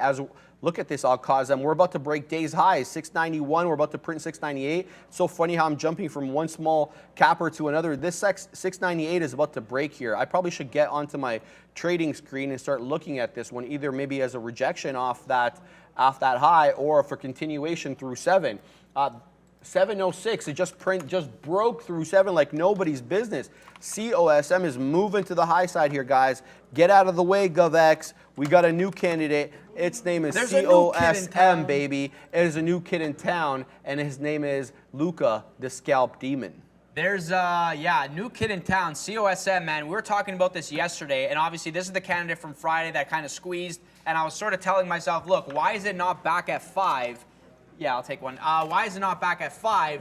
Why is it holding this level? And guys, super important when you're trading small caps. But before I do get back to the COSM, I just want to say AT&T is popping above VWAP, so I am basically covering this as it goes higher. It's just going to be slow. I feel like it's going to be slow to work, but I'm not too worried about it. But just a heads up, kind of showing you that I'm covering this in real time there. And then, yeah, Microsoft, a little bit lower. You know what? Yeah, my gut just tells me, pay myself a little bit more there. But let's go back. Okay, COSM, look at this, man. This is, pop, hold a little bit, dip below the low. So shows you that it's breaking some sort of support line, does the volume, and then quickly rips back to the upside. So something that I see on these small caps time and time again is like, people say, oh, 580 is the support, and it hunts to trigger those stops and then rip back to the upside. It tries to trigger those stops and then rip back to the upside. Now that it's to the upside and then breaking the highs, I almost want to say, like where, I think the level that I said was like 850, which is very far away, like 850. I mean, with this, anything spot, this was at 4, now it's at 7. So like, why not 850? But yeah, I'm kind of telling myself like, this was the high, right? This was the high of the move, couldn't really get there. showing you that, oh, lower high, lower high, lower high, pops, breaks the high, does volume on the next day, fades back, breaks the low, and then holds. So it's almost like I tell myself, games on both sides. We're now above the high. As much as I want to say, yeah, punch the high, I'm like, no, I should probably get short. But then I remember I got short last time on something like this, and I got smoked. So I'm going to stay away for the time being. I'm going to wait for kind of a level to come into play. This is a big volume spike. Volume is always the tell. Look at this, guys. Volume spiked, and it went into the high. Volume dropped, and then it faded all the way back down, right? And then, boom, making a new high. Volume spike again, doing now flush back to the downside. So before jumping into a short or a long on this thing, I'm just going to sit back, watch it, and say to myself, do we actually have the steam to get to like something like an 8? Because this thing, if I'm not mistaken, was at 20 before, guys. This is the daily on this thing. This thing actually, did a reverse split, right? And then it was at 650. Yeah, you know what? COSM, this was the one that you could sit on the bid in the pre-market and get shares at like 30 cents. That was weird, man. That was a bizarre scenario. But anyways, this thing actually went to 20 and then all the way back down, which was kind of wild. And they didn't break the prints on that either. That was pretty funny.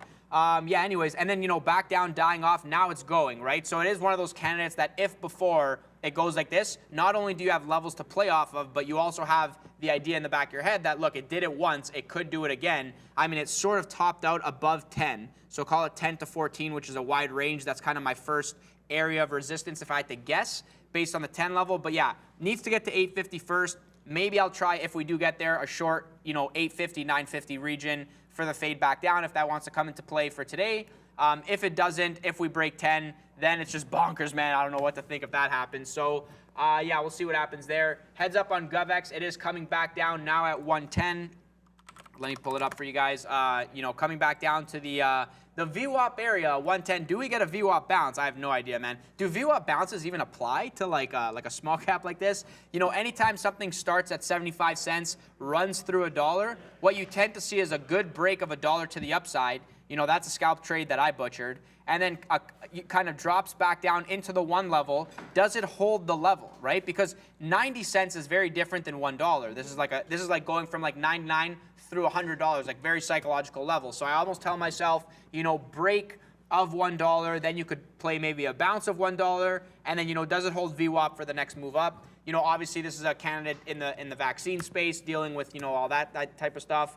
Personally, I news is important, but for myself, it's more so, is there volume? Can I get in and out? Can I scalp around? This is kind of like how most traders look at it. Digest the news, but I'm not going to sit back and say, oh yeah, I understand vaccine-related news, and I know exactly how that's going to apply to their bottom line. Like, no, not really, and not in real time, I'll tell you that much. So yeah, there's that. Looking at Amazon, it kind of bounced back to 95. Couldn't really get back to 95. I do want to continue to short this if it pops. I don't think it will. I do think that it is going to now roll over and fade back to the downside. So yeah, I'm already in the short. I'm already in the money. That's basically why I'm holding 95.13/12 average, give or take. Yeah, Microsoft is continuing to go to the downside. So let me just, I like this, man. It's like I talk, then I pull back Microsoft, and I was like, let me take a little bit more, pay myself a little bit more. Then I talk another 10 minutes, then I pay myself again. Yeah, no, it's working pretty good. Vanilla Ice, what's going on? Scalp Demon 26, nice entry. Yeah, man, can't complain. I assume you're talking about T. This is kind of like popping just a little bit. Let me see if I get that. Okay, there we go. And where's Google, man? Where's Google? Because I feel like a bounce on Google is inbound. Maybe below 94. I do like that. Let's see. I'm going to bid 93.85-ish.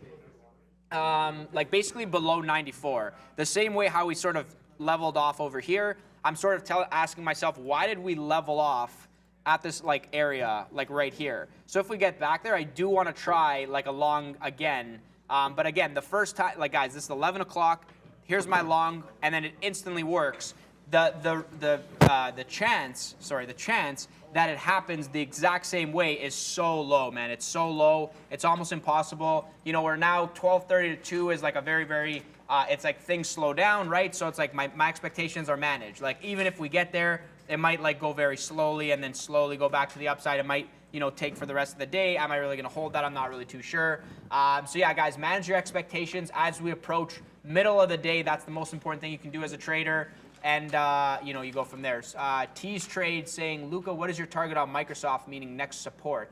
Yeah, well, target 235, but as you can see, you can't even see the candles from all the covers that I'm taking. I'm basically going to continue to pay myself as it goes lower, but I do want to see this like 230. Someone said 236, and I kind of like that because like 235, it's like, well, if everybody's covering at 235, is it even going to get there? Like maybe 236.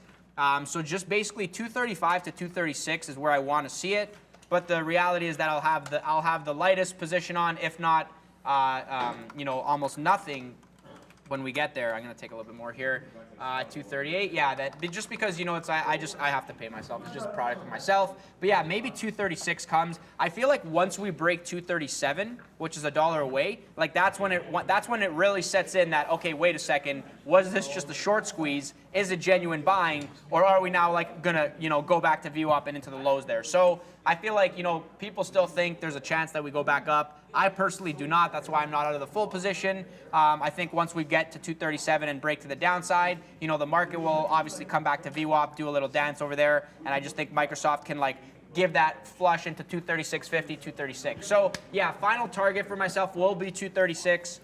So hopefully that happens. It is Microsoft is now atop my board. So yeah, man, that was a banger, man. That was an absolute banger. Man, that was a real good call by you because I heard you say that it could retrace to the 50 period, and I was like, wow, that's like almost $4 away. It's like almost at the 50 period. So quite good call on that one. Give you a shout out for that. I'm long Meta here for no other reason other than the fact that I see a lot of accumulation at VWAP and higher lows. So I'm taking a small exploratory position here for the break of VWAP. And by the break of VWAP, I don't mean like the actual exact number, which is at, I think, 73s right now, 140, 173. I'm talking about like a sustained move up through break of 80 and clear a new trend. Obviously, we're seeing a bit of a top here on the futures, but we may consolidate sideways for a little bit until that more liquid time period comes in, and then we could really see it move up. It's not a high conviction trade. It's more of like I've seen this type of thing before, so let me get in the bottom floor type trade. So gonna do that. Let's see what Meta does. I feel like it might have some upward move here in it. I also like the looks of Tesla, and to some extent, to a lesser extent, Apple. But Tesla definitely, look at it, it's hovering near day's highs, and it's really close to going green. If it breaks 143.88, I want to say, that was yesterday's close. If it breaks that, it's green. We're at 143.18s, and we were up to 75s. That's high of day, so we're real close to going green. A sustained upward move in this market could see Tesla go green easily. Obviously, we've got earnings coming into play today. After the bell, there's going to be a lot of eyes on. There's probably already a lot of volume, people selling into earnings. I mean, I know I was an absolute train wreck holding into earnings with Netflix, so I don't want to go through that again. So I'm assuming some people may want to offload some positions, hence the extra liquidity. What are we looking at in terms of Tesla today on volume, Luca? We're looking at almost 100 million shares, 93.2. Do you know what the RVol is? I can find out the RVol in a second. Hold on, Luca, before I send it to you. No, because it's close right here. Yeah. So test TSLA. Oops, now you got me all nervous. I can't even type it. No, take your time. Yeah. Relax. RVol today, guys, 0.98. So we're at 1 times RVol right now. I mean, obviously, we're not really at the day's end, obviously, either. So we'll see what goes on. Go for it. No, I didn't mean to cut. I'm sitting back. I don't know if you guys hear me slurping away. Sharif goes to get me an espresso at around 12 o'clock every day, and it's something that I look forward to every single day, man. I love it, so thank you so much for that. Homie. But I want to quickly shout out to Jeff Ross, who's Jeff, you're making me laugh. You're like, because I look and I go, oh, okay, I'm now in the Boeing short, so I got the short here. And I look at the chat, and right away I see I'm finally broken even on Boeing, and I think it was you that was bringing it up from before that made me take this short. And I love how you're like, do I hold it now? Isn't it funny how that works? So it's like you take a position, it goes against you, you're like, well, I know what I'm doing. I'm not leaving. I'm not effing leaving. And then you finally get back to break even, and you go, okay, wait, what do I do now? Because before I was going to sell it for a loss, but now I'm actually in the money. What do I do with this one? So, I mean, I don't know what to tell you, man. You gotta do whatever that makes the most sense to you. I'll say that much. I'm shorting this thing, so I don't do well with these stocks. Anytime I trade Netflix or Boeing, basically $200-300 stocks, I lose. I lose every time. So I'm shorting this. So, maybe there's a good chance for you there. But I am going to stick with the short. I mean, based on the technicals here, it's, you say you're just broken even. Like, I hope you didn't buy the high over here. That's kind of, that's a rough thing there. But yeah, no, the thing is just make sure that you're trading whatever, something that you think can be repeatable. If you're randomly getting in and out of trades, it's maybe not the best bet. I can't sit back here and tell you specifically what to do with your own trades. I'm just going to continue to trade my book over and over again and say best of luck. I'm not really too sure what happens next. But I am short because high a day. So it's kind of showed that the 211 shorts were good the first time. So I'm basically taking my stab at it. Hopefully it doesn't break 212 because then I'll be out of the short. And essentially take like a 80 cent L. I might add to it one more time, but yeah, essentially risking $1 to 50 cents on whatever size that I take, and then see what happens on that one. So yeah, best of luck to you. I will reiterate, continue to trade your own playbook for anybody watching. It's great in theory to think that you're going to follow somebody else's trade and become a multi-millionaire and things are going to be good. Learn how to eat yourself. Learn how to feed yourself. And life will be so much better, man, because then you just wake up in the morning, you're like, I know exactly what I need to do. And yeah, tune in because we're having a great time over here every single day. Quick check on the likes, guys. 2K likes. These are rookie numbers, man. If you like the video, like the video, man. Like the video, having a good time up here. And all my things are working for me except for BA, so this is just a patience thing. We'll see what happens. All right, guys. We are in a couple of positions, one long, one short. We're meta long, looking to scalp some out at 72s. We're long 62s. So let's see what happens there. I'm seeing an accumulation here with higher lows at VWAP, and if we do get a pop on this market, I want to benefit from what I anticipate to be a nice pop on meta through VWAP. So looking to scalp on the way there, holding a half position. The other position that I'm in is a short on Square. I kind of, it's down 4.5%. It had the downgrade today. Made a bit of a top here on the retracement. I want to say around almost 78.18. I'm kind of late to the party, to be honest with you, but better late than never. So I'm short at 96s, 76.96. We're back into the 10s. It's a decent position. It's not the biggest position I've ever had, but I'm going to look for that to see if we can break through and hold below 77. We were as low here. Let me just double check real quick. The low on Square is 74.77. The high is 78.37. So we're kind of somewhere in between.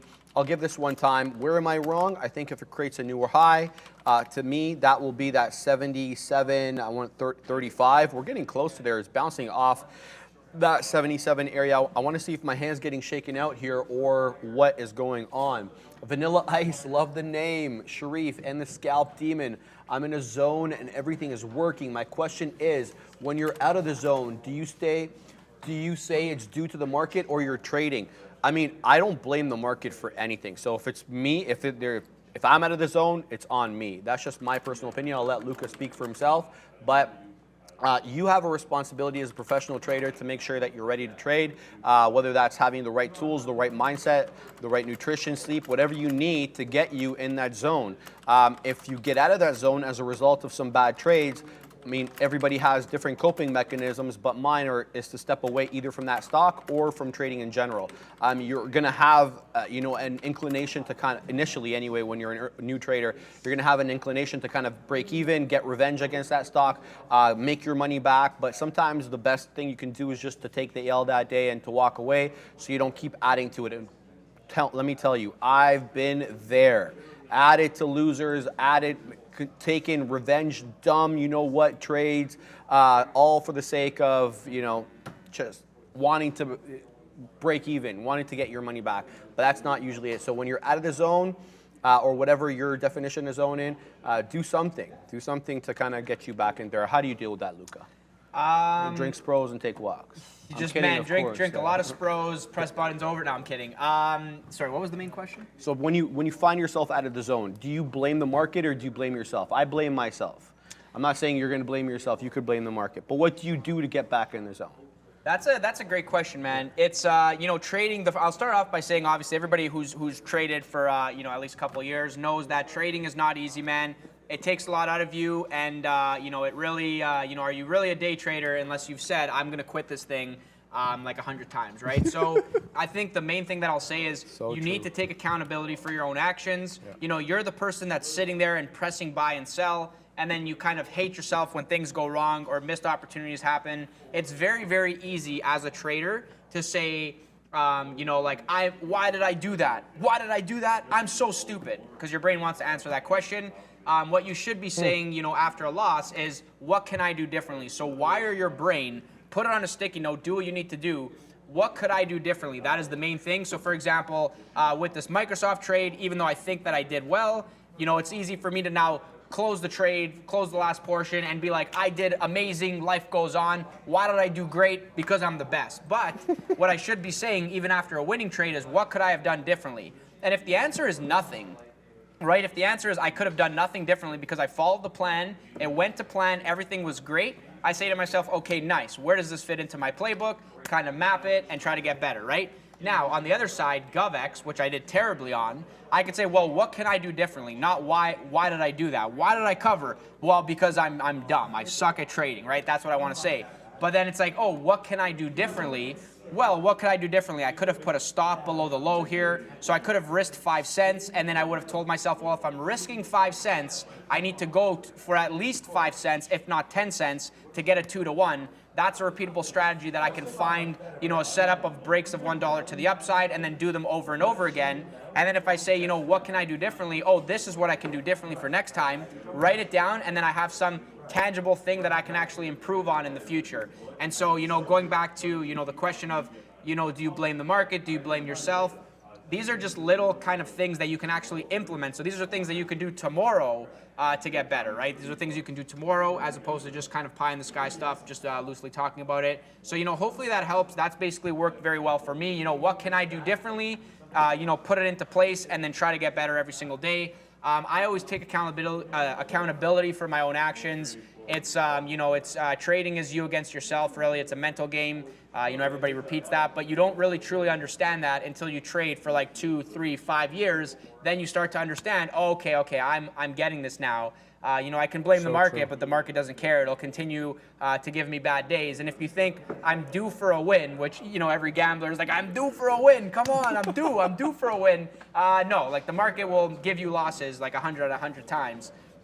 You know, if you're not prepared, right? So just make sure that, you know, you're working on your mental strength, staying healthy, eating the right foods, you know, going to the gym, getting sleep, working on your playbook, working on repeatable strategies that you can repeat over and over again. And tune into the show, man, because we come with hot fire. We call it like we see it. I show you my losses. I show you my wins. We kind of grow together. You know, I'm trying to get better every day. I'm not pretending that I'm the best trader here. I'm definitely not. But I'm trying to get better every single day, right? So trying to get better. You know, growth mindset. Never blame someone else. Always blame yourself, and then you can get better and grow and get from there. Somebody's saying someone send this man a hotline number. No, I'm having a time over here. I'm actually having a good day. Definitely can't complain. I noticed Meta went back to the upside. That's why I was slow to start that, because I'm like, oh man, this went all the way back. And I think it was Sharif who mentioned the 50 period, but on the larger time frame. Mm-hmm. And I should have like recognized that and covered a little more, but I was like, whatever. You know, maybe there's still a chance that this does go to 236. But yeah, this is why I pay myself on the weakness, because then when we get a pop, I'm not sitting here holding the same amount of size, really too worried about it. So, yeah, Microsoft, if this breaks 240 to the upside, I'm not gonna have a stop, but that is my area of like, okay, now like I'm gonna have to probably take the L on the rest of this position. AT&T still working for me, can't complain. Amazon popped as well, so it gave a little bit of a drop. I was like, okay, here we go. So I took the cover and I scaled my orders, and then it just like instantly popped as soon as I take that cover. So bots, if you're listening to me right now, I didn't know that this was the bottom. Don't be reacting off my orders here, man. Come on. You're so funny. Yeah, we're now but back you to the say upside that, on but like when you hear something as intelligent as ChatGPT, it's really not out of the question that they're listening to it. There's a stream that's listening to us constantly, 24/7. I have no idea. I'm not trying to say that we're that important, obviously, but they probably want as much data as they They can. just use, that's what it is. Yeah. They use everything at their disposal to Absolutely. understand and make their decisions. Yeah. And I just feel like, why are they basing their decisions on me, man? I love how like you've got this victim mentality, and you thought like they're gutting for you. Hey, you could be right, bro. Hey, who knows? All right, guys, let's talk about some meta here. Sean is short meta. I'm long. I'm going long only because of what I see here, which is an accumulation below VWAP with, kind of higher lows. That's what that word I'm looking for. Higher lows. I profited already a couple of times. We took some out at 71s. We took 72s and 71s. Okay, so we're long 63s. Basically, the idea here is to take some out maybe through the break of VWAP. I'm looking at 85s. Next profit taker. If we get up there, great. If we don't, too bad for me. Looks like we're curling a little bit here on Microsoft as well. Microsoft had a bit of a retracement. I want to say a $3 retracement off that 241 high. Let's go to Microsoft here so you can follow along. At 241 high, retracing and bouncing almost to the dollar off that 238, creating newer highs here and higher lows. So a bit of a retracement trend or continuation, trend on Microsoft as bounces off that bottom. We all saw that flush this morning. The boys were trading it on the big show. Where do we get in here? Do we get in on this Microsoft long? Have we exhausted this play? The market's hovering around that 4,000, 4,000 and a half. It's been as high as 4,000, obviously 40.40 is the high, but then we're not talking about that. More after the bell, it's been as high as 40.05, and that's off a 39.63 bottom. So, hey, we're closer to the highs. You got to be thinking long here, or are you a mean reversion trader like the dude to my right, my left, and take it short? So I really don't know. I'm only in one position, which is that meta position, and I kind of don't have a good gauge or feel for what the market is doing at the moment. I'll just sit on my hands then, I guess. No need to punch in. Let's have a look at another trade that I had. This one didn't work out for me. I tried to take Shop south. Here's what I saw. It's down at this point it was down like 5%. We had a 78 top, and then we made a retracement, broke through the 200 period, but we're above VWAP, so this was technically a break of my rules. I added a quarter position here for the flat bottom break. It went against me. I said, okay, I'll average in at the 200. I averaged in at the 200, and it kept going. So I'm like, nah, that's it. I'm not going to average in again. Thank you. See you later.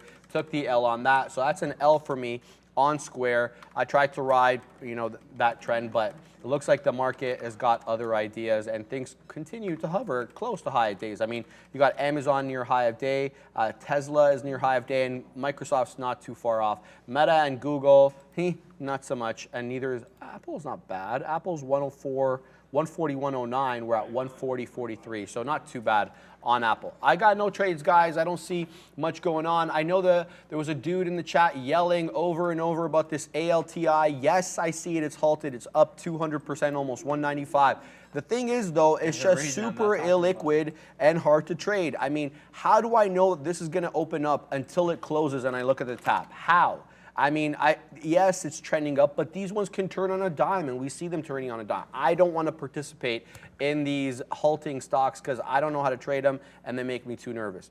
So ALTI, I'm not going to participate in, but it looks like he's killing it because he was telling me about this stock, I think back, I don't know, I want to say 12 o'clock, and it was like at 13 bucks. Now it's at 27 and a half, so you've already doubled your money. I hope you're printing on that. If you know who you are, at me in the chat again, and I'll give you a shout out. I just don't want to scroll all the way back up there and look for your name. So ALTI, it's done 266,000 shares on the day, guys, a whole 266. So do with that what you will. Does it have a headline? I don't see a headline for it. I'll ask Brendo, but the company is called Alvarium Tiedman. I want to say Tiedman Holdings. Hope I didn't butcher that. Is an independent global wealth and asset management manager providing entrepreneurs, multi-generational families, institutions, and leaders with fiduciary capabilities as well as alternative investment strategies. Okay, so yeah, it's just, nothing too sexy there. It's basically a money management firm. So we'll see what that one continues to do. It's halted for the moment. It looks like it's going to be a 10-minute halt as it is still closed up for the moment. Luca. Oh, Meta just flushed. Yeah, Meta, nice flush there for anybody holding shorts on board. Yeah, I'm waiting for BA to actually give a nice little bit of a flush. So basically adding in, didn't break 212, so looking pretty good. Eyeing that 50 period for the mean reversion retracement. Hopefully comes to fruition there. Going over to Meta, I just want to say, guys, very quickly, this is what I was looking for before, and I finally found it. I don't know when this was said, but I feel like this was said yesterday by Meta. Why did he do that? Like, why does he have to talk about my stuff? He literally says buy Meta. Go away. And I saw this coming into today, and I was like, do I like just go all in on a short? Like, is that should I be doing that? And you know, here's Meta. I mean, it's kind of funny because I'm assuming again this was said yesterday. I don't know the exact timing of this tweet, but it was kind of funny how Kramer, you know, added again. He's basically added again, riding the coattails that I've been saying for 3 weeks now. Look, read that headline, yeah, exactly, Luca. Read that headline. You know, because you were saying this yesterday. I know, you know, they're gonna ban TikTok, so you know you're kind of like long. It's not Meta. even about banning. It's just like the talk. Just the talk, yeah. But buy the rumor, sell the news. You know, obviously. And if this comes out, and then now he's saying buy, like I mean, now no, it's like, mainstream. Buy the rumor, Now sell. I don't want it anymore. Yeah, now it's mainstream. Like buy the rumor, sell the news. You know, Jim Cramer at it again, guys. You know, side by side. Buy Meta. Here's Meta down 1% on the day, and you know, struggling to hold above VWAP over there. Kind of funny. Something else he said actually though. Remember, Meta's up more than the market. Meta, yeah, I guess so. Yeah, Meta is up more than the market, technically speak. I just like, you know what? You know, for the record, not making fun of Jim Cramer. He's doing, you know, he's had a great career, better than me. So, you know, congratulations, Mr. Cramer. You know, no shots fired, but it's just, you know, playing fun at it. I but think something else. There's a whole inverse Kramer ETF. If he can't take it, who can? Yeah, I mean, like, like it's, you know, it's right and wrong. At the end of the day, make money. That's the most important thing. There was something else that he said though with gold. Yeah, he's been talking about gold. gold. I know you and I follow a guy on the gram who's always talking about gold, and I like the position on gold. I mean, how do you feel about gold? I liked it. I love gold. I think it's. And now Kramer's saying long gold, and I was like, now I'm conflicted. I'm like, well, I think that might be the banger trade of the century. So you know, you could lose 100 trades, but if you win one of them and then they skyrocket 40x, you know, you're ahead. But yeah, no, a lot of fun over there. I want to share another kind of picture that I have here that I found kind of funny. You know, going back to trading, I'm sure everybody has seen this before. You know, obviously all over social media. But, you know, asked a billionaire what made him a billionaire, and he drew this. You know, 5 days, you're going to have good days, you're going to have bad days. You know, we're obviously a trading channel, so I'll relate this to trading. You know, you're going to have days where you're making money, you're going to have days where you're losing money, you're going to have flat days. But just keep in mind that you're going for this, right? You're going for, you know, the long term. Hopefully you find consistently. This is why I reiterate, you want to find strategies and kind of lean into strategies that are repeatable that you can then kind of leverage. And you know, find success over and over again. And then, you know, 5 years, the curve is smooth, right? I was talking to another trader who was on the floor before, but actually has his own office now, and you know, sharing P&L curves. And he was showing me, and I was like, oh, look at my curve. It's like up, down, up, down, up, down, down, up, you know? And he's like, oh yeah, I had that too, but this is how it looks after 5 years. And he showed me. And essentially, I'll just use this as a background, but it was essentially, you know, his is just like this, right? He has the up and the downs, but it's just like slowly like this, right? So again, play the long-term game if you are trading. Understand that you want to put time on your side as long as you are making the, making the right decision. You know, small little 1% improvements over a 5-year period lead to exponential growth. You know, you can take that approach in the gym, with fitness, with health. You can take that approach with building good relationships with the people around you. And you can definitely take that approach with trading. You know, just continue to do the right thing, build out your playbook, learn from people around you, and avoid the mistakes that kill you the most. That's another thing that's very big on that. Let's talk a little bit about gold. Okay, guys, this is the Canadian dollar. So this is gold versus the Canadian dollar, and that's what I've been looking at. So I'll just talk about this one. The all-time high on this bad boy is at 27, I want to say 2750 area, okay? Look where we're at now. We're at 2601. This is the period going to, I believe, right before the financial crisis. Yeah, this is March. This starts March 06, okay? We've been steady state up. I mean, the market has been as well, so has the real estate market, so big whoop. What about gold? But look, we're at near highs. You can't really say that about the market after that 4,800 retracement. Now we're fighting to hold 4,000. It's not the same proportions. And we made a recent high here. We made a recent high back in March 2022. That was obviously related to the war in Ukraine. But if we break above that 2670, then that's a new recent high, and that's a continuation, and I think that that would be very bullish for. So, I mean, I hear the bull case for gold. I know about all these other countries. Basically, they were like stockpiling it. I don't know how many tons China stockpiled the other day. I remember I was reading an article. I don't remember the quantum, but it was quite a bit. And you know, I think that that's gonna drive up demand as, you know, these other currencies try to fight the U.S. dollar for clearing supremacy there. And you're going to have that kind of thing going forward. So we'll see what happens. Meta, flushing on me, though. You know, I'm long 63, so I can kind of, I'll take this hit to see if the market can find a leg back up and Meta maybe be able to break through view up maybe later into the day. I'm seeing Microsoft now looking like it's printing a higher low, so let's see if this one can buoy the market. We're getting some nice moves in all except Meta, guys. Basically, the idea here is Kramer is ruining it for me, and it's time to you know, stop listening to Kramer. Nobody buy Meta. All right, yeah. All right, guys. Let's see if we can take a Microsoft long here. Starting to look good again. I think we're in a bit of a trading range. I don't want to jump the gun and say, oh, this looks like we'll retake 240 and we'll head to the high side.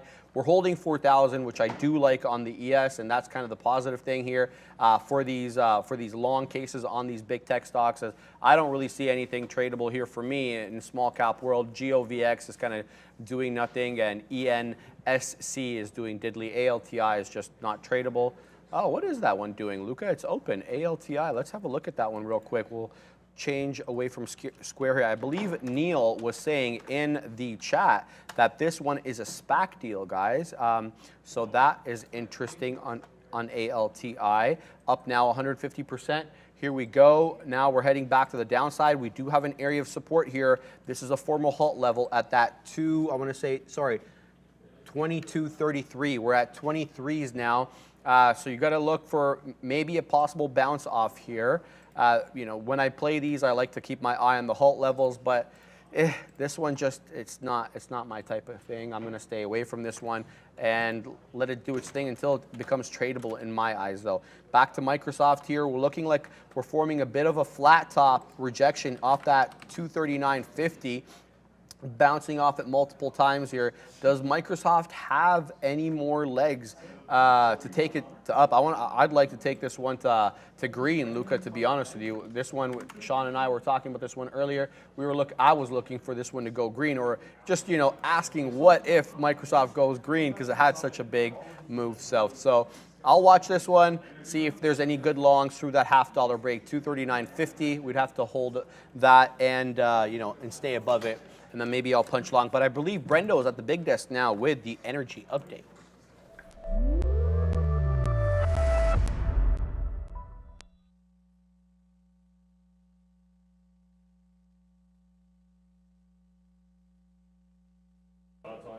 Oh, there we go. All right, you can hear me now. How about that? Quick update for you guys on oil markets this afternoon. Back to the downside we go right now. Big move, in fact, underway. As far as crude is concerned, just went from 81 all the way down through to 79.80 on decent volume as well. Still waiting for a headline on this. We did, however, earlier this morning, right about here, have a big move to the upside, breaking through 80, back to 81 to the upside on inventory data. Smaller than expected build last week in crude oil inventories.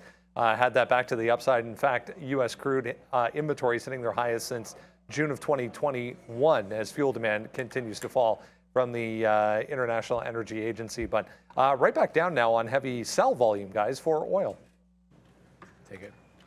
Thank you so much for that, Big B. So just to update on the positions here. So covering some of BA into the 50 period, now holding for the dream of a 208 test. We'll see if that one wants to happen. Basically taking a short on Google. I didn't really expect this quick up move, but kind of planned it in. I'm not sure if we're getting news here. Yeah, maybe we are. Oh, baby. We're okay, printing. That is an instant L on that. Yeah, we definitely. That was a baby, what a print. Yeah, that was a real-time big middle finger to myself, but it's all good because I am in. Don't I have something long on board here? No, I guess not. Okay, yeah, taking the L there. I'm watching Microsoft very closely at 240. You know, if this breaks 240, maybe I should have a stop out if this thing wants to like scream to the upside. And yeah, AT&T, that's a nice pop on that one. So let me just cover a little bit more of that. You know, fund my loser there on Google. No problem, man. You know, the worst thing as a trader, guys, is about getting your face ripped off. Let's just do a little quick, segment what just here. happened there? Short. Instantly getting my face ripped off. And then I say, well, now that I took the loser, I now have to sell the winner to fund the loser. And we're getting back to not too bad there. EH saying, Luca, what's your Cash App or GoFundMe? Guys, feel free to start a GoFundMe. I will eat a pack chip in space. You know, if you guys raise $1 million, then I will spend 500,000 of that to buy the ticket to go to space, eat the chip. I'll be in lots of pain if that happens, but I feel like that's good for TV. So that is what I'm offering. Heads up on Amazon, it did pop back through 95. I'm basically flat on this trade, but I kind of want to short this. But I'm going to have to wait to see, I'm going to give it a couple moments there. I don't know what that move was. That came through basically around 1 o'clock. It's a pop through the high of day, but then is it a strong pop or are we going to reverse here? Not really too sure. So take the L on Google. That's, that's just frustrating because it's like happening in real time. I'm like, yeah, let me scale into this short. But I should have known, man, because it started to move already.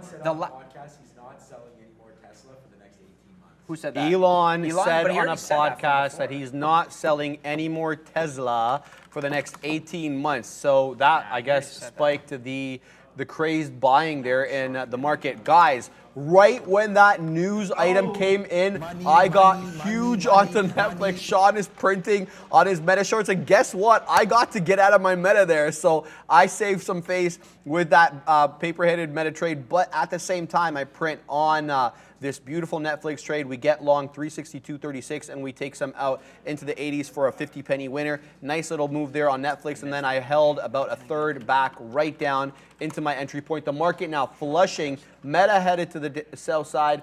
Well, I don't want to say flushing. I mean, we're getting a couple of points here. I didn't have an opportunity to look at the futures when I said that, but big move down on Netflix there, and a corresponding move on Meta. Microsoft still hovering there. I mean, I'm really liking Microsoft going into this 1:30, 2 p.m. area. If we can really stay, let me pull up Microsoft here so you guys can follow along. Where's my Microsoft? There we go. If we can kind of keep the shape of, creating higher lows, then I'll definitely be interested in taking this one through the high of day break through 241. It's already looking juicy. I mean, I feel like building up a position in it now, but something tells me just wait. Let's see if the market goes in that direction. It may change its mind. But then there's that other side to you that just says, get in early, you'll have a better price. Well, you got to fight those. It's like the angel and the devil on one side of your shoulder. All right, Brendo saying a 5-year note auction was right at 1 p.m. So in addition to the little statement said by our friend Elon there on the podcast, it was also the 5-year note auction at 1 p.m. We know these treasury auctions usually have a big following. They like to see how much demand there was for the bonds, for the debt, as well as who was buying. Were they domestic buyers? Were they foreign buyers? It plays into more calculations that analysts like to make. So make of that what you will. Just wanted to give you that little tidbit there. Hence the movement in the market there, Luca.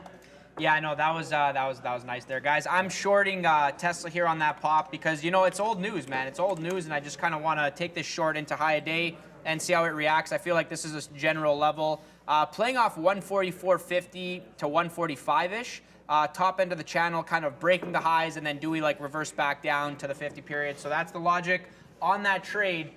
Very, very light on the position. I'm kind of doing light amount. I don't love it, so I have to tell myself, even though you take the trade, just be light on it so that if you're wrong on it, you don't actually get super smoked there. I added to the Amazon short back at 95.20. It was good the first time, so let me try it again for the second time. We'll see what happens here. So, yeah, short Amazon, short Tesla, still short Microsoft, did nothing with that.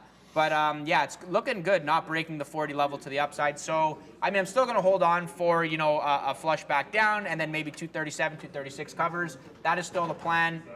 AT&T, I sort of said I wanted 2040. So I'm kind of covering on the pop here. And as it continues to go to the upside, I think I'll just continue to kind of cover some. It's a nice winner. My average 20.06, so now we're basically 25 cents in the money on something like AT&T. That is a great move there, so definitely can't complain. And still holding Boeing there as well. So we're going to see now what does Tesla want to actually do over here. I kind of want to add a little bit more here. This is like high a day squeeze level. And again, he says he's not going to sell.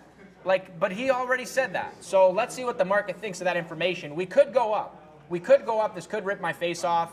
And that's that. But here I am short. We're going to see if we actually get a fade. My average now 143.83. 143.83. Yep. So let's see if we want to actually fade back down. I am targeting, 143.50 and below. 50 cent, 30 cents. Hopefully this thing doesn't rip up another 50 cents. It is going to make my life a little bit more challenging if that does happen. Let me visit Amazon again here. It is kind of going up. You know what? With Amazon, I'm already not in a cheeky trade. Yeah, I'm going to hold this, but hopefully this doesn't go higher. I just feel like if this has the chance to like float up now, which would not be good. So let me see if I can get out. I'm at 15, so if I can just like get 21s bid there, see if I flush. I want to concentrate more on Tesla right now. And, let everything else work itself out there. We'll see what happens. That was so frustrating, man. I'm not going to lie. Somebody was like, and now he's going to blame the market. Because I'm just talking about, blame yourself, not the market. And then the market, look at this. This is a middle finger It wasn't even you who brought it up. It was a viewer who asked. I asked him that question because a viewer asked. He didn't say it's totally it, fine, guys. I'm totally fine. Like, life is fine. It's all fine. But show my screen here very quickly because this is a middle finger formation. It's like, look, it's like this is the knuckle. This is the finger. I am the nail at the top. You're nail. hilarious. Oh, man. And then back down. Like, how am I supposed to know that this is going to happen? So, I'm taking the L in stride. I'm going to continue to smile and laugh about it. That's all you can do. It's frustrating. It's my own fault. Really, what my fault is I was like, oh, let me short this a little bit and see what happens. Then we popped really fast. I was like, let me short more. And then we didn't go down. And then I was the top punch. That was bad. So when you're discretionary and impulsive, sometimes that's going to happen to you. Sometimes maybe good, sometimes maybe not so good. So, yeah, I'm taking that middle finger pattern and moving on with my life. No big deal there. Yeah, see, Amazon, this was my worry. I'm just going to punch out of this at the top here. I don't even care if it's the top. That one is just stressing me out, and I do want to focus on Tesla. I feel like there's like a better chance here. But if this is now an area where, it's 1 o'clock, things are going to fade, I don't want to lose too much money. So obviously taking the L on Amazon, Google there, and then if Tesla turns into an L, I'm going to just like scale back, probably get out of Microsoft and AT&T, call it flat, and chill, man, and take a chill pill there. Michelle Lloyd saying, Luca, bro, change your name to Wuka and take the W for the winner. Yeah, it's, that's the problem with being in winners sometimes, You're in a winner, you're like, well, this can fund my loser, so let's see how bad this loser gets. So true. Yeah, no, it's these are bad habits, guys. Obviously, you have good habits with trading. Sometimes you have bad habits. Work in progress for myself, trying to get better every day. But hopefully you guys are having a laugh, enjoying the show. Again, when I take L's, I just kind of, what can I do? I sit back, I laugh about it. That's why I say, if you like the video, hit the like. We're at 2.1K likes, 4,800 people watching. Definitely can get that to 2,500. Always appreciate it. Got a very good observation from Saad Mahmoud saying market going up, basically talking about the future, saying market going up on lesser volume. Could there be a reversal? Basically trying to imply the technical analysis there that, a move up on lower volume is one of the signs you look for a reversal. But I have to tell you that you need to compare apple to apple, and you can't compare 1 o'clock's trading volume to the trading volume that we had at 10:45 and so on. So because those are just market characteristics where the market slows down. There we go. We're flying to the high side, and we are along everything and their mother. Let's cover, baby. We take out Netflix there. We're up huge on Netflix. We got to take that one out too. So we take. Come on, why my key's not working? Oh my goodness! Again, It's not working. Oh, okay. All right. So we'll look at that. Microsoft flying to the high side, though. Where are we on Microsoft? 38% still of the position. We're long 49s. We just got print there in the 80s. Now we're in the 70s. There we go. Back into the 80s we go. We take out another piece there on Microsoft. Okay, so look, these keys are not working. So let's have to use these ones. There we go. We get a print there.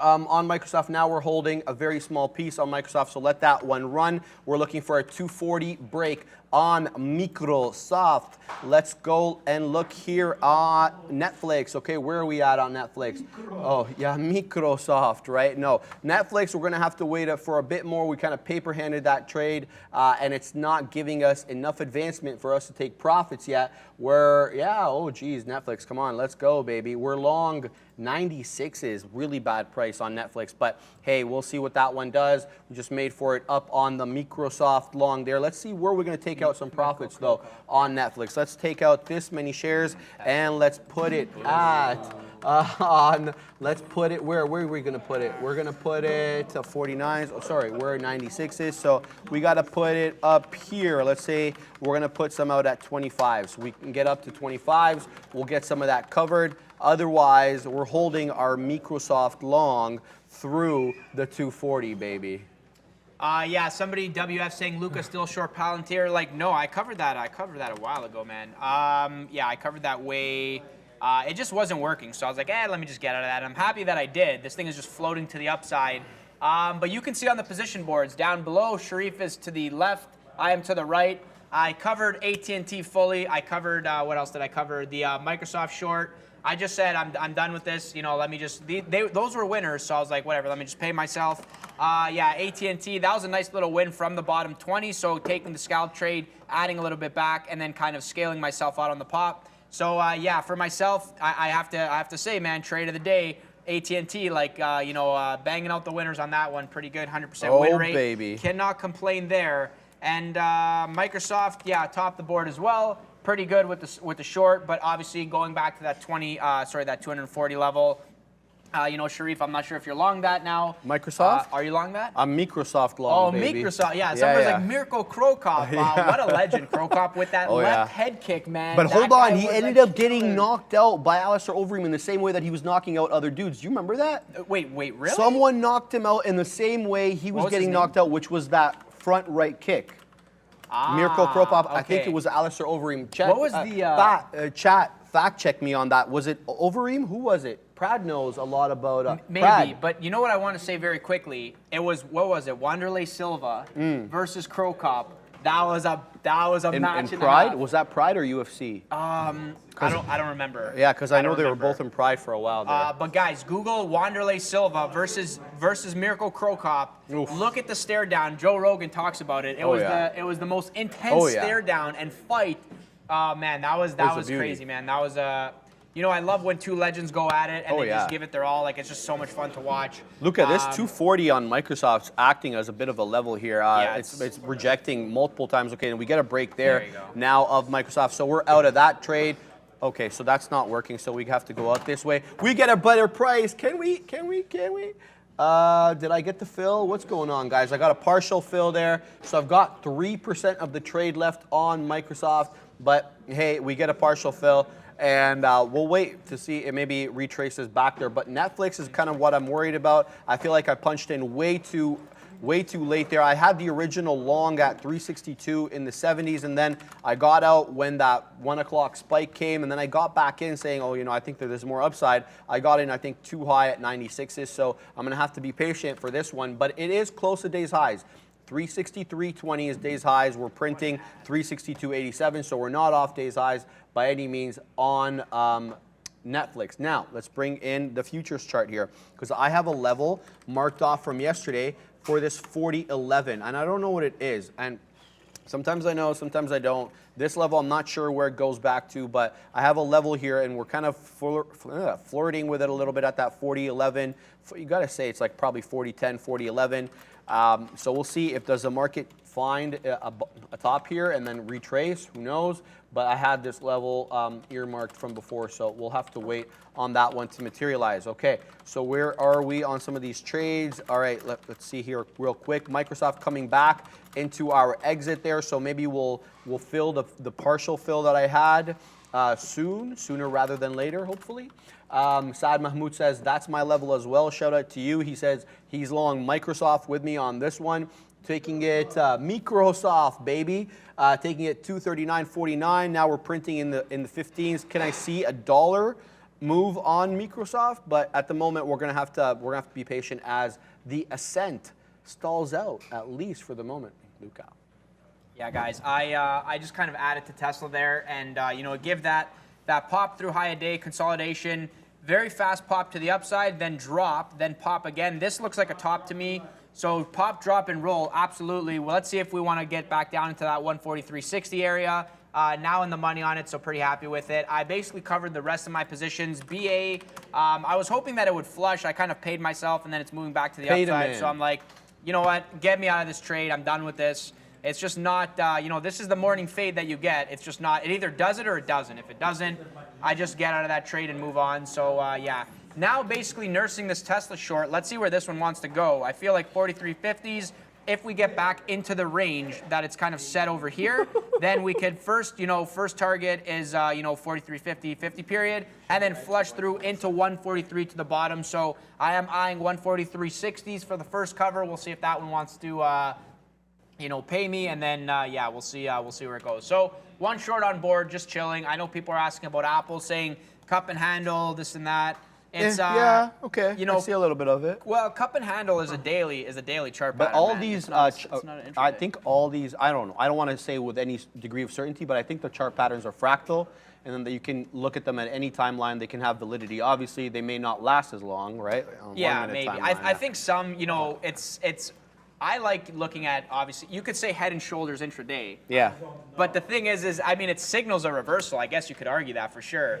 But is it something that you can capitalize on? Like a lot of the times, good question, no, I don't think it is. I mean, the book that I'm reading says that a lot of these chart patterns were studied with statistical models, and they show sporadic results. But the argument in favor of the model, man. It doesn't take into account fills, Here's the thing. No, they're just going basically on chart patterns and price action thereafter, right? Not basically the fills or anything like that. But the whole point is they're arguing that the models that they were using to analyze them are old models, that they're not newer type statistical models, so they may be outdated. That's the whole argument in their favor. Wherever you fall on whatever, but just have conviction behind it. And otherwise, what book was that? Pardon me? Somebody's asking what book was that? It's the Chartered Market Technician reading materials for the exam, which is what I'm studying for at the moment. So that's what it says. Basically, I can't give you the material. It's copyrighted. But if you want to buy it, I mean, sure, they sell it online there. And, pardon me? This guy's talking trash in my ear. Proudly, of course. The professor. Always talking trash in my ear over there. All right, Sean is short Nike 127. He's short Meta, Microsoft, Nike, and Square. Get a load of those. There's 4 shorts on here, guys. He's betting on the market reversing. We're basically at highs after the 8:30 bell. So if we're gonna 9:30 bell, if we're gonna reverse, it's gonna probably be off these highs. So keep an eye on that. I've got nothing here except my Netflix trade, which is basically moving sideways and not breaking out, but it's not really flushing on me either. So I'm gonna hold pat on this one and see if we can find a move up. But it looks like the men to my right, the big kahunas, are predicting that this market will turn short. It is now 120, and we typically get more momentum and volume starting now. And that lasts through until I say the closing bell, Luca, where power hour is. Yeah, Tesla is going to rip my face off. I can feel it. I'm adding to the short, though. There's a bidder that's kind of chasing it up. I feel like if this order fills, we do get the flush back to the downside. So, yeah, basically adding to the short, looking for that high day push. It did it. Now does it continue? I feel like I'm going to have to say 145. 145.20-ish is like my kind of area that I'm super wrong. That is going to be a $1 loss. And I will take it if it happens. If not, we'll see what happens. Hopefully this goes back down. But yeah, I'm just going to watch that there. We'll see what happens. Yeah, Microsoft, you would imagine that a 240 break to the upside would be a lot stronger than basically what it's showing, which is like a run to 240 and now kind of struggling in and around this area. So I'm going to short Microsoft again, willing to scale into this trade. And the logic is that, you know, I thought a run to 240 and a break of the highs would be a very, very strong move to the upside. But it kind of like went up and then went back down. Now it's here. It's kind of lackluster, waiting around. You know, the market could float up easily. But I just feel like 240 on Microsoft is a good idea to start a short, so I'm going to try that. You know, sized accordingly, so not really too worried about it. And yeah, hopefully Tesla goes back below that 140 level. I'm going to try to get some out at the 144 just because of adding to that, and then hopefully printing 144 and get me out of that one. YOLO and FOMO, thank you for the super chat. Hopefully you're having a good day, enjoying the show. Can you tell me more about the CMT program, please? I will tell Sharif when he gets back here. Oh, Michael Noss is a CMT. So yeah, find Michael Noss on Twitter. He's a CMT. He can answer all your questions. Yeah, you know, hopefully. He'll be here live on Feb 17th. Oh, he's coming on. Okay, guys, February 17th, Michael Noss coming onto the show. You know, stay tuned. Mark it down in your calendars. You know, if you have any questions, feel free to ask again on February 17th. He will be happy to answer your questions for sure, 100%. STR Web saying, don't short anything, Luca. It's too late, man. It's too late. I'm already short Microsoft. I'm short Tesla. I'm thinking that I'm going to get the flush down. I'm taking Tesla off at 144. Not all of it, but I'm basically taking off. You know, I think it prints 144, and then after, like, get me out of, like, some of the size there, and then, you know, let me hold some of the position for the defined plan. Hopefully that continues to work for me. It's not looking too bad right now. It's kind of stalling out, so I do feel like 144 is going to eventually print there. So we'll see what happens. Somebody's saying BABA, so let's have a look here at BABA. It's, are we close to 120? Did we even get there today? Oh, we did this morning, though. We did this morning. That was like an over-under 120. Come on, Alibaba. You love that 120 level. Baba. Baba. You know what Ian said. Like, yeah, 120, guys, on Baba is a banger. Like, this thing, look at this, man. It literally runs to 120. It doesn't even break 120.10? Is that the high? 120, it doesn't even break, okay, 120.20, call it. It doesn't even break that, and then reverses all the way to 118, $2 winner. You could have risked 20 cents for $2. That's like a, what, 10x? Come on, man, that's the absolute bang. I'm sorry that I didn't see that myself. Like, that's oh man, that is like painful that I didn't have that trade on board. I'm like here shorting Tesla trying to get 30 cents when Alibaba in the morning is giving $2. I know, right? Oh my goodness. Derek saying I had the 120 short, covered way too early. Man, that's a product of being a real trader. Yeah. I covered way too early. Everyone says the same thing. No, but you used to say it the best. You're like, you're always mad as a trader. Always mad, because you're never getting the bottoms, you're never getting the tops, or you can't get them consistently. If you do, it's probably lucky, right? But yeah, I'm always complaining. I was talking to my dad. Shout out to my dad yesterday. I was like, tell him, Dad, you know, I'm always angry. I never get in at the right times. I never get out at the right times. Anyway, so that's exactly what Luca just said. Product of being a trader. GovX, days high, 137. COSM also looking good. Small cappers are not done for the day, guys. We're still printing to the high side on some of these, and even to the low side on ENSC. So both of them printing very nicely. What just happened there? Did I get the fill? I got the fill on Microsoft there. So we're completely out of that position. We're going to drop the money for that one. That was a nice trade through the $0.50 and scalping there through 30. So an 80-penny winner on my friend Microsoft. But I'm still concerned about my friend Netflix here. My friend Netflix is not obliging, so we're gonna have to look and see if we're gonna add to my friend Netflix over here. We're gonna add maybe, let's see if we can get a better dollar cost average. Where are we in the range? Okay, are we in a decent range here? And we're at days high. I'm gonna punch, let's go. I'm adding there, so let's see what Netflix does there. But I was gonna talk quickly about the small cappers before things got a little out of hand. Okay, so GovX, we're really closing in here. It's been a nice little pattern in the last little while. It's kind of, this is the 3-minute chart, by the way. It's given you one red candle in the past, I want to say, 20 minutes. So not bad, not a bad little move. And basically, most of these candles closed out at the highs. That's kind of what you want to see. When the candle closes, you want to see closing out at the highs. It shows that the momentum is still to the upside. So 139 the high there. Where do I get in? I'm not punching at these highs. You guys know that. I may wait for a 130 retracement or maybe 128. Let's see if this peak here can act as a level of support. You know, that's the theory. That's what we want to go on anyway. So this area here, let's see if it can hold.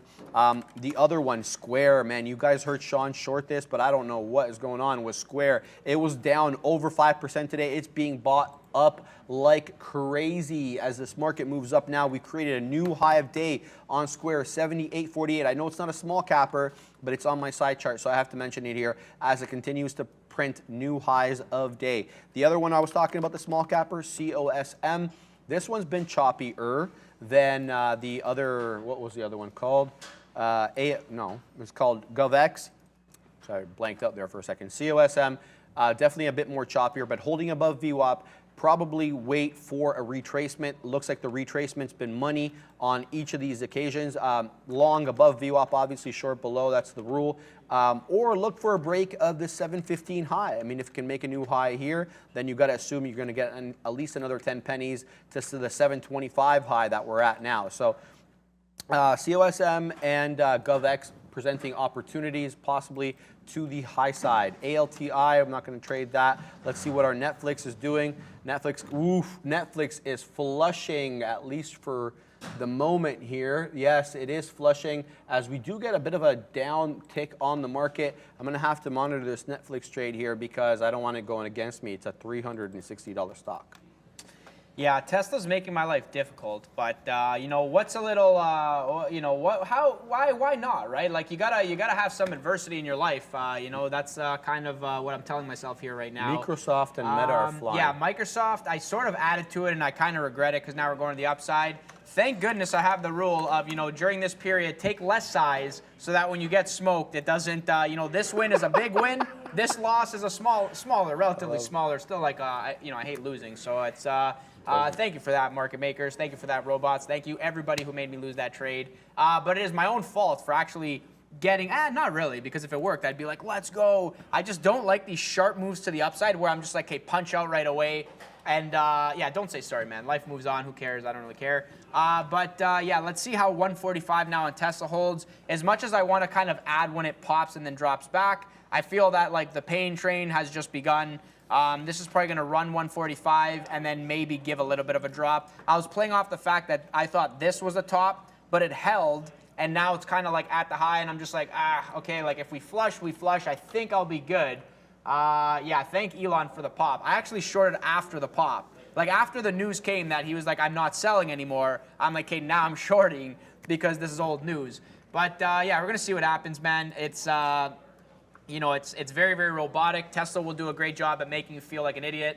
So yeah, you know, that's just basically what that is. But yeah, we're going to see where this one wants to go. I'm still going to hold it for the time being. But again, if we keep ripping to the upside, which the market is doing, I mean, ever since we broke through this line that I guess I had here from before, 4,005, tested it once, reversed, tested it again. That was the market pop that quickly retraced itself. But then now it's just like multiple green candles, like kind of steaming to the upside. So, you know, still not a bad day for myself, but obviously like LFT, which is, you know, a part of trading, you're not going to win every single trade as much as you'd want to. I know people were talking about NVIDIA saying NVIDIA, and I was like, where is it? Is it at 200? But no, it's pretty muted, I would say, kind of inside day. You know, it had a very, very strong move from like the 160 area all the way into 195. Still down. I mean, I guess you know, this is a nice move from the bottom to the top. Guys, when you say like capital letters and go like NVIDIA, I'm like, oh my God, where is it? Like that's what I'm like. I pulled it up right away. I'm like, it's at 200, isn't it? So yeah, you know, it's not. So it's to me, I'm just like, okay, no, like this is like what, $1. I'm just thinking in terms of like from one to now. But yeah, pretty interesting NVIDIA, I guess you could say. Nothing really that I see on my side that kind of, you know, justifies myself getting into a trade on it. Best of luck if you are in the NVIDIA trade, long or short. Hopefully, you know, good things happen for you there. I want to pull up AMD as well to see where this is. You know, anytime I look at NVIDIA or AMD, I look at kind of brother, sister. Let's see where they are. And this is high a day. I kind of want to short this. My first kind of telltale is like, you know, high a day. But again, different time. If this happened, if this high of day move happened either here or here, you know, at 11 or 12, I would say to myself, yeah, maybe there's chance for the fade down. I just feel like now is the time that we float. So even if even if we go down, it's not going to be a sell-off that I would imagine. I think it would just like float around this general area. So I am going to stay away from that. Sometimes it pays to look away. Tesla's now back down. Come on, Tesla, go print 144, please. Print those 144s so I can just cover some of that. Make my life easy, Tesla. Make my life easy for once. No, man. And somebody before was actually saying, you know, why is this guy talking about the ES if he's trading a NASDAQ stock? Huh? It's, Huh? well. Is that a real question? It's, you know what? I almost want to say, even though they're not the same, it sort of moves in tandem. I look at both, but I keep ES. Like that is like the main thing for myself. You know, basically ES, the broader market, NASDAQ, only NASDAQ stocks. So yeah, that's basically why I do it. I don't know if that was tailored towards myself or not, but yeah, I basically do that, and I take it with a grain of salt. I just use general levels. Like if we're rejecting 4,000, you know, everything, if it's at a key level, everything's going to turn together. So that's kind of the logic that I look at. Yeah, ES is the king and NASDAQ is the queen. Shout out to Lightning McQueen. Ciao. Yeah. I don't know. I think they're equal on the throne there, Luca. I don't know if they are or not. Bradley yelling in the back. He's got a different opinion. He says they're not. All right, guys. Meta made a huge move up there off the bottom, moving about like 60 pennies in like a couple of minutes. Microsoft at day's highs, 241.34 is day's high now. Tesla at day's high, 144.75. Likewise with Apple at 141.17, and now Amazon 96.05. Things are printing to the high side. Google and Google and Meta, the laggards, obviously, as they have been for the majority of the day. We are long a couple of not good positions at the moment. We're long Meta. We scalped a piece out, but you know it's giving me trouble. Where are we long? We're long 98s. We're seeing 98s now on the tape here. So I've got another profit taker sitting at 11 out a little piece, but this could be, you know, a bit of a bull trap here, a break of VWAP and then maybe heading south. The market finding a bit of a top here at that 40.17. I want to say 40.18 actually. 40.18 was where it topped out at. 40.14 is where we're printing now. So a couple of moves down here on some of these stocks here, Meta and Netflix, but some of these other ones, you know, they're close to day's highs. Do we find a bit of a breather here on some of these small cappers? As we do that, as we let them breathe, let's look at COSM because it just completely flushed off that top there. It made, okay, so this is going to be an interesting area here on COSM. We're going to have to start looking at this one short. It's now retracing to the 50 period on the 3-minute chart. VWAP is not that far away at 665. We're at 679 right now. If we can break VWAP and head to the right, I've got shorts on this one. I'm ready for this one. I've been looking for shorts all day. We can get a really good notional move on this one. It's a $7 stock, so we can get, you know, maybe even $1, maybe even $2 on this move down if possible here on COSM. So this one, I'm going to be watching this one going into power hour. I do like the fact that it is making that big flush down. Do we have a COSM chart up here, or do I have to load one? Jeez. Okay, so I have to load one, COSM. Let's load that bad boy real quick here. NASDAQ, there we go. So you guys see that flush reflected. It wasn't really a rejection of 7. It was more of a lower high and then creating now this lower low. That's what we're looking for, baby. We're looking for that lower low and lower high, but we're not going to get it in these extremes. Especially, we're not going to punch short at above VWAP. We're going to wait for that break. That's what I'm going to wait for, that 663 break. And then we're going to take this one all the way down to 0. No, I'm kidding, of course, tongue in cheek, but I do want to take this one short. Vanilla Ice in the chat saying, because you're a co-host, do you get more attention from girls? No, I do not. 0.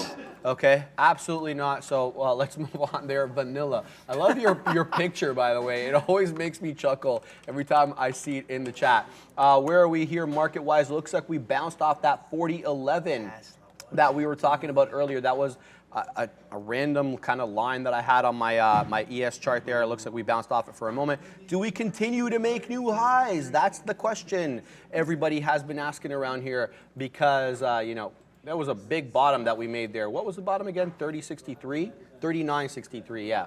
So nice little move off that bottom, Luca. Yeah, it's going back to that. It's somebody said it best in the chat. He gets a lot from guys because the viewers are mostly guys.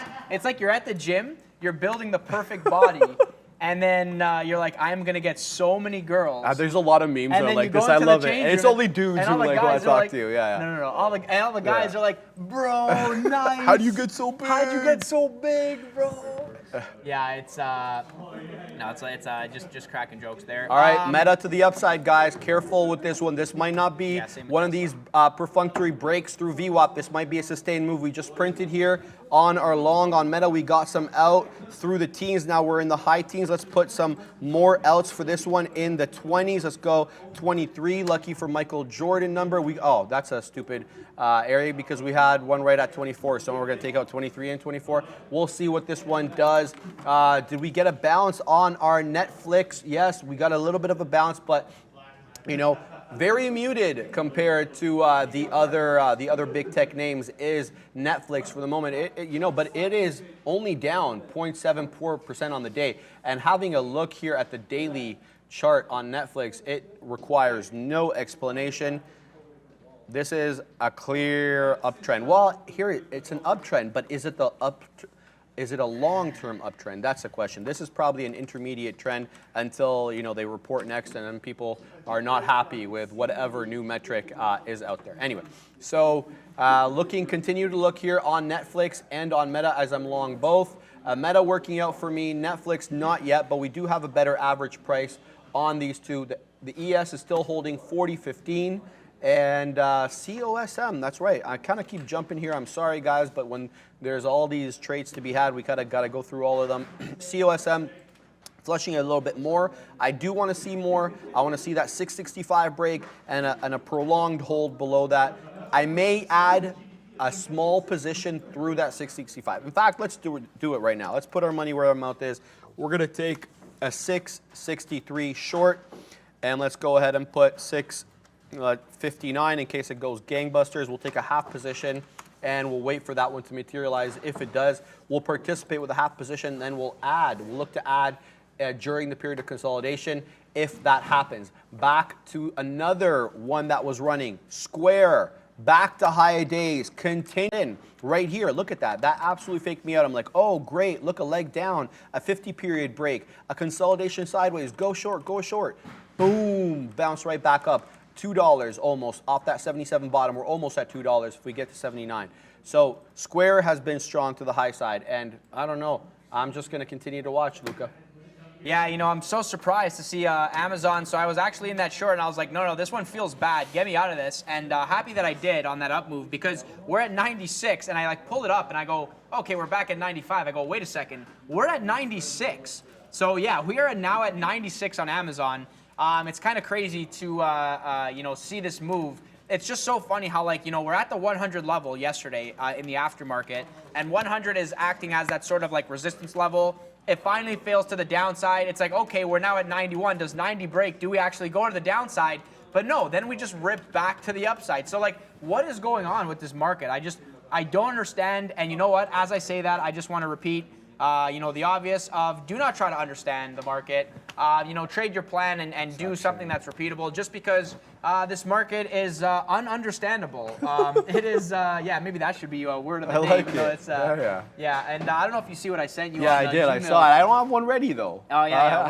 We're working on it. Word of the day coming in. I'll have one ready from now on. Make its debut. Yeah, we'll see what happens there. I think it's a little fun there. But yeah, maybe there's something on 96 Amazon, maybe. Just because yesterday, it's the same logic of my first Microsoft short, which worked so well, kind of lines up. Yeah, you know what? I kind of convinced myself here. So let me go short here into the high of 96 on Amazon. I'm gonna scalp this level a little bit just to see how it is. So right now, it's basically short above 96 and cover below 96 if that wants to play itself out. So I kind of like that idea there.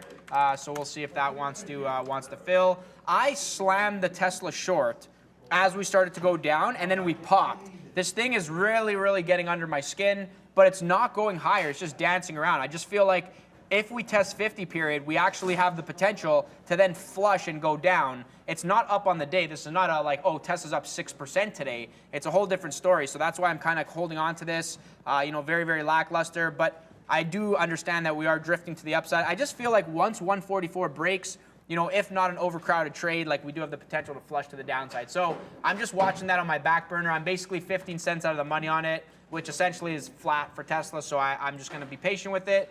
And I'm going to continue to recycle this Amazon level.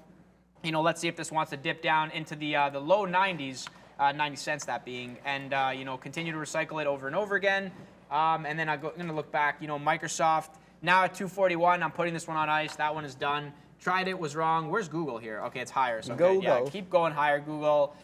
Do the do's, no problem. Someone's saying Sharif is betting against me. I'm long COSM. But dude, I already told you in the chat, I'm not short. I'm going to get short at 65s if it breaks 65. It hasn't broken 65s, I promise you. Look at the price action. We're at 79s right now. If it breaks down, what can I tell you, man? I mean, you know my play. If you watch the show, I go short these small cappers below VWAP, and especially if there's a violent break below, and especially if there's a consolidation below VWAP, then we'll really take it for the flat bottom break. But that's how I trade these ones. I don't like punching long at the highs. I don't feel comfortable, and I don't feel I understand the price action. So I swear I'm not against you, Spincoin Master. I know you're talking tongue in cheek there, but yeah, I just wanted to make that clear. All right, let's have a look at what we're holding here. I'm still waiting at 23s and 24s on Meta to get filled. We're printing high teens, 17, 18 I'm seeing here on the book, but we're kind of stopping around there. We really haven't broken that 20 level. 142.20 is the level I'm talking about. The market, though, is still at day's highs, though. I mean, not exactly at recent highs. I keep saying day's highs. It's not day's highs. It's after the bell highs.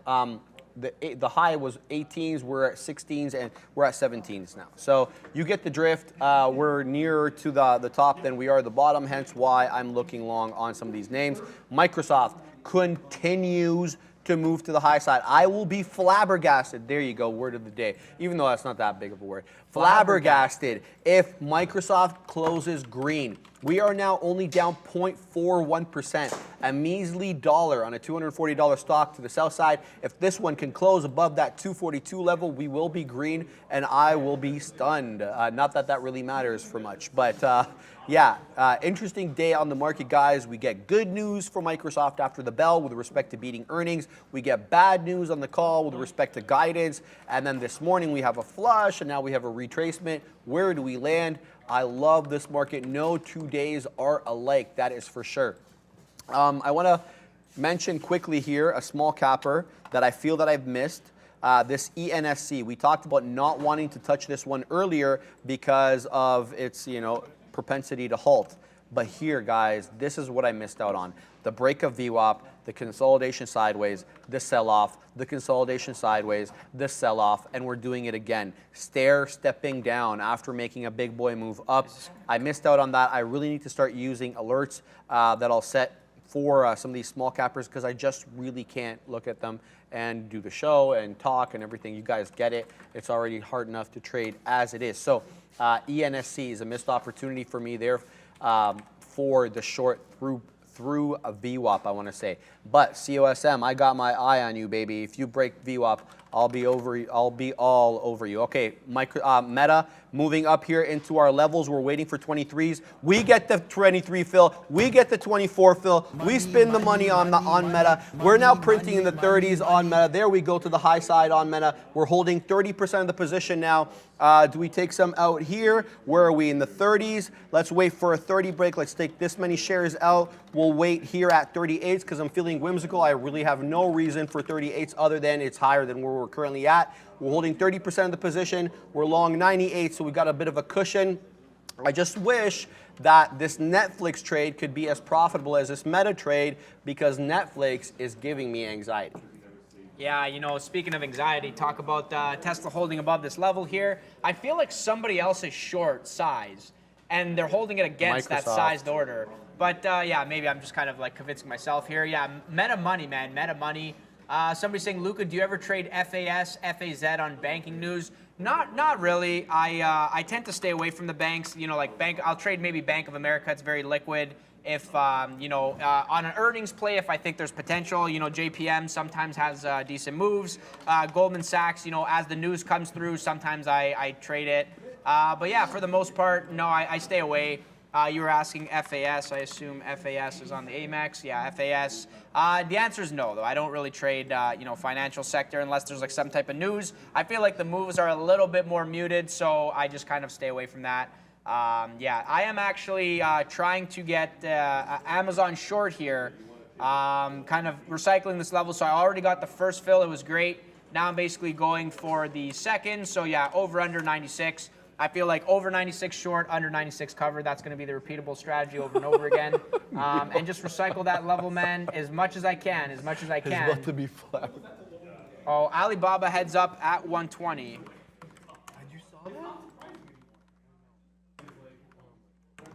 Sorry, what? Oh, no, nothing. Neil and I just having a side conversation. Okay. Guys, Square is flying. What is Square doing?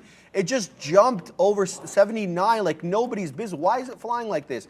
It is moving high. 79.26. This continues to print newer highs, man. Square, this one, I was short. I was wrong. I'll just be very flat. But, I tried to go with the trend, man. It was down on the day. It was down like over 6%. And I don't know who's hitting the buy button on Square, but Square is flying to the high side, guys. I don't want to get rid of this COSM chart. Let's go to Square. Square is a New York stock, in case you're wondering. Here is where, this is the short. I mean, can you really blame me for getting in short here, Luca? Look, I mean, I was looking for a flat bottom break, and then I added there, and I got my face ripped off. And so, where's your out? Where is it? Right there. Oh, okay, that's right not there. a bad out, though. Yeah, well, I'm like, okay, this is the last. This is the last ad, and if yeah. it doesn't go my way, I'm Gonzino. See, if that was me, I would have been like, okay, now change of plans. Let's continue to short this thing all the way up. Been there, done that. Yeah, not a lot of fun. Somebody saying Kathy buying Square. Yeah, maybe. Aunt Kathy's buying again. Jeez Louise. Maybe. Guys, just a heads up. Alibaba is at the 120 level for anybody that likes that idea. I am short 119.96, basically playing off of the level that it's shown to be in play. If it breaks, and I lose, but eventually... Luca, I got to interrupt, bro. Yeah, go ahead. Meta is just absolutely printing, guys. We dropped the cash. We get that 38 out. Now it's printing 48s. Can we get that $0.50 break on Meta here? Meta is going to go... It's almost not going to go. It's close to going green. It's only half a point down now, 142.5. I feel I'm holding 20% of the position. I feel like punching out of the whole thing right now, but something tells me don't do that. Take a little out here if you must. We get a little out there, and I'm going to hold 10% of the position through the $0.50. That's my move on this one. Let's go ahead and actually have that ready. I'm going to take 60s on this one. I won't take anything less than 60. If it doesn't make it up there, oh well, sucks to be me. But again, I keep complaining, but I feel like I can complain to you guys. This Netflix trade is not doing what I wanted to do, and I don't know how to manage it because it's not really breaking down and forcing my hand to exit it, and it's not breaking up. Giving me an opportunity to scalp out, maybe even break even or take some profits. It's kind of that in-between game, and I don't know where it's going to go. It's above VWAP, which makes me a bit more comfortable with respect to the long. It's been holding the 50 period as well on the 3-minute chart, that is. But it's not really creating newer highs, not as of late. It's creating higher lows. That's not in itself enough. So, I don't know. I can keep complaining about this one. It's not going to do anything. You heard Sean complain this morning, and then he got his fill immediately. So maybe that'll happen to me. 142.60 is where I'm waiting again on Meta, guys. And that's really all that I have to update, except the fact that Square now is at high of days again, 79.38. Yeah, just a quick update here. So the Alibaba, it's I don't really know what to think. But, the 120 level, it's just been a level, so I'm just going to respect it. I'm not going for 118, obviously, in the morning mentioning the fade through 118. That was pretty solid. Now I'm actually going for if this can retrace back, and give me, 40 cents, 30 cents. I'll be very, very happy with that. If it breaks the level and runs, then I take the L on it. It's no big deal. That's basically the plan on that one. Yeah, Tesla is now making life stressful. 145 is probably going to break. I'm going to use discretionary out. If we break 145, pop, and then hold that level, then it's just like I'm wrong on the trade. I take the L, take the dollar loser. It is what it is. Amazon just basically adding into 96.20, looking for the flush back through into 96. If it could print low 90s and 80s, I'll be very happy with that one. So we'll see if it actually wants to go back down there. A little bit of pain, but no pain, no gain, right? Baby. So we'll see what happens. 3 shorts on board. We'll see where these want to go.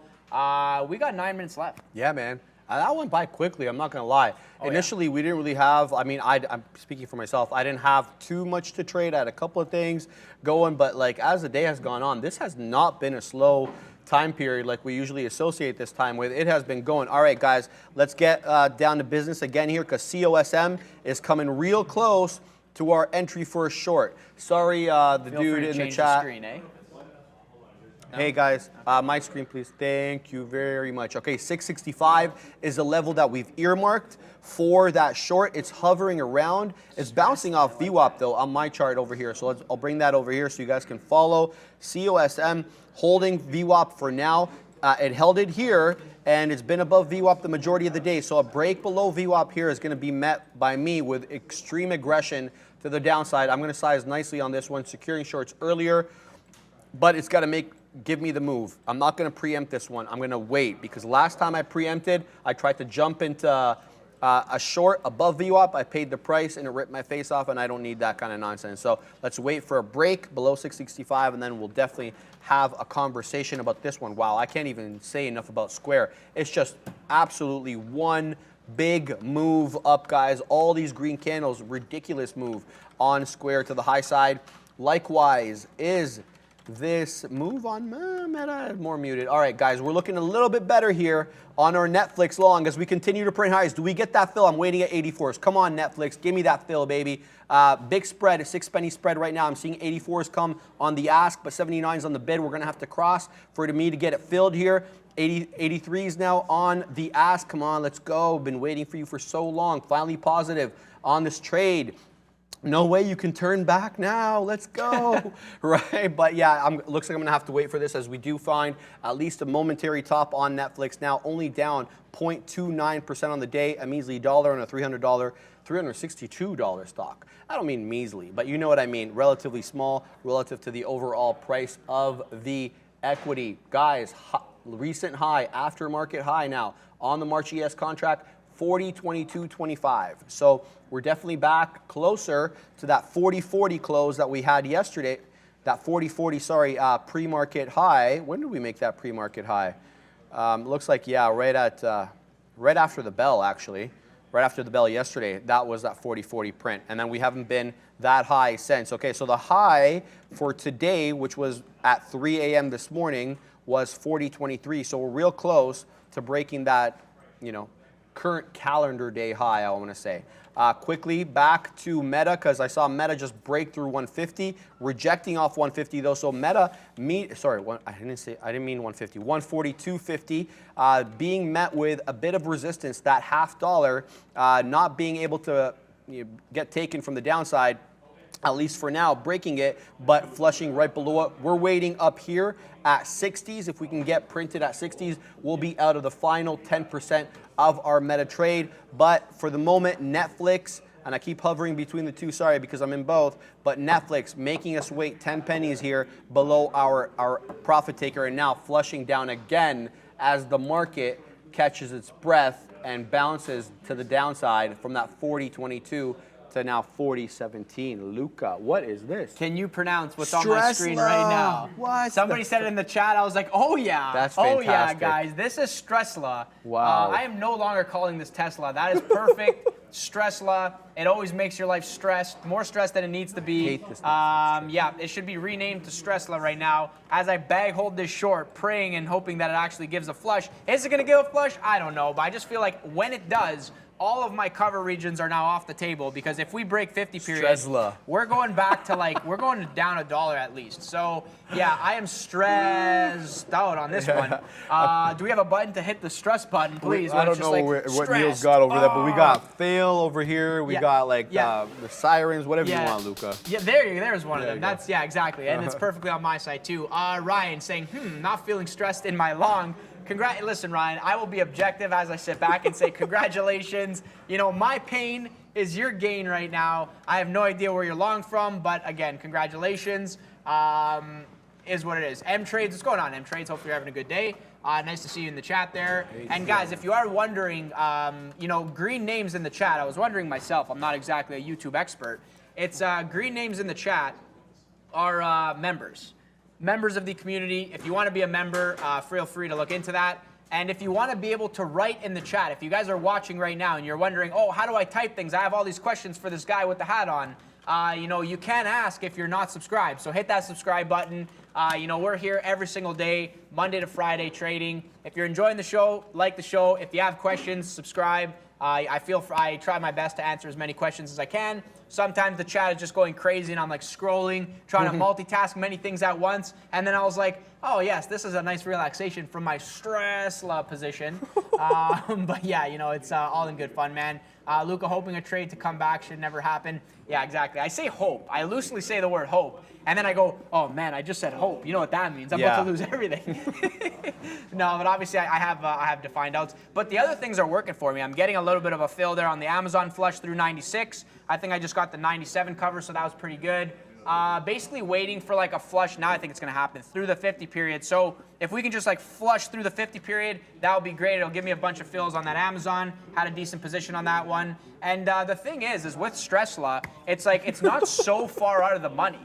I'm just like continuing to hold. It's like I don't mind holding Amazon or Apple because, you know, they're not going to like, they don't have the potential to like really rip my face off unless I take too much size. But like with Tesla, stress law, it is have that. So I don't know what's going to happen here. You know, are we actually going to finally flush? Yeah, Sean, stress law. Every time you trade it, somebody in the chat was like that. So I was like, you know what? Chat's stress so law. creative. Every time you trade this thing, you're stressed out of your mind. So guys, I am 10 out of 10 stressed right now, but I'm seeing that I'm actually getting nice fills on Amazon flush. This is paying me nicely, so it's making up big time. You know what? I do have a bad habit of being in a bad position, taking another one, taking a little bit more size than I should because I'm just like, well, this one's better, so it's going to pay for my loser.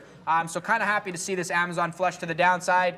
Nice fill there, man, but still in a decent amount of this. We're going to see if this wants to keep flushing to the downside. Now that I have a 96.12 average, I just feel like I should hold on for a bit. You know, maybe we actually get down to like 60s or 70s. Yeah. So yeah, Tesla. Sean, It's fine. This flush is the good now.